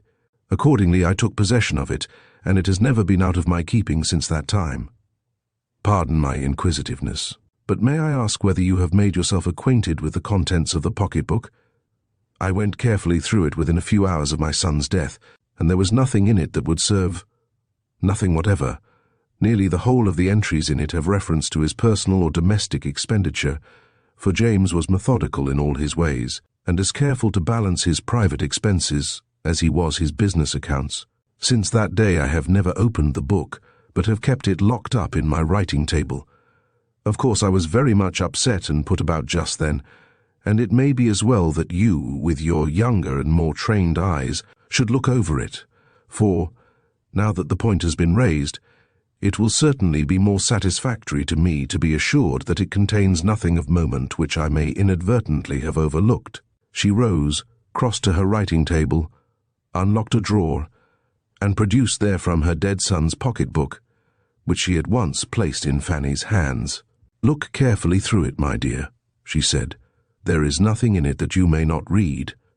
Fanny cast her eyes over a number of the entries, all of which bore out Mrs. Melray's description of them. Then, because a pocket-book without a pocket would in some sort be a misnomer, she turned to the Russia leather cover, and on lifting a flap, found the receptacle she was in search of.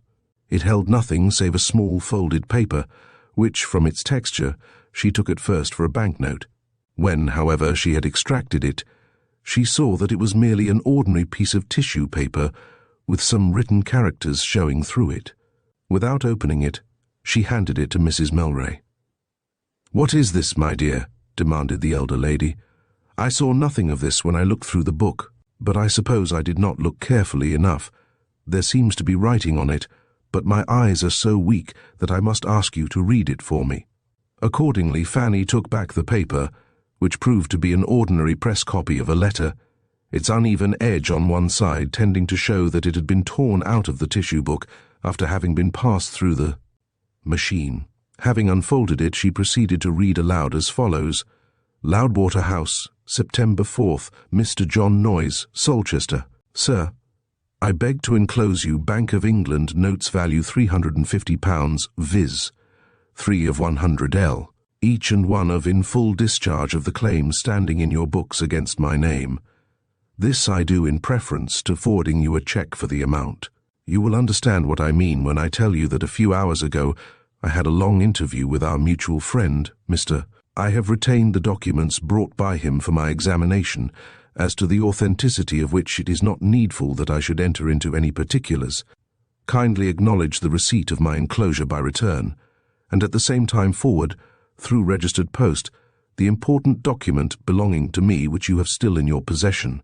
To a person of your business tact and experience I need scarcely remark that in a delicate matter like the present discretion is a most laudable virtue. Yours most truly, James Melray." "Well, my dear, and what do you make of it?" asked Mrs. Melray, after staring silently at Fanny for several seconds. "On the face of it, it seems a very mysterious production, and I confess that I don't in the least know what to make of it. The date of it is just a fortnight before Mr. Melray's death." "So it is. That is a point which failed to strike me at the moment. But what is meant by our mutual friend, Mr. Is the name omitted?" "Not omitted, but owing to a fault in copying, it is so smudged as to be illegible. That is a pity, but of course it can't be helped." Then, after a few moments of silent consideration, she added, "I think this is a case as to which it may be advisable to consult my son. What say you?" "I quite agree with you, madam." "Then you are inclined to attach some importance to the paper?" "I am inclined to attach very great importance to it." "In that case, will you be good enough to ring the bell?" But Robert Melray was no more able to make head or tail of the paper found by Fanny than his mother had been. "The name of the person to whom the letter is addressed is altogether strange to me," he said. "But that is hardly to be wondered at, seeing that I don't know more than half a dozen people in all Solchester. I think we had better ask Cray to come upstairs and ascertain whether he can throw any light on the affair." But the managing clerk, when summoned, only shook his head. "The name of Mr. Noyes is quite unknown to me," he said. "From the tenor of this letter, I take it to refer to some private transaction of Mr. Melray. There is certainly no entry in the books of the firm bearing on any affair of the kind. I will have a copy of this copy made and forwarded to Winslade by tonight's post," was Robert Melray's final decision. "If he can do nothing else, he can at least establish for us the identity of Mr. John Noyes. Book 1, Chapter 17. A Fresh Line of Inquiry. Once more Philip Winslade found himself under the necessity of journeying down to Colchester. It took him no long time after his arrival to discover that Mr. Noyes was the secretary and manager of a certain loan and discount corporation well known to not a few of the good people of the town. No sooner had he ascertained this than he made it his business to call upon Mr. Noyes. Having explained who he was, and that he was prosecuting the inquiry on behalf of Mr. Robert Melray, he produced his copy of the letter of the 4th of September and asked the manager to inform him whether he remembered the receipt of the original, to which Mr. Noyes, having glanced his eye over the copy, replied that he remembered it very well indeed. "In that case," resumed Winslade, "will you be good enough to enlighten me, and Mr. Robert Melray through me, as to the precise nature of the transaction to which it refers, in view of the fact that no note or memorandum of any kind has been found among the late Mr. Melray's papers, which helps in the slightest degree to explain it?" Mr. Noyes toyed for some seconds with his watch-chain before answering. Then he said, "I need scarcely tell you, Mr. Winslade, that it is a matter of principle with me never to open my lips about any confidential matters of which I may become the depository in the ordinary course of business. Seeing, however, that the case to which this letter refers is of a very exceptional kind, that Mr. Melray is dead, and that the information is asked for by his brother as his partner and successor, I think that, for once, I shall be justified in taking an exceptional course. Here is the Times. If you will kindly engage yourself with it for a matter of 5 or 6 minutes, I shall then be at liberty to tell you all I know of the affair. It was about the middle of last August," began the manager a few minutes later, as he wheeled his chair half round so as more directly to confront his auditor, "that a young man called upon me whom I had never to my knowledge seen before. I can verify the exact date for you, should it be necessary to do so. His name, he told me, was Richard Dyson, and that he was a relative of Mr. Melray, the well-known shipowner of Marehampton. His object in calling on me was to negotiate, on the part of that gentleman, a loan of £300, of which sum he gave me to understand. Mr. Melray was in immediate need, the security offered for the same being a fully paid-up life policy for £2,000. That Mr. Melray, although in a large way of business, should be in pressing want of the sum in question did not surprise me in the least. Many prosperous merchants and tradesmen whose capital is locked up or otherwise not available at a moment's notice are occasionally pressed for a comparatively small amount of ready money. Consequently, what I did was to take down the particulars of the required loan and tell Mr. Dyson that I would lay the application before my directors and communicate with him at the earliest possible moment. Well, sir, the terms of the loan having been acceded to, a communication to that effect was sent under cover to Mr. Dyson. Next day saw him at my office again, his object in coming being to settle with me the details for the completion of the affair, Mr. Melray having an objection to being seen entering or leaving an office, the chief business of which was the lending of money. It was arranged between Dyson and myself that I should wait upon his relative at 7:30 on the evening of the next day, but one, at the George and Dragon Hotel, where a private room would be engaged by him. I was at the hotel punctually at the time agreed upon, and on asking for Mr. Melray, was at once ushered into his room. I found the shipowner, whom I had never seen before, to be a thin, grey-haired man, somewhat prim and old-fashioned in his attire, and wearing smoke-tinted spectacles. After a brief greeting, we at once entered on the business which had taken me there. The evening was closing in, and the room was in semi-darkness. I thought Mr. Melray would have rung for lights, but he did not. There were pen and ink on the table. At his request, I stationed myself by him, and pointed out the particular spot on the assignment and other documents where his signature was required. That done, I folded up the papers and handed him a cheque for £300. He, in return, presented me with the policy, which, till the sum lent should be repaid, together with interest as agreed on, would remain in my custody. The whole affair was over in 5 or 6 minutes at the most. At this distance of time, there can be no harm in my confessing that I thought it rather stingy treatment on the part of Mr. Melray not to offer me as much as a glass of wine. Now, one of the two people who, twice every year, audit the corporation's accounts and verify their securities is Mr. Dunning, a lawyer well known both at Solchester and Marehampton at the half-yearly audit, which took place about 3 weeks after my interview with Mr. Melray. The policy of assurance, together with other documents bearing on the transaction, came in due course under Mr. Dunning's inspection. You will readily imagine, then, that I was not a little surprised when he came to me with the papers in his hand and asked me to tell him all I knew of the transaction to which they referred. Taking into account his official connection with the corporation, there was no breach of confidence in my complying with his request. It was then my turn to put certain questions to him, and the surprise I had felt before was in no wise lessened when he told me that he had been Mr. Melray's lawyer and, in certain matters, his confidential adviser for something like a quarter of a century, that from his knowledge of that gentleman's affairs, he could aver that it was next to impossible that he should have been in need of such a sum as £300, that so far as he was aware, Mr. Melray, whose eyes were remarkably good for his age, had never worn spectacles in his life, and finally that he, Mr. Dunning, believed the signatures which I had witnessed to be neither more nor less than unblushing forgeries of his client's name. Thereupon, it was agreed that he should take the suspected documents away with him and see Mr. Melray on the morrow. Of what passed between the two, I have no knowledge, but when I tell you that, as far as I am concerned, the sequel of the affair was the letter of which you have this morning shown me a copy, you are at liberty, just as I was, to think what you like. Having got my pound of flesh, as I suppose you would term it, I returned the policy as requested, and from that day to this have never sought to pry further into the affair. The first thing Winslade did after leaving Mr. Noyes was to dispatch a telegram to Mr. Melray, which served to bring that gentleman to Solchester by the next train. It is not needful to dilate on the grieved astonishment with which he listened to the other's recital of what had passed between himself and the money-lender. Dyson had been a favourite with both the brothers, not merely because he was the only son of an orphan cousin, of whom, as a girl, they had been both proud and fond, but also by reason of certain pleasant qualities of his own, which, if they did not spring from any genuine depth or sincerity of feeling, had all the appearance of doing so, and answered their purpose equally as well. "We must go at once and find Dunning," were Mr. Melray's first words, when he had in some measure regained his composure. "So far we have only heard half the story. It rests with him to tell us the remainder."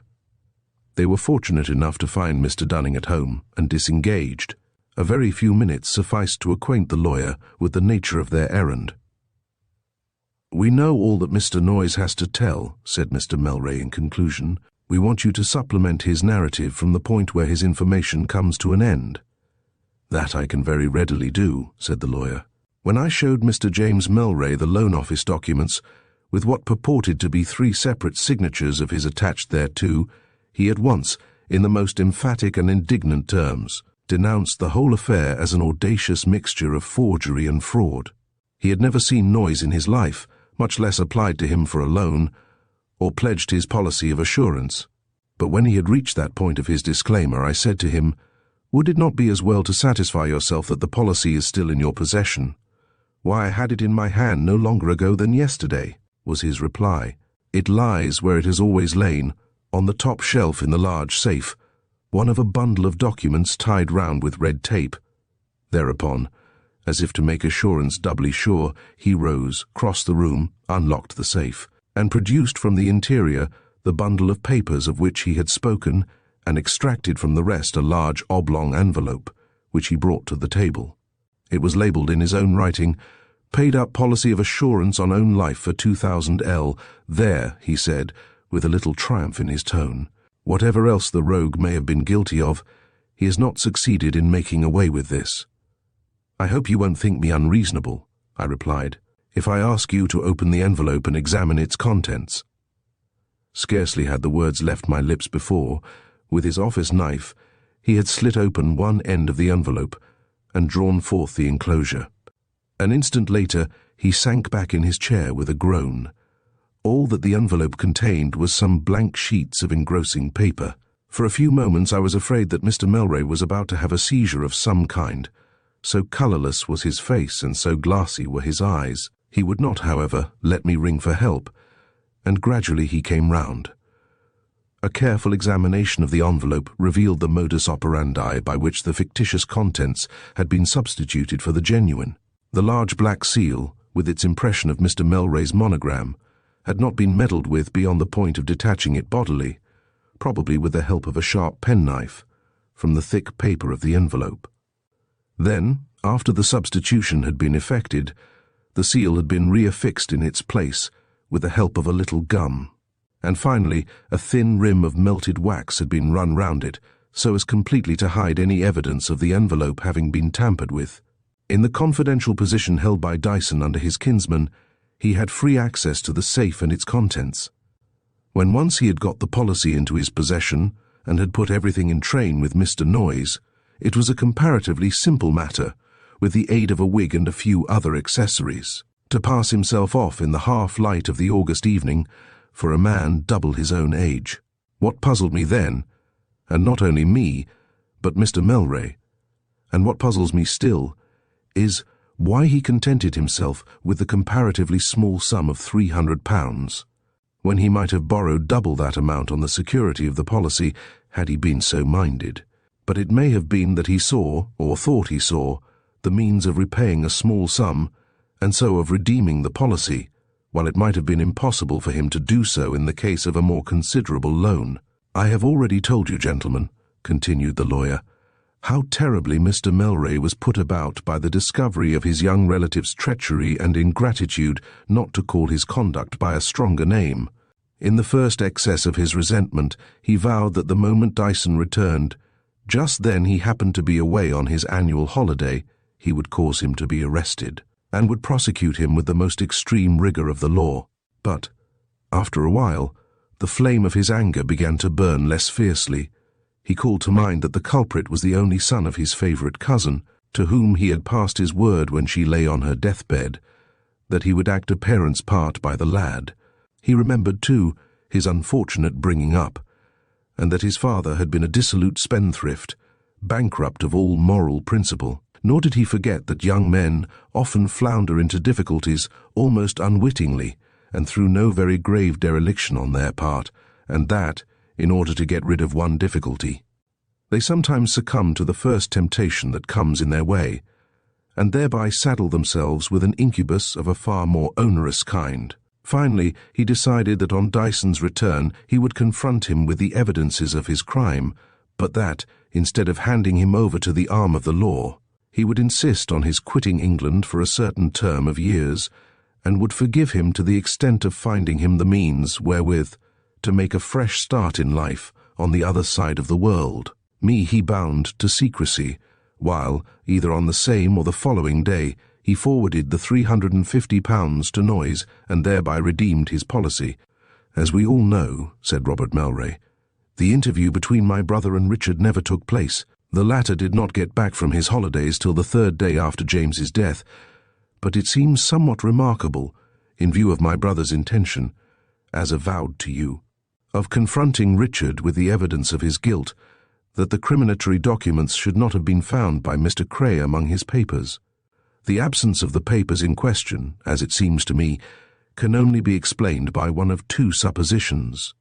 Either your brother afterwards changed his mind and himself destroyed them, or else Dyson, either suspecting or knowing that his crime had been brought to light during his absence, contrived to find and appropriate them in advance of Mr. Cray. Your last supposition seems to me the more likely of the two, said Mr. Melray. I recollect now that it was not till after the funeral that Mr. Cray set about a systematic examination of my brother's papers, so that, in the interim, Richard would have plenty of opportunity to search for and find what he wanted. I declare that next to my poor brother's death, today's revelation is the most distressing thing I have had to contend with in the whole course of my life. You say, Mr. Dunning, that my brother bound you to secrecy, resumed Robert Melray after a pause. Would it not have been better if you had looked upon his death as virtually absolving you from your promise, thereby enabling you to bring under my notice certain facts which I have learnt today for the first time? The point is one which I have debated with myself not once, but many times. The conclusion I finally came to was that, having regard to certain special features of the case, your brother's death did not absolve me from my promise. That a grievous crime had been committed could not be gainsaid, but if Mr. Melray chose to condone it, that was no business of mine. In all probability, as he said, it was the one great sin of the young man's life, and who should say that it had not been bitterly repented of? Further, how was I to be sure in what light you would look at the affair? You might have chosen to prosecute the culprit, which would have made it a very difficult matter for me ever to forgive myself. In any case, his character would have been blasted, and his career, almost of necessity, ruined. Still, I am not prepared to state positively what I might or might not have done.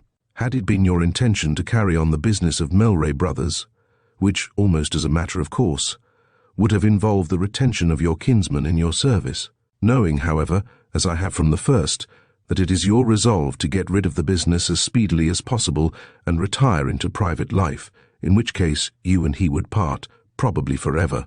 I deemed it best to keep the secret of his delinquencies locked up in my own breast, where, I can assure you, it had no lack of other secrets to keep it company. I will not say but that you have perhaps acted for the best, remarked Mr. Melray. Still, but at this stage of the affair it would be futile to dwell on suppositions. What I have now to decide upon is the nature of the steps which it behoves me to take after what has been told me today. That, however, he added with a sigh, is a problem which requires consideration. May I ask whether Mr. Dyson is entitled to any bequest under his late cousin's will? It was Winslade who put the question. His name is down in the late Mr. Melray's will for a legacy of £3,000, replied the lawyer. The reason he has not been paid it before now is because the estate has not yet been finally wound up. Presently Mr. Melray and Winslade went their way, the former to the railway station, the latter to prosecute certain inquiries on his own account. The first thing he did was to retrace his steps to the office of Mr. Noyes. "I must ask you to excuse me for troubling you again," he said to the moneylender, "but what I am desirous of knowing is whether any communication passed between Dyson and yourself after his return from his holidays. I wrote to him the day after the funeral, asking him to come and see me. He came. Thereupon I proceeded to tell him of Mr. Melray's discovery of the payment by the latter of the £350, principal and interest of the loan, and of my return to him of the policy of assurance. What, however, I positively declined to tell him, although he pressed me hard to do so, was how and by whose agency the discovery had been brought about. From that day to this, I have seen nothing of Mr. Dyson, neither do I care if I never set eyes on him again." Philip Winslade thanked Mr. Noyes and took his leave. "There can be little doubt," he said to himself as he walked along, "that, as Dunning suggested, Dyson obtained access to the dead man's papers before Mr. Cray had an opportunity of going through them, and abstracted the promissory note and other documents which bore Mr. Melray's signature as forged by himself. In the course of the interview with Mr. Dunning, the question had suggested itself to him whether it was really a fact that Dyson did not get back from his holidays till the third day after Mr. Melray's death. In order to answer it, it would be needful for him to go to Merhampton, but, as he had still another inquiry to make in Solchester, he resolved to take that in hand first. It was not till late in the evening that he got back to his hotel, after having brought his inquiry to a successful issue. The nature of it and its result cannot be told more succinctly than in the following note. "My dearest Fanny, in Mrs. Melray's statement there occurs the following passage. Evan was an especially handsome young man, with large, black, lustrous eyes and a dark Italian-looking face." Elsewhere she makes mention of his ebon brows. Now, in face of this, I have ascertained today beyond the possibility of doubt, and not from one, but from 3 different sources, that Evan Wildash, instead of being a dark-complexioned man with black eyes and ebon brows, had a particularly fair complexion, also that his eyes were blue-grey, and the colour both of his hair and eyebrows a light reddish-brown. Solve me the problem which is involved in this contradiction if you can. For myself, I confess that it baffles me. For the present, I have decided to say nothing of this to Mr. Melray. It would only unsettle him, and cause him to imagine all sorts of things, and just now he has enough to occupy his thoughts. Poor man! I will write you fully in the matter of R.D. in the course of a few days. I shall be in Merhampton for an hour or two tomorrow, but it is not advisable that we should meet. Ever and always yours, Phil. In the dusk of the following evening, Philip Winslade alighted at Merhampton Station.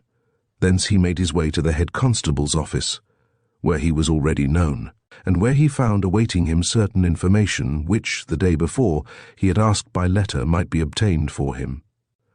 The information thus supplied him was to the effect that Richard Dyson, at the time of Mr. Melray's death, was lodging with a widow of the name of Parkinson at No. 5 Lyd Place, but that he had removed to fresh rooms about a month later. It was to No. 5 Lyd Place that Winslade now betook himself. Widow Parkinson proved to be quite willing to tell all she knew, which was not much, about her late lodger, and even to adorn her somewhat bald narrative with a little fanciful embroidery of her own invention.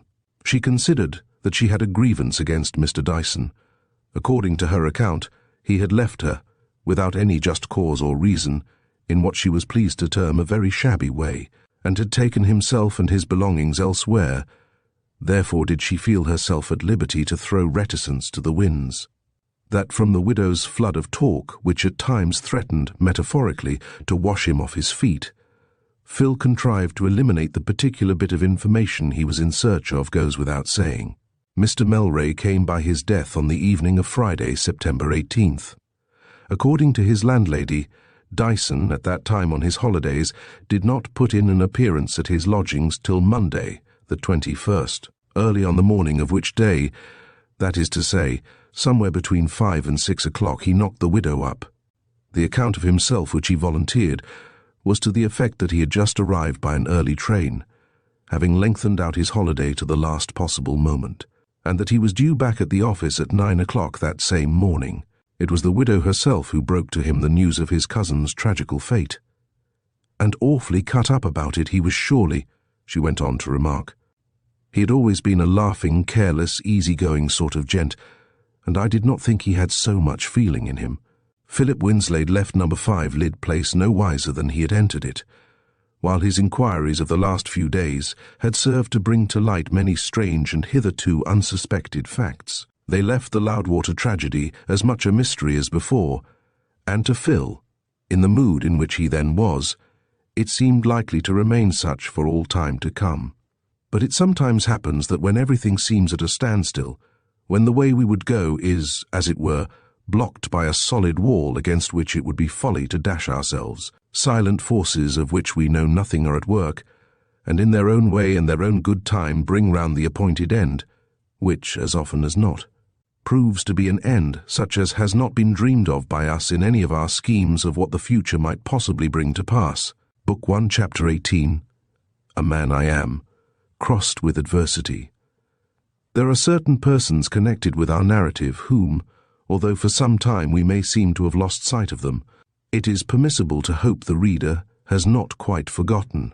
To them and their concerns we now turn for a little while. Mrs. Winslade, since her departure from Isleford, had been living a very quiet life with her son in one of the northwestern suburbs of London. It was an infinite relief to her to be able to breathe the freer and more generous air of the metropolis, where people scarcely know the names of their next-door neighbours, much less their business, and find enough to do in attending to their own concerns, after having lived for so long a time under the prying eyes of the gossip-mongers of Isleford. On a certain chilly afternoon in early summer, as Philip Winslade was being driven in a hansom along the Thames embankment on an errand connected with his employers, his eyes were attracted to a solitary figure seated on a bench fronting the river. After staring for a moment or two as though doubtful whether he saw aright, he ordered the driver to pull up and alighted. Even then he paused before advancing. Could it be possible, he asked himself, that yonder lonely figure, sitting with bowed shoulders, his clasped hands resting on the knob of his umbrella, and gazing into vacancy with the unmistakable air of a man weighed down by some secret trouble which he was unable to shake off, could be the Reverend Louth Sudlow? As he drew nearer, he saw that it was indeed none other than the vicar of St. Michael's who was sitting there. That something was amiss, that the whilom genial, kind-hearted vicar was suffering from the effects of a blow of some kind, Phil could no longer doubt. Seeing that the other took no notice of his presence, he laid a hand lightly on his shoulder. "Mr. Sudlow," he said, "this is indeed a surprise to meet you here." The vicar started violently, straightened his back and stared up into Phil's face, as he might into that of a stranger, but presently a slow light of recognition dawned in his eyes. Surely it must be young Mr. Winslade," he said, as he extended his hand with something of his old urbanity. "Yes, sir." "It is I," answered Phil, as he grasped the proffered hand, which trembled like that of a very old man. "I trust that you are quite well, sir, and that all are well at home."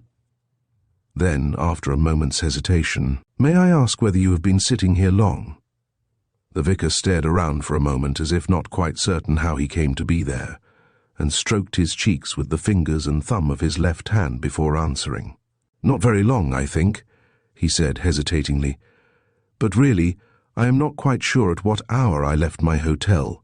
If Phil, while at a distance, had been struck by the change in his appearance, he was nothing less than dismayed now that he saw him close at hand. The gold-rimmed spectacles were there as of yore, but the eyes that looked through them were dim and sunken, with a sort of vacant despair in them, and that sad, heavy-lidded weariness which betokens insomnia. Then, too, it was evident that he had not been shaved for some days, which, of itself, was enough to prove that all was not well with him. His white cravat was limp and loosely tied, his hat and clothes were unbrushed, while his shoes were thick with dust and one shoestring had come untied. The fresh, healthy tints of his face were utterly gone, his cheeks had become flabby and pendulous, and, in short, the Reverend Louth Sudlow looked to the full a dozen years older than when Phil had seen him last. The young man was at a loss what to say or do next. Presently he ventured to ask, "Are you making much of a stay in London, Mr. Sudlow?" Again the elder man had to pull his thoughts together before replying. I scarcely know. That is to say, I had intended going back home tonight, but certain things have happened, and I have not quite made up my mind what to do." Phil saw that his thoughts would be far away again in a moment or two, and that he must say what he had to say while he could still claim his attention. "You are perhaps not aware, sir," he went on, "that my mother is keeping house for me in London, but such is the case. I need scarcely tell you how pleased she would be to see you. That is my cab waiting there. Let me persuade you to keep me company as far as where I live. We shall just be in time for a cup of my mother's tea, which I remember you used to say was the best you tasted anywhere." Somewhat to his surprise, the vicar rose at once, although a little stiffly. "I shall be very gratified indeed," he said, "to see Mrs. Winslade again after so long a time. I know no one for whom I have a greater respect and esteem." Half an hour later the hansom deposited the two men at Pembury Villa.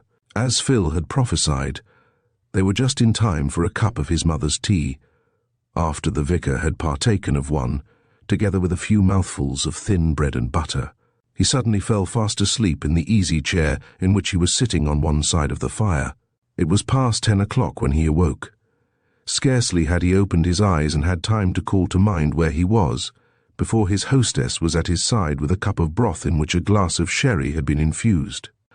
A few minutes later he averred that he felt better and stronger than he had felt for the past week.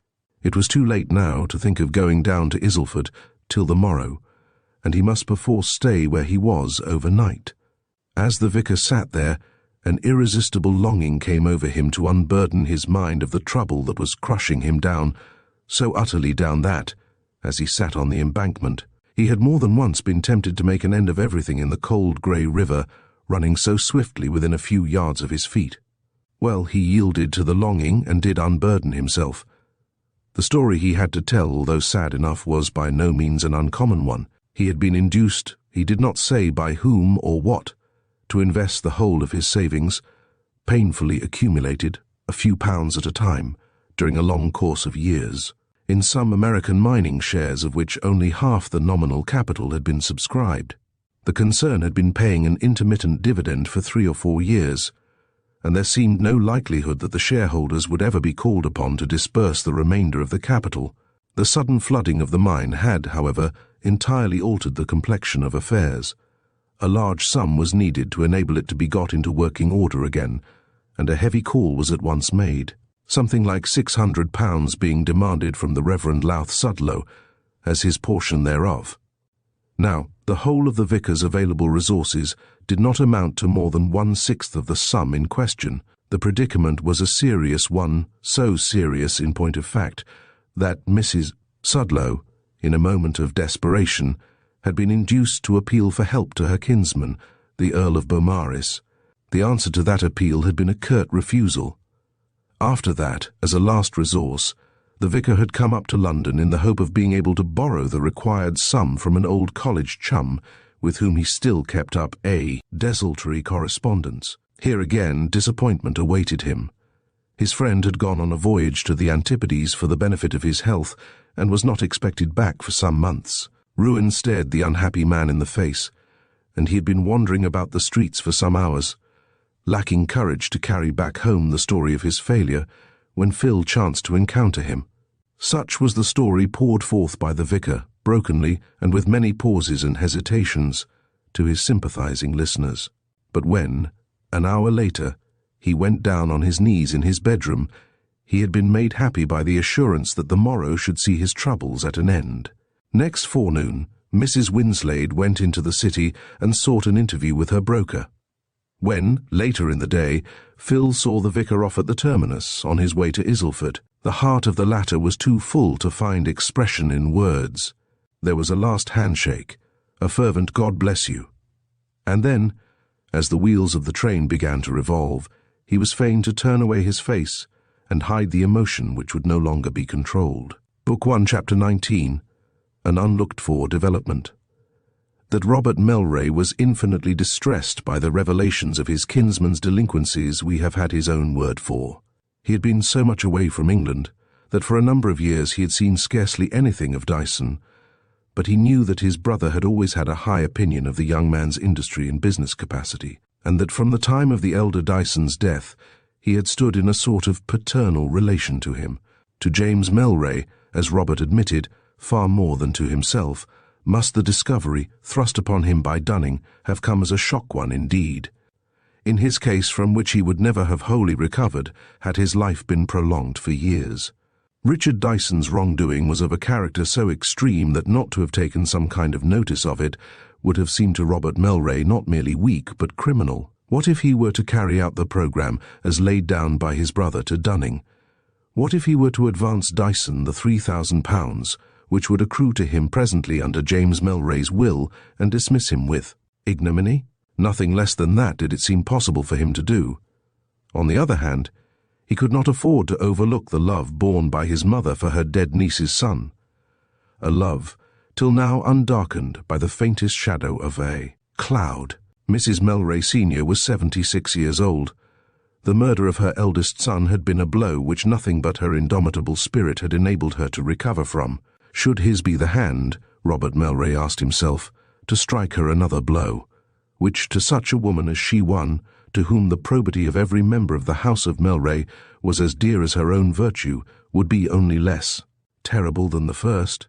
The more he thought of it, the more he shrank from taking upon himself the onus of such a deed.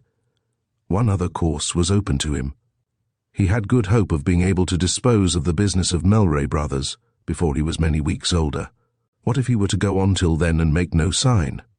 With the turning over of the business to other hands, his relations with Dyson, so far as the firm was concerned, would cease, and there would be no need ever to set eyes on him again were he minded not to do so. What if he were to keep his dark secret undivulged, unless it were to the criminal himself at their hour of parting, and allow his mother to live on for the rest of her days in happy ignorance of what, were it brought to her knowledge, might, perchance, prove well-nigh fatal to her? Yet it galled Robert Melray's strong sense of right and justice to think that a crime so flagrant should go wholly unpunished, even although the criminal were of his own flesh and blood. Willingly, then, did he accede to Dyson's written request for a 10 days' holiday, on the plea of ill health, which he found on his desk one morning, shortly after his and Philip Winslade's interview with Mr. Dunning. For the time being he felt absolved from coming to a decision of any kind, and he breathed more freely in consequence. Fanny Sudlow was another inmate of Loudwater House, whose mind was beset by doubts which refused either to allow themselves to be treated as if they were of no consequence, or to furnish any ground from which they might be developed into certainties.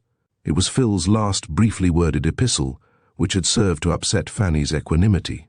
The strange discrepancy between Evan Wildash, as described by those who had known him, and the same person as described in Mrs. Melray's statement, was one which it baffled her to reconcile, even as it had baffled her lover. When she looked at Denier and asked herself whether it were possible that the foul demon of deceit could find lodgment in so fair a frame, she could but shake her head and tell herself that such a thing was very hard to believe. And yet there was Phil's letter. In her own despite, Fanny began to feel something of that sentiment of vague distrust which the elder Mrs. Melray avowed that her daughter-in-law had inspired her with from the first. Meanwhile, Denier's smiles, as the spring days lengthened, began to come and go more frequently, and there were times when some quaint remark on Fanny's part would elicit a little burst of rippling laughter and a gay rejoinder. The cloud which had for so many months overshadowed her young life was beginning to melt and disappear. Soon the past, with all that it held of pleasure or of pain, would for her have become nothing more than a faint memory which, as time went on, would intrude itself less and less often upon her. Hers was one of those natures which no calamity can crush for long. Her heart was like one of those quiet tarns, deep buried among the hills, high above which the tempests rave while they lie softly darkling below. She was happy as the birds are happy, because it was not in her to be otherwise. That, at least, was how Fanny Sudlow summed her up in her own thoughts. But Denier's talk, however wide it might range, or however apparently careless it might be, was always strictly impersonal. Herself and her concerns were kept studiously in the background, and Fanny's hand was not the one to try to drag them to the front. One afternoon, however, either of set purpose or because for a moment her usual caution had deserted her, Denier said to Miss Sudlow, "Don't these sunny, sweet-breathing spring days, when everything seems bursting with life, often make you long to have wings that you might fly away somewhere? Anywhere. They do me. Oh, I am not going to bury myself in this place forever, let who will think it. I have ideas, intentions. As soon as my husband's affairs have been wound up, and I know for certain what my portion of the estate will amount to, I shall leave here, and forever. I have friends in London, and to them I shall go first of all, afterwards. But that is no matter." It was a hot, close evening in mid-May. There had scarcely been a breath of air all day, and the night had brought no coolness. Fanny Sudlow sat in the dark at the open casement of her bedroom window, her hair unbound and a handkerchief soaked in vinegar laid across her forehead. She was suffering from one of those distressing headaches to which she had been more or less liable all her life. She heard the clock of St. Mary's strike 11, and still she sat on, knowing of old that it was useless for her to go to bed till the pain should in some measure have abated. Her window looked into a corner of the old garden, in which just then the moon shone silvery bright. She had not been out of doors all day. Her room felt so stifling, and the garden looked so cool and inviting, that a strong desire came over her to get away from the close atmosphere of the house and pace its silent walks a while in search of that nepenthe she was unable to find indoors. It was a desire which she let have its way. Having tied back her hair, she flung a dark travelling cloak around her, the hood of which she could draw over her head were she so minded.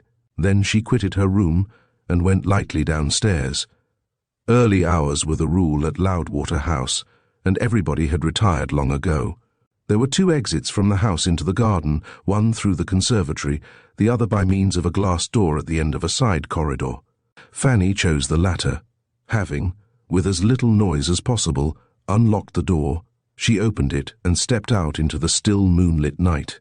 Making her way into the farther walks, she began to pace them slowly to and fro. Not a light shone anywhere in such windows of the house as were visible from the garden. The quietude was intense, but presently the silence was broken by the chiming of the 12:15. The moonlight seemed to listen, and as the sound died away, a low sigh breathed over the garden, and there with half-opened leaves and bursting buds began to stir and whisper. They had awoke to the first kisses of the soft, cool airs, which had come as the avant-couriers of midnight. Suddenly, Fanny became as rigid as a statue. Her quick ears had caught a faint sound, as it might be of the crunching of gravel beneath someone's footsteps. Scarcely breathing, she listened. Yes, there it was again, nearer than before. Evidently someone was approaching in the direction where she was. Her first impulse was to hide herself. In a little trepidation she glanced around. Ah, there, close by her, was the well house, as it was called. It was the one sheltered spot in the garden. A few swift, noiseless strides and her form was lost among its shadows. The old well was said to be coeval with the building of Loudwater House, to the inmates of which it had been the sole source of water supply for several generations. Of late years, however, that is to say, since the establishment of the Marehampton Waterworks, it had fallen into the desuetude and neglect which become the portion of all things which outlast their uses. Nowadays its water was used for two purposes only. One was to supply the Dowager Mrs. Melray's tea kettle. There was no water anywhere, in that lady's opinion, equal to that of the old well for expressing the hidden virtues of Souchong or Bohea. The other purpose to which it was put was the irrigation of the garden. The well itself was covered in by a conical overhanging red-tiled roof, supported by thick oaken beams, with other beams inside forming, with the windlass rope and bucket, the needful apparatus for bringing the water to the surface. Even on a moonlight night like the present, it was a home of dense shadow. Fanny drew the hood of her cloak about her and waited in mute expectancy, her eyes fixed on the point whence the sound had come. Nearer came the footsteps. Only in the intense midnight quietude could they have been heard, and presently round a curve of the path advanced a female figure, also, like Fanny, darkly cloaked. But for all that, one glance was enough to reveal to the latter the identity of the newcomer. It was impossible to mistake either figure or gait for those of anyone save Denia Melray. Fanny, with an arm flung round one of the beams that supported the windlass, and with her other hand pressed to her bosom, watched the lithe, graceful figure pass her hiding-place and disappear round a curve of the walk a little further on. 3 or 4 seconds later came the sound of a low whistle, which was immediately responded to by another whistle. Then, as in a flash, Fanny recalled to mind that, among other knick-knacks suspended from a chatelaine, which the young widow occasionally wore, was a tiny silver dog whistle, which had struck her as being a somewhat incongruous ornament for a person to carry who acknowledged to never having owned a dog in her life. Now, in the direction which Denia had taken, was the one door by which admittance could be had to the garden from the outside. Consequently, when a peculiar grating sound presently made itself heard, Fanny at once came to the conclusion that Mrs. Melray was at that moment withdrawing the bolts of the door in question. Who was her midnight visitor? Fanny's heart beat painfully. On the threshold of what mystery had she unwittingly found herself? Evidently a change of weather was impending. By this time a fine gauzy mist had overspread the upper reaches of the sky, through which the moon shone with a chastened lustre. The evergreens babbled softly to each other of the rain that was soon to come.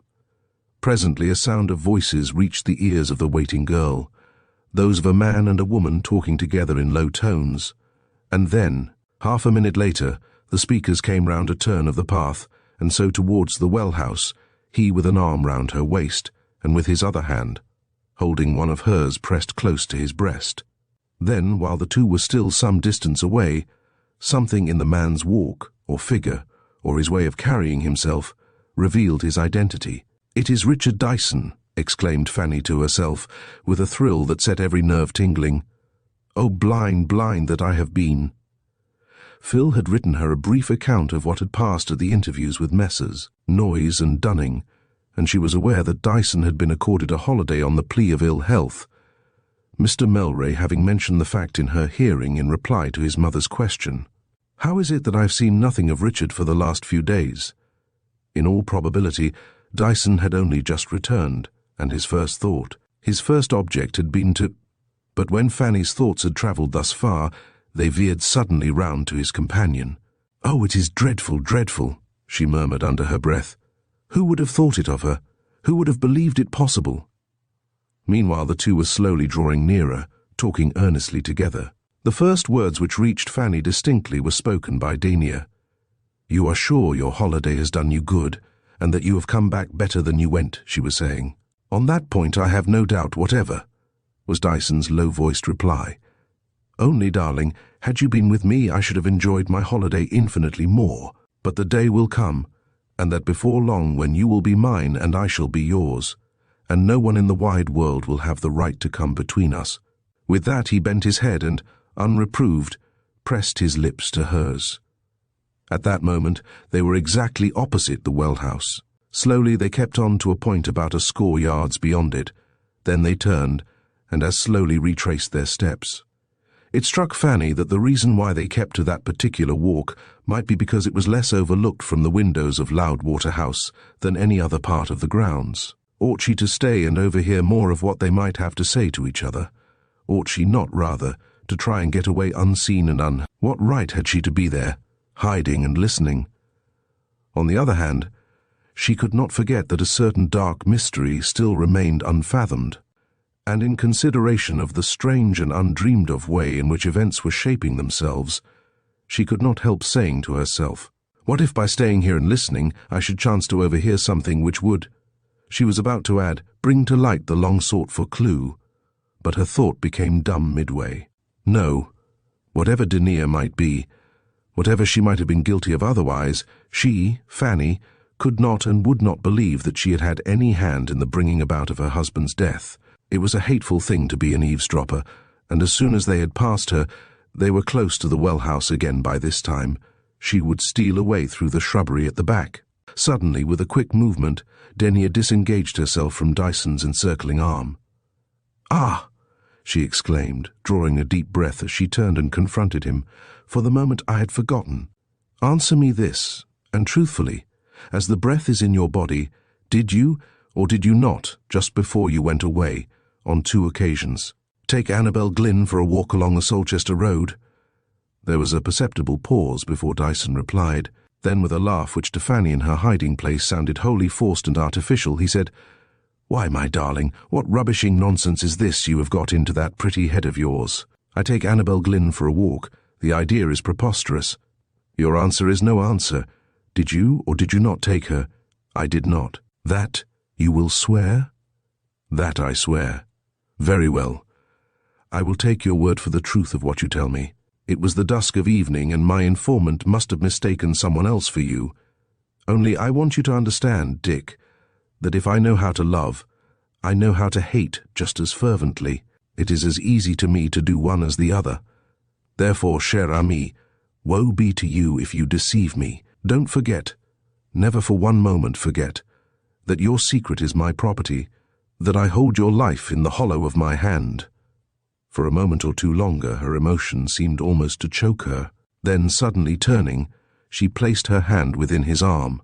"Come," she said, and her voice was again as soft as that of a cooing dove. "Just one turn more, and then you must positively go. Who can say what prying eyes may not be secretly watching us?" With that they passed out of earshot, and the same instant Fanny turned and sped softly away through the shrubbery at the back of the well-house. As she passed the conservatory she saw that the door was ajar, but she did not pause till she reached her own room. Then she stood with her hands pressed to her head, amazed, confounded, not so much by her own blindness as by the revelation of Dania's unparalleled cunning and duplicity. It almost took her breath away to think of it, how she had hoodwinked them all, with her doll's eyes and candid-seeming brow, and her smile that was almost infantine in its sweetness. What puppets they had been in her fingers, Mr. Melray, Phil, and herself. And she loved Richard Dyson. On that point, after what she, Fanny, had been witness to, there could be no possible doubt, and yet all along Dania had made believe that Dyson's presence was utterly repugnant to her. But over and above their love for each other, was there not some dark secret between the two, some bond the nature of which was known to themselves alone? "Your secret is my property. I hold your life in the hollow of my hand." Those had been Dania's words, and they had been meant as a warning to Dyson. What hidden meaning lay at the back of them? Could it after all be possible that Denia— "No, no, even now I will not believe it," cried Fanny when her thoughts had carried her thus far. Book 1, Chapter 20. An Unavoidable Necessity. Little sleep had Fanny Sudlow that night. In the morning she arose weary and unrefreshed, but by that time she saw her duty clearly before her. How distasteful soever it might be to her to do so, it was evident that she must acquaint Mr. Melray with what she had seen and heard overnight in the garden. This was no commonplace instance of a pair of secret lovers, of two people meeting stealthily at midnight. With a knowledge strong upon her of what had happened under that roof one fatal September night, and of all that had since occurred, no other course seemed open to her. It was a necessity from which she shrank with the most heartfelt repugnance, but she was powerless to help herself. Her first impulse had been to telegraph to Phil and ask him to meet her at Marehampton Station. She would have given much, very much, to be able to confide her secret to him, and so shift to his broad shoulders the responsibility of deciding what ought to be done next. But she called to mind the fact that Phil was on the continent, having been sent there, in the interests of the Pharos, to work up a certain subject which was just then attracting a good deal of public attention, and that the date of his return was uncertain. It was very unfortunate, but in no wise could it be helped. She was almost glad when she went downstairs to find that Mr. Melray had left home for the day on business and would not be back till a late hour. A respite, however brief, was welcome. It was something of an ordeal for her to be compelled to meet Denia at mealtimes, and yet neither by tone, nor look, nor manner allow anything to escape her which would tend to arouse the suspicions of that sharp-witted young woman. Fortunately, the day was a wet one. There was no possibility of going out. Consequently, no opportunity was afforded Denia for a private gossip with Miss Sudlow. The latter kept close to the schoolroom, and, except at table, the two saw nothing of each other. The Dowager Mrs. Melray, being unaware of Richard Dyson's return, made no inquiry about him, and so the day wore itself uneventfully away. There was no slightest sign to give warning of the storm that was so soon to break. It was close upon 11 o'clock when Robert Melray reached home. He would have been annoyed had he found anyone waiting up for him except the one-man servant who was kept at Loudwater House. His supper had been laid for him in the dining-room. "You can fasten up, Johnson, and get to bed as soon as you like," he said to the man as he took off his overcoat in the hall. "I shall not want you any more tonight." Robert Melray had finished his supper and was glancing somewhat sleepily over the Times when a low knock at the door startled him into wakefulness. His surprise was not lessened when, in response to his "come in," the door opened, and he saw that his untimely visitor was none other than Miss Sudlow. Of Fanny's apologies for her intrusion, and of the narrative she presently proceeded to unfold to her wondering listener, it is not requisite that we should speak in detail. What she had to tell is already known to the reader. "It is an odious duty, Mr. Melray, that I have taken upon myself," she said in conclusion, with a little break in her voice, "but I felt that no other course was open to me. None whatever, Miss Sudlow. You have done your duty, and I honour you for it. Indeed, I may add that I am infinitely obliged to you." That he was terribly pained and distressed by what had just been told him was plainly evident. Sick at heart, Fanny left him. Just then, she devoutly wished that she had never set foot across the threshold of Loudwater House. Mention has been made of a certain Miss Annabel Glynn, till within 6 months of the date at which we have now arrived. The young woman in question had been a milliner's assistant in one of the Marehampton shops. Then, by the death of an uncle in Australia, she had come in for a fortune of £8,000, whereupon she had at once thrown up her situation, and, till she could decide upon her future plans, had gone to lodge with the widow of a Captain Malcolm in the most fashionable part of Marehampton. Miss Glynn being of age, and both her parents being dead, she was at liberty to bestow her hand and fortune on whomsoever she pleased. Denia's information with regard to Dyson and Miss Glynn having been seen walking out together had reached her through a very simple channel. It so fell out that Charlotte Wallis, she who had been the first to find Mr. Melray's body and give the alarm, whose duties were partly those of own maid to young Mrs. Melray, had a brother who was a member of the very limited police force of Hampton.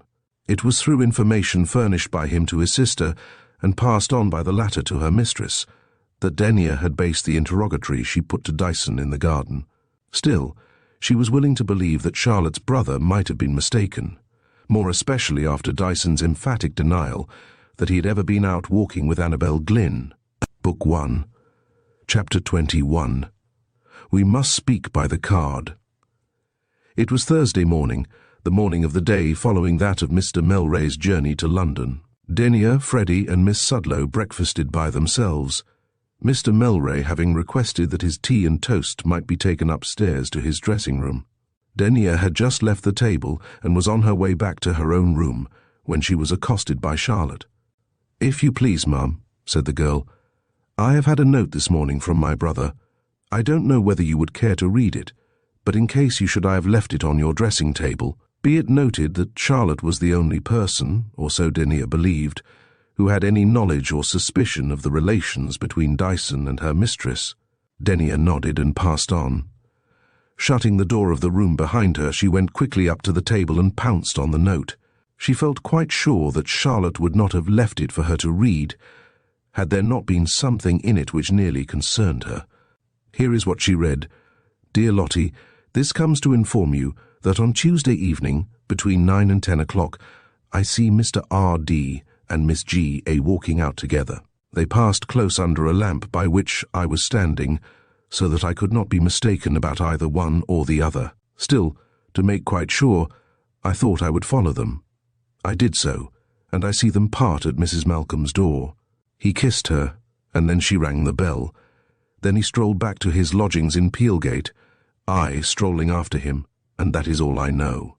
Your loving brother, Edgar Wallace." It was at midnight on Tuesday that Dyson had kissed Denia in the garden. 10 minutes later, Denia received a message to the effect that Mr. Melray would feel obliged if she would step downstairs to his office. "Something about money matters, I suppose," she said wearily to herself. She went at once, presaging nothing, fearing nothing. She was as one half dazed, who, having been struck down from behind, as yet can hardly realize what has happened to him. Although she was unaware of it, the note which had been to her as a message of doom was still clutched tightly between her fingers as she entered the room.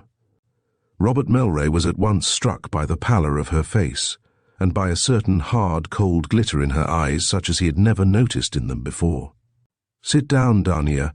I have something of particular moment to say to you," he began, in no unkindly tones, indicating a chair at the table opposite his own. Then, opening the door of the outer office, he said, "Mr. Cray, will you be good enough to see that I am not disturbed by anybody till I ring?" Then he turned the key of the door which opened into the side lane, after which he sat down facing Denia. It was evident to that clear-sighted young woman, even through her own perturbation, that he was extremely nervous and ill at ease. With his elbows resting on the table and his fingers interlocked, he gazed at her for a few seconds, with a sort of sad, wistful earnestness. Then, clearing his voice, he said, "I am a poor hand at a preface, or at leading up by degrees to anything I may have to say. In short, I cannot beat about the bush." For a moment he paused, and again he cleared his voice. "Denia, it has come to my knowledge that you and Richard Dyson were together in the garden at midnight on Tuesday. It was your hand that admitted him by way of the side door." He ceased, as though to afford her time to recover herself. The pallor of her face gave way to a great wave of colour, which surged quickly up from her bosom to her cheeks, and thence to the roots of her hair. For a few moments it remained thus, at high water mark as it were, and then began to subside. "His arm was round you," continued Robert. "He kissed you, and you did not repulse him. Only one inference can be drawn, that he and you are in love with each other." Denia's bosom rose with a slow indrawing of her breath. It was one of those supreme moments when, brought to bay, one's whole future course in life may depend on the next few sentences that fall from one's lips. "I believed that Richard Dyson loved me, but now I know that I was mistaken," said Denia in a low voice. "I loved him, or perhaps I only dreamt I did, but now I hate him." "You hate him," exclaimed Robert, And yet, less than 36 hours ago, you allowed him unreproved to press his lips to yours. A great deal may happen in 36 hours. I loved him then. I hate him now. So be it. Whatever reasons may have influenced you in this sudden change of feeling are no concern of mine. What, however, does seem to concern me, and you yourself can best infer why, and what I must ask you to afford me some explanation of, is a certain threat which you made use of to Dyson on Tuesday night. You bade him beware, in that his secret was your property, that you held his life in the hollow of your hand. Now, will you be good enough to tell me to what those words referred? Denia's hesitation was of the briefest. For a moment or two she set her teeth hard. Then, with a little nod of her head, she said, "Yes, Mr. Melray, I will tell you everything. From this moment, there shall be no more secrets between you and me. I used those words to Richard Dyson because to his hand was due the death of my husband and your brother." Robert Melray sank back in his chair with a gasp. "You have known this all along, and yet you have kept it hidden from everyone in your own breast," he contrived to say after a time. "I have known it all along, and yet I have kept it hidden from everyone," came like an echo from Denia's lips. Robert knew not what to say. Never had he been so utterly at a loss for words. There was a space of silence while the two sat confronting each other. Denia was the first to break it. "You stare at me, Mr. Melray, as if I were some monster of wickedness," she said with a bitter smile. "Perhaps before you open your lips to reproach me, or to give utterance to words such as, later on, you might see reason to regret. It may be as well that you should be enlightened about certain matters as to which at present you are wholly ignorant. If you will condescend to listen to me, I will promise to be as little tedious as possible, and that, on this occasion at least, you shall hear from me the truth, the whole truth, and nothing but the truth." "Go on," said Robert, in a voice that was hardly raised above a whisper. But Denia did not at once respond to the invitation. It was neither shyness nor hesitation that held her back. The former, indeed, was a quality of which she knew nothing. She was merely considering in what terms it behoved her to couch her version of what could no longer be kept back. "It was my husband who, soon after our marriage, introduced Richard Dyson to me." At length she began, her blue eyes fixed calmly on Robert Melray's face. "Before long he began to spend 3 or 4 evenings a week in the drawing-room, and by the time I had been half a year married, it was evident to me that, not to mince my words, he had either fallen in love with me or was wishful of making me believe that he had done so. He was young and handsome, and had a certain fascinating way with him. He played and sang charmingly, or so it seemed to me. I liked and respected my husband. No one could help doing that, and I strove to do my duty by him as a true wife should do, but I did not love him. Love is a very different sentiment from that which I experienced for James Melray. Is it, then, greatly to be wondered at if, at times, my heart could not help fluttering a little under the ardent glances of Richard Dyson? But, for all that, when one day he ventured to whisper certain words in my ear, such as he had no right to whisper in the ear of any married woman, I was not slow in giving him to understand what an egregious piece of folly he had been guilty of. So strongly, indeed, did I resent the liberty he had taken that he never ventured to err in the same way again. And so matters went on as before. I continued to do my duty by my husband, and guarded my feelings to the best of my ability. But, having promised that this shall be a full and frank confession, let me at once admit that deep down in my heart a germ of love lay perdu, and that it was only my strong sense of wifely obligation and the remembrance of all I owed my husband which kept it there, frozen and half torpid, like a bulb buried deep under the snow. Such was the state of affairs on Friday, the 18th of September. Richard had gone for his annual holiday about 10 days before. Sometimes I felt sad and lonely without him, missing his bright, vivacious talk and those half-veiled glances the meaning of which could be read by me alone. At other times I wished most devoutly that I might never set eyes on him again. At 8 o'clock that evening I saw my husband off on his way to Mr. Arbor's for his usual rubber of whist. After that I sat down with the intention of writing a long letter to my friend, Mrs. Simpson. I was alone in the little sitting room at the back of the drawing room. The servants were all below stairs. Your mother had gone to her own room at the further end of the long corridor, and Miss Armishaw with her. I had got about halfway through my letter when a slight noise caused me to turn my head, and there in the open doorway I beheld Richard Dyson. Next instant he came forward and fell on his knees at my feet. His dress was disordered, his face was as white as that of corpse, while his eyes were charged with horror and fear, the like of which I have never seen in those of anyone else. "Save me, save me," were the first words he gave utterance to. I have no wish to weary you, and will relate, as succinctly as possible, the story told me by Richard on that memorable night. Lack of funds had brought him back from his holidays, 2 or 3 days before he was due at business.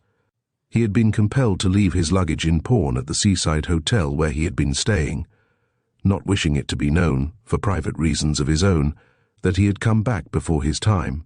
He had alighted from the train at a station a couple of miles away, and was making his way through some of the back streets to his lodgings, when he came face to face with Mr. Melray. The recognition was mutual. It would seem that Richard had been guilty of something at which my husband had just cause to be offended.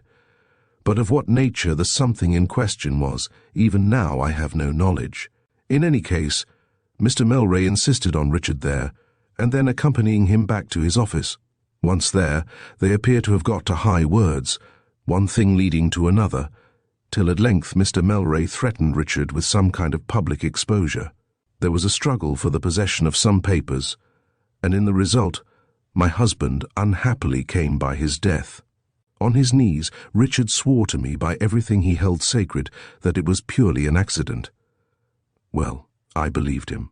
Some people might say that, instead of putting credence in what he told me, I ought there and then to have denounced him as a murderer. But to me it seemed too terrible a thing to credit, that he could wilfully have been guilty of such a crime. But, be that as it may, when he appealed to me to save him, I felt it impossible to reject his appeal. From Friday night till an early hour on Monday, he lay hidden in the lumber room on the top floor, which is rarely entered from one year's end to another, I supplying him with food meanwhile. On Monday morning he made his appearance at his lodgings, and later on, at the office, no one suspecting otherwise than that he had just got back from his holidays. Robert Melray had not interrupted her by a word. He sat for a space after she had done with drawn brows and introverted eyes which saw nothing of what was before them. At length he roused himself with a deep sigh. "That your narrative throws a wholly unexpected light on a mystery which has long perplexed both me and others cannot be denied," he said, "and I am obliged to you for the frankness which has at length prompted the telling of it. Still, I altogether fail to reconcile what you have just told me with the details of certain circumstances as set down in your written statement of a fortnight ago." A short, derisive laugh broke from Denier. "My good sir," she said, "seeing that I have just told you the true history of the events of the 18th of September as far as they concern me individually, but one inference can be drawn by you with regard to my so-called statement, namely, that from beginning to end it was a simple tissue of romance." Mr. Melray stared at her in wide-eyed amazement.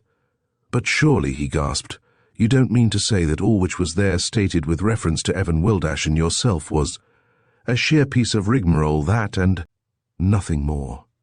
I found it impossible to resist the temptation Miss Sudlow was good enough to put in my way.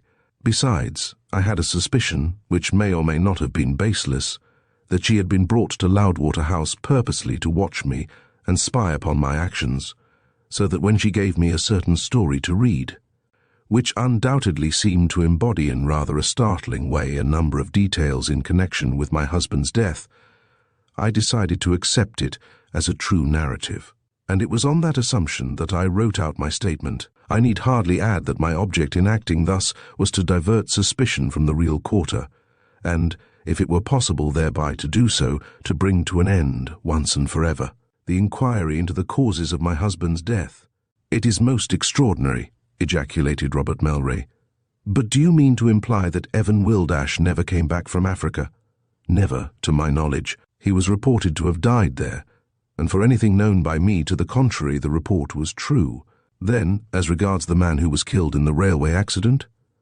"I know no more about him than about the man in the moon." Robert Melray sat back in his chair like a man bereft of speech. Book 1, Chapter 22, The Truth at Last. Some minutes later, Robert Melray opened the door which led to the outer office and said to his head clerk, "Mr. Cray, will you be good enough to ask Mr. Dyson to step this way?" When Richard Dyson entered the private office, he had no provision that he was wanted about anything more important than some ordinary business detail. Long immunity from suspicion had bred in him the belief that his dark secret was buried out of sight forever. He glanced round as he entered.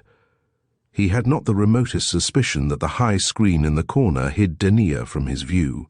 "Sit there," said Robert, pointing to the chair vacated by Denier a minute before.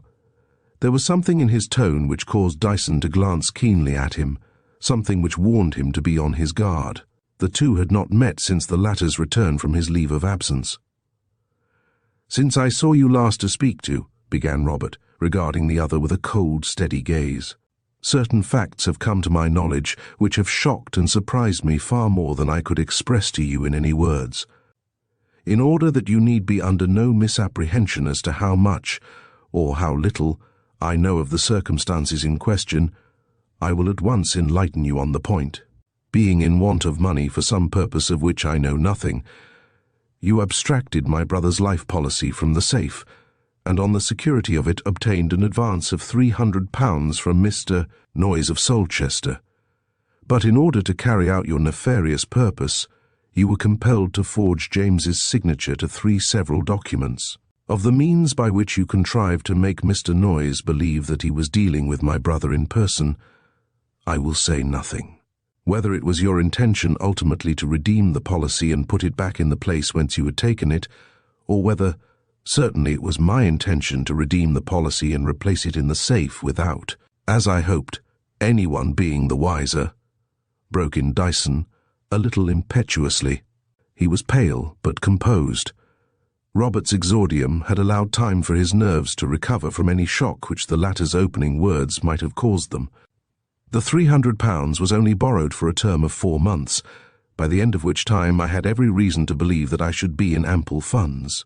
I may add that my difficulties were the result of some unfortunate operations on the stock exchange, but latterly I had hit on a good thing, and I felt no doubt whatever about being able shortly to far more than recoup myself. For all my losses, I will refrain from asking you how you propose to yourself to get out of the clutches of Mr. Noyes, and to redeem the policy in case your expectations should come to nothing. But, in all likelihood, that was a contingency which you never cared to face. In any case, it is a matter of no consequence at this time of day. So, if you have no objection, we will now come to the events of the 18th of September. Dyson started visibly, and bit his underlip hard, as he might have done had he been on the point of undergoing a surgical operation. "For reasons best known to yourself," resumed Robert in the same quiet, passionless voice in which he had spoken before, "you arrived back from your holiday on Friday evening, although you were not due at business till the following Monday. While on your way to your lodgings, you came face to face with my brother, and in consequence, doubtless, of certain representations on his part, you accompanied him back to his office, to this very room. In point of fact, a quarter of an hour later you surprised Mrs. Melray in her sitting room. In explanation of your intrusion, you gave her to understand that, through some mischance, my brother had met his death at your hands, and you appealed to her to help to save you from the consequences of your rash act. To that appeal she responded by finding you, unknown to anyone, shelter and food for 3 nights and 2 days, by which means you were enabled to appear at the office on Monday morning as if you had but just got back from your holiday. Now, Richard Dyson, I demand of you that you shall account to me for my brother. I hint no threats, but it must be plain to you on the verge of what a precipice you are standing. Let me have the truth about what happened, just as it did happen. I ask for no more, and I have a right to look for no less." It would not be easy to describe with what a strange confluence of emotions Dyson had listened to the growing indictment. Wonder as whence and how Robert had gleaned his information was, perhaps, his predominant feeling just then. Could it be possible, he asked himself, that Denier had turned traitor and betrayed him? But such was his faith in the sincerity of her love for him that he dismissed the thought almost as soon as it was formed. But it was no time for indulging in futile speculations. Robert Melray was waiting with bent brows. Dyson's face darkened as his thoughts concentered themselves on the story he had to tell. "Yes," he presently began, facing Robert with the quiet and collected air of one who has nothing to hide. "As you have stated, I unexpectedly encountered Cousin James on my way from the railway station to my lodgings. Gripping me by the arm, he said, 'So you are back, are you? That is well. I want particularly to speak with you. Come with me at once to my office.' Nothing more was said, but I pretty well guessed what was in the wind. As soon as we were inside the office, with the door shut and the gas alight, he turned upon me.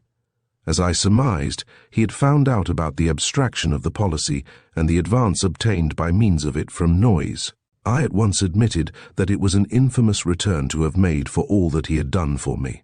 I explained to him, as I have explained to you, by what means it happened that I was temporarily cornered, that not to have raised the £300 meant exposure and ruin, and that I had every expectation of being in a position to repay the amount before the bill would fall due.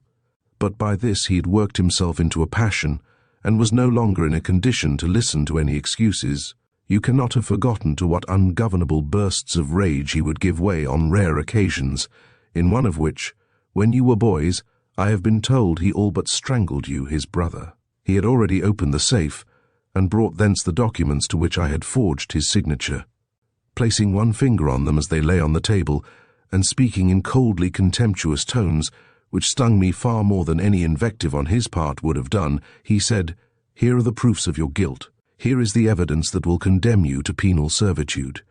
In less than an hour from now, the 4 walls of Merehampton Gaol will hold your worthless carcass." It was a threat that maddened me. I dashed his hand aside and seized the papers. With a cry like that of some wild animal, he sprang from his chair and flung himself upon me. Although double my age, he was a much more powerful and muscular man than I, and when once he had got his fingers fixed firmly inside my necktie and was grinding his knuckles into my throat, I was almost as powerless in his hands as a child would have been. As it seems to me now, it was all the work of a few seconds. Backward and forward we swayed and struggled, I trying desperately, but vainly, with one hand to loosen his hold of me. But still gripping the papers fast with my other hand, he, his eyes glaring with a passion that was almost maniacal, and those terrible knuckles still compressing my windpipe. I was being slowly but surely choked. Vivid jets of flame began to dance and quiver before my eyes. My heart laboured almost to the point of bursting. The papers dropped from my fingers. I could feel myself being forced back against the table till my spine was bent half double. Suddenly my fingers, wildly clutching at nothing, came in contact with a heavy iron paperweight and closed over it. With a last effort I struck with all my force at my cousin's head.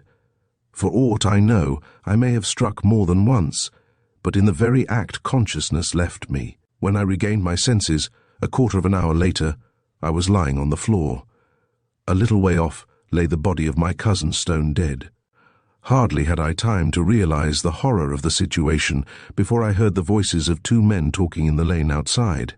With that, the instinct of self-preservation came back in full force.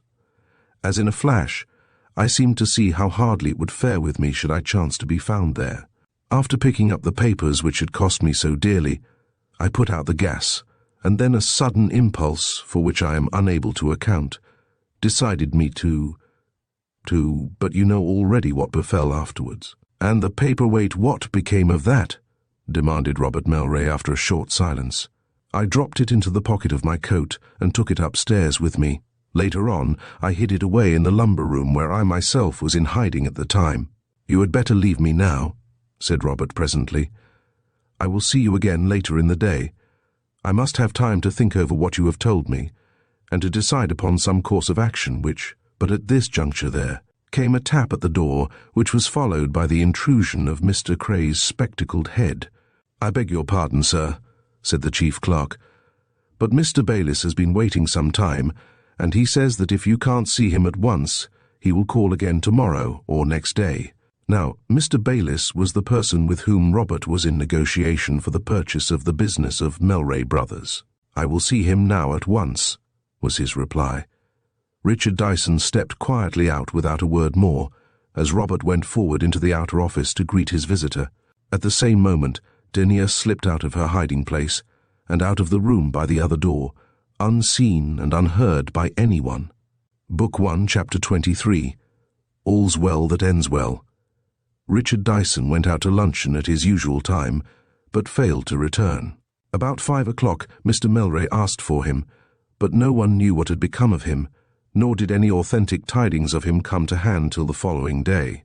It was then discovered that he and Miss Glynn had gone off together, after having been married at an early hour by special license. Neither of them was ever seen in Merhampton again. It may be that Robert Melray was not ill-pleased to have the hard problem which circumstances would otherwise have compelled him to solve taken out of his hands and done with, as far as he was concerned, forever. Mrs. Melray the elder was never told that it was to the hand of her nephew that James Melray owed his death blow. To her, as to the world at large, the Loudwater tragedy remained an unsolved mystery. Neither was she ever enlightened as to that secondary crime of forgery and fraud of which her nephew had been guilty. To have told her would have answered no good purpose, but might indeed have had a serious effect upon her health, already hardly tried by that which had gone before. It was a quite sufficient shock to her to learn of the elopement of Dyson and Miss Glynn. Womanlike, she laid the whole blame of the affair on the girl. Doubtless she was one of those double-faced, scheming hussies who seem sent into the world purposely to spoil the lives and ruin the careers of whatever young men may not be strong-minded enough to resist their siren-like blandishments. That poor dear Richard had been both weak and foolish, she could not deny. Still, he was to be pitied far more than blamed. He was not the first man by many, nor would he be the last, to fall a victim to the arts of a designing woman. As long as she lived, Mrs. Melray continued to think and speak of Dyson with mingled pity and tenderness, and at her death it was found that she had bequeathed him half of all she had to leave. Long before that event took place, Robert Melray had paid over to Dyson, or rather to the solicitor who represented him, the £3,000 willed him by the man whose death lay at his door. Had it not been for those two legacies falling in one after another, Dyson, in all probability, would have lived several years longer than he did. But for them, his wife's fortune having been quickly dissipated, he would not have been able to continue in that course of fast living, combined with hard drinking, which gradually shattered his constitution and consigned him to a premature grave while he ought still to have been in the prime of life. The Erinas have many ways of avenging their misdeeds on the children of men. Within 24 hours of Dyson's disappearance, Denier had quitted Loudwater House, never to return. She announced her intention of taking up her abode, for a time at least, with certain friends in London whom she had known during her uncle's lifetime. About a year later she married again, by which time she had received her share of the property left by her husband. Her second husband, a blackleg with the manners and education of a gentleman, was a very different type of man from James Melray, as later on Denier found to her cost. It was about the time of Denier's marriage that the final mystery in connection with the Loudwater tragedy found its solution. One day a young American arrived at Merhampton in search of his brother, who had been missing for upwards of a year. After some difficulty he had succeeded in tracing him as far as the little seaport, but at that point he came, for the time being, to a deadlock. Like so many of his countrymen, the missing man had been fond of adventure and change of scene. For many months he had been touring about England, chiefly on foot, and, with a view of eking out his slender means, had been in the habit of writing sketches of English life and character for one or more American newspapers, as well as occasional short stories for sundry magazines. It would be beyond the scope of this narrative to recount how Gavin Price, having succeeded in picking up the missing clue, was led onward step by step till at length a shred of doubt was no longer left him that the unidentified victim of the Eastwich accident was none other than his brother Evan. The way in which the latter had acquired his intimate knowledge of the details of the Loudwater tragedy, as set forth by him in the Ms., which fell into the hands of Mr. Timmins, was as peculiar as it was simple. It may be remembered that the alarm raised by the housemaid Charlotte, which followed immediately on her discovery of her master's body, was responded to by a constable and a couple of strangers who happened to be passing at the time. One of the strangers in question was the young American Evan Price. He it was who helped the constable to examine the body with the view of ascertaining whether life was extinct, and, a little later, assisted in carrying it upstairs. At the inquest he was called as a witness, and being a newspaperman, the case had an exceptional interest for him insofar as it furnished him with an ample supply of copy for some time to come.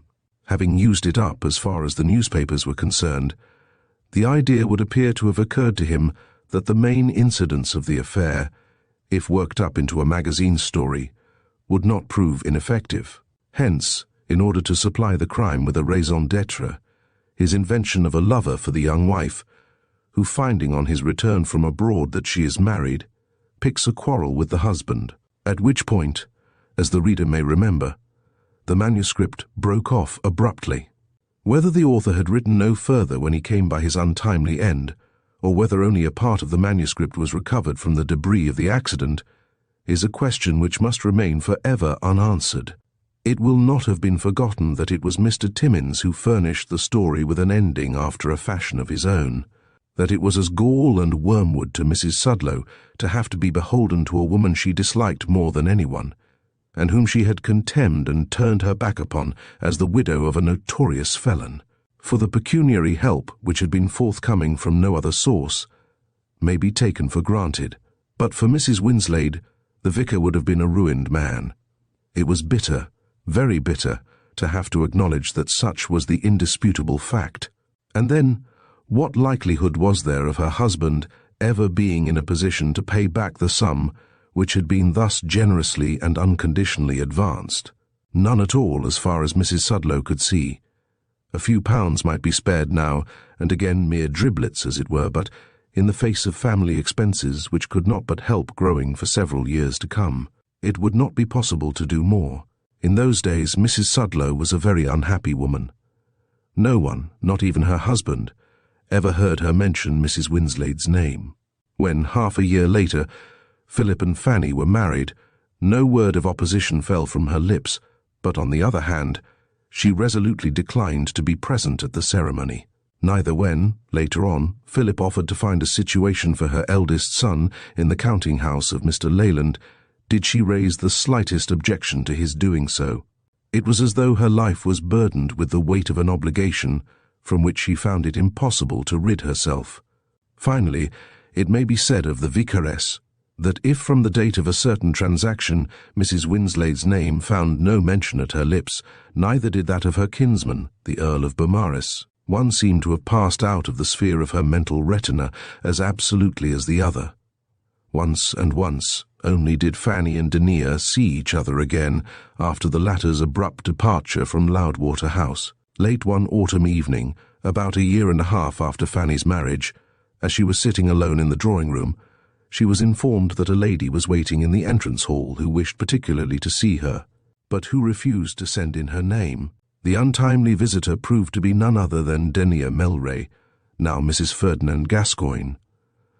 The 2 years which had elapsed since Fanny had seen her last had wrought a great change in her appearance, but not for the better. She had fallen away both in face and figure. There were dark half-circles under her eyes, while that expression of mingled candour and ingenuousness which had been one of her greatest charms in days gone by had given place to the anxious, careworn look of one whose days and nights were full of trouble. That Fanny was surprised to see her goes without saying.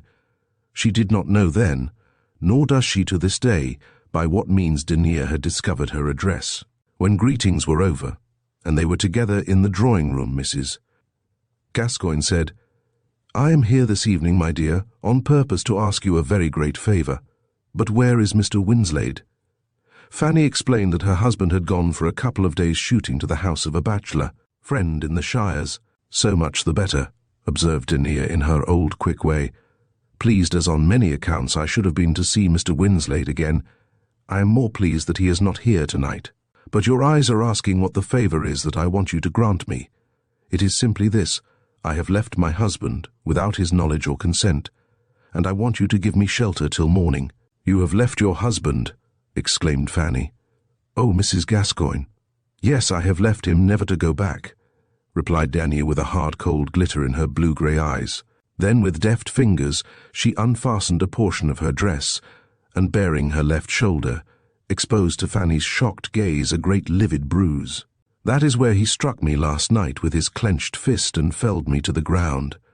It is not the first occasion by many that he has struck me, but last night was the climax. Then and there I swore an oath to leave him. He did not believe me, but when he gets home from his club at midnight, he will not find me there. Today I've been making certain arrangements which tomorrow will see completed. At 10 o'clock my cousin, William Champneys, the son of my late uncle, will call here for me. You see, dear, I have taken the liberty of assuming that you won't turn me into the street, and will take me down into the country to some relatives of my mother, whom I have not seen since I was quite a child. It is almost needless to state that Mrs. Gascoigne was accorded the shelter she craved. At 10 o'clock next morning, a hired brougham drove up at the door, and Mr. William Champneys was announced. Denia had already breakfasted. Her troubles seemed in no wise to have impaired her appetite, and 2 minutes sufficed her to put on her outdoor things. Having introduced her cousin to Fanny, she seemed in a hurry to be gone. Her last words as she touched Fanny's cheek with her lips were, "I shall be sure to write to you, dear, and let you know how I am getting on." But she never did. 2 months later, Mr. Ferdinand Gascoigne fell down a flight of stairs and broke his neck. Half a year later, still came an Australian newspaper, addressed to Winslade, containing an announcement of the marriage of Evan Wildash Esquire, formerly of Solchester, England, to Denia Nee Liddington, widow of Ferdinand Gascoigne Esquire, of London. When Phil read the announcement aloud, he and his wife could only stare at one another in blank bewilderment. "Evan Wildash alive," gasped Phil. "And married to Denia at last," exclaimed Fanny. "Of all the strange developments brought about by the Loudwater case, this last one is the strangest of all. By the way," remarked Phil a little later, "you never told me, or else I omitted to ask, what kind of looking man was the cousin in whose charge Mrs. Gascoigne left here?" Thereupon Fanny proceeded to describe Mr. William Champneys to the best of her ability. "Your description tallies exactly with that of Evan Wildash, as given me at Solchester, and now that I begin to call things to mind, I am nearly sure I was told by somebody that Mr. Champneys, Denia's uncle, was a bachelor. Can it be possible that the man she introduced to you as her cousin was none other than Evan Wildash himself? It would be just like one of Denia's supercheries if it were so." It was a question to which no answer was ever forthcoming. Thank you for listening to The Loudwater Tragedy by Speight here on Storytime Haven. We hope you enjoyed this tale of intrigue and moral conflict. The truth behind the tragedy remains elusive, leaving us with questions about justice, guilt, and redemption. If you enjoyed this story, don't forget to like, comment, and subscribe for more timeless classics. Until next time, let the words live on, and the stories continue to captivate your imagination.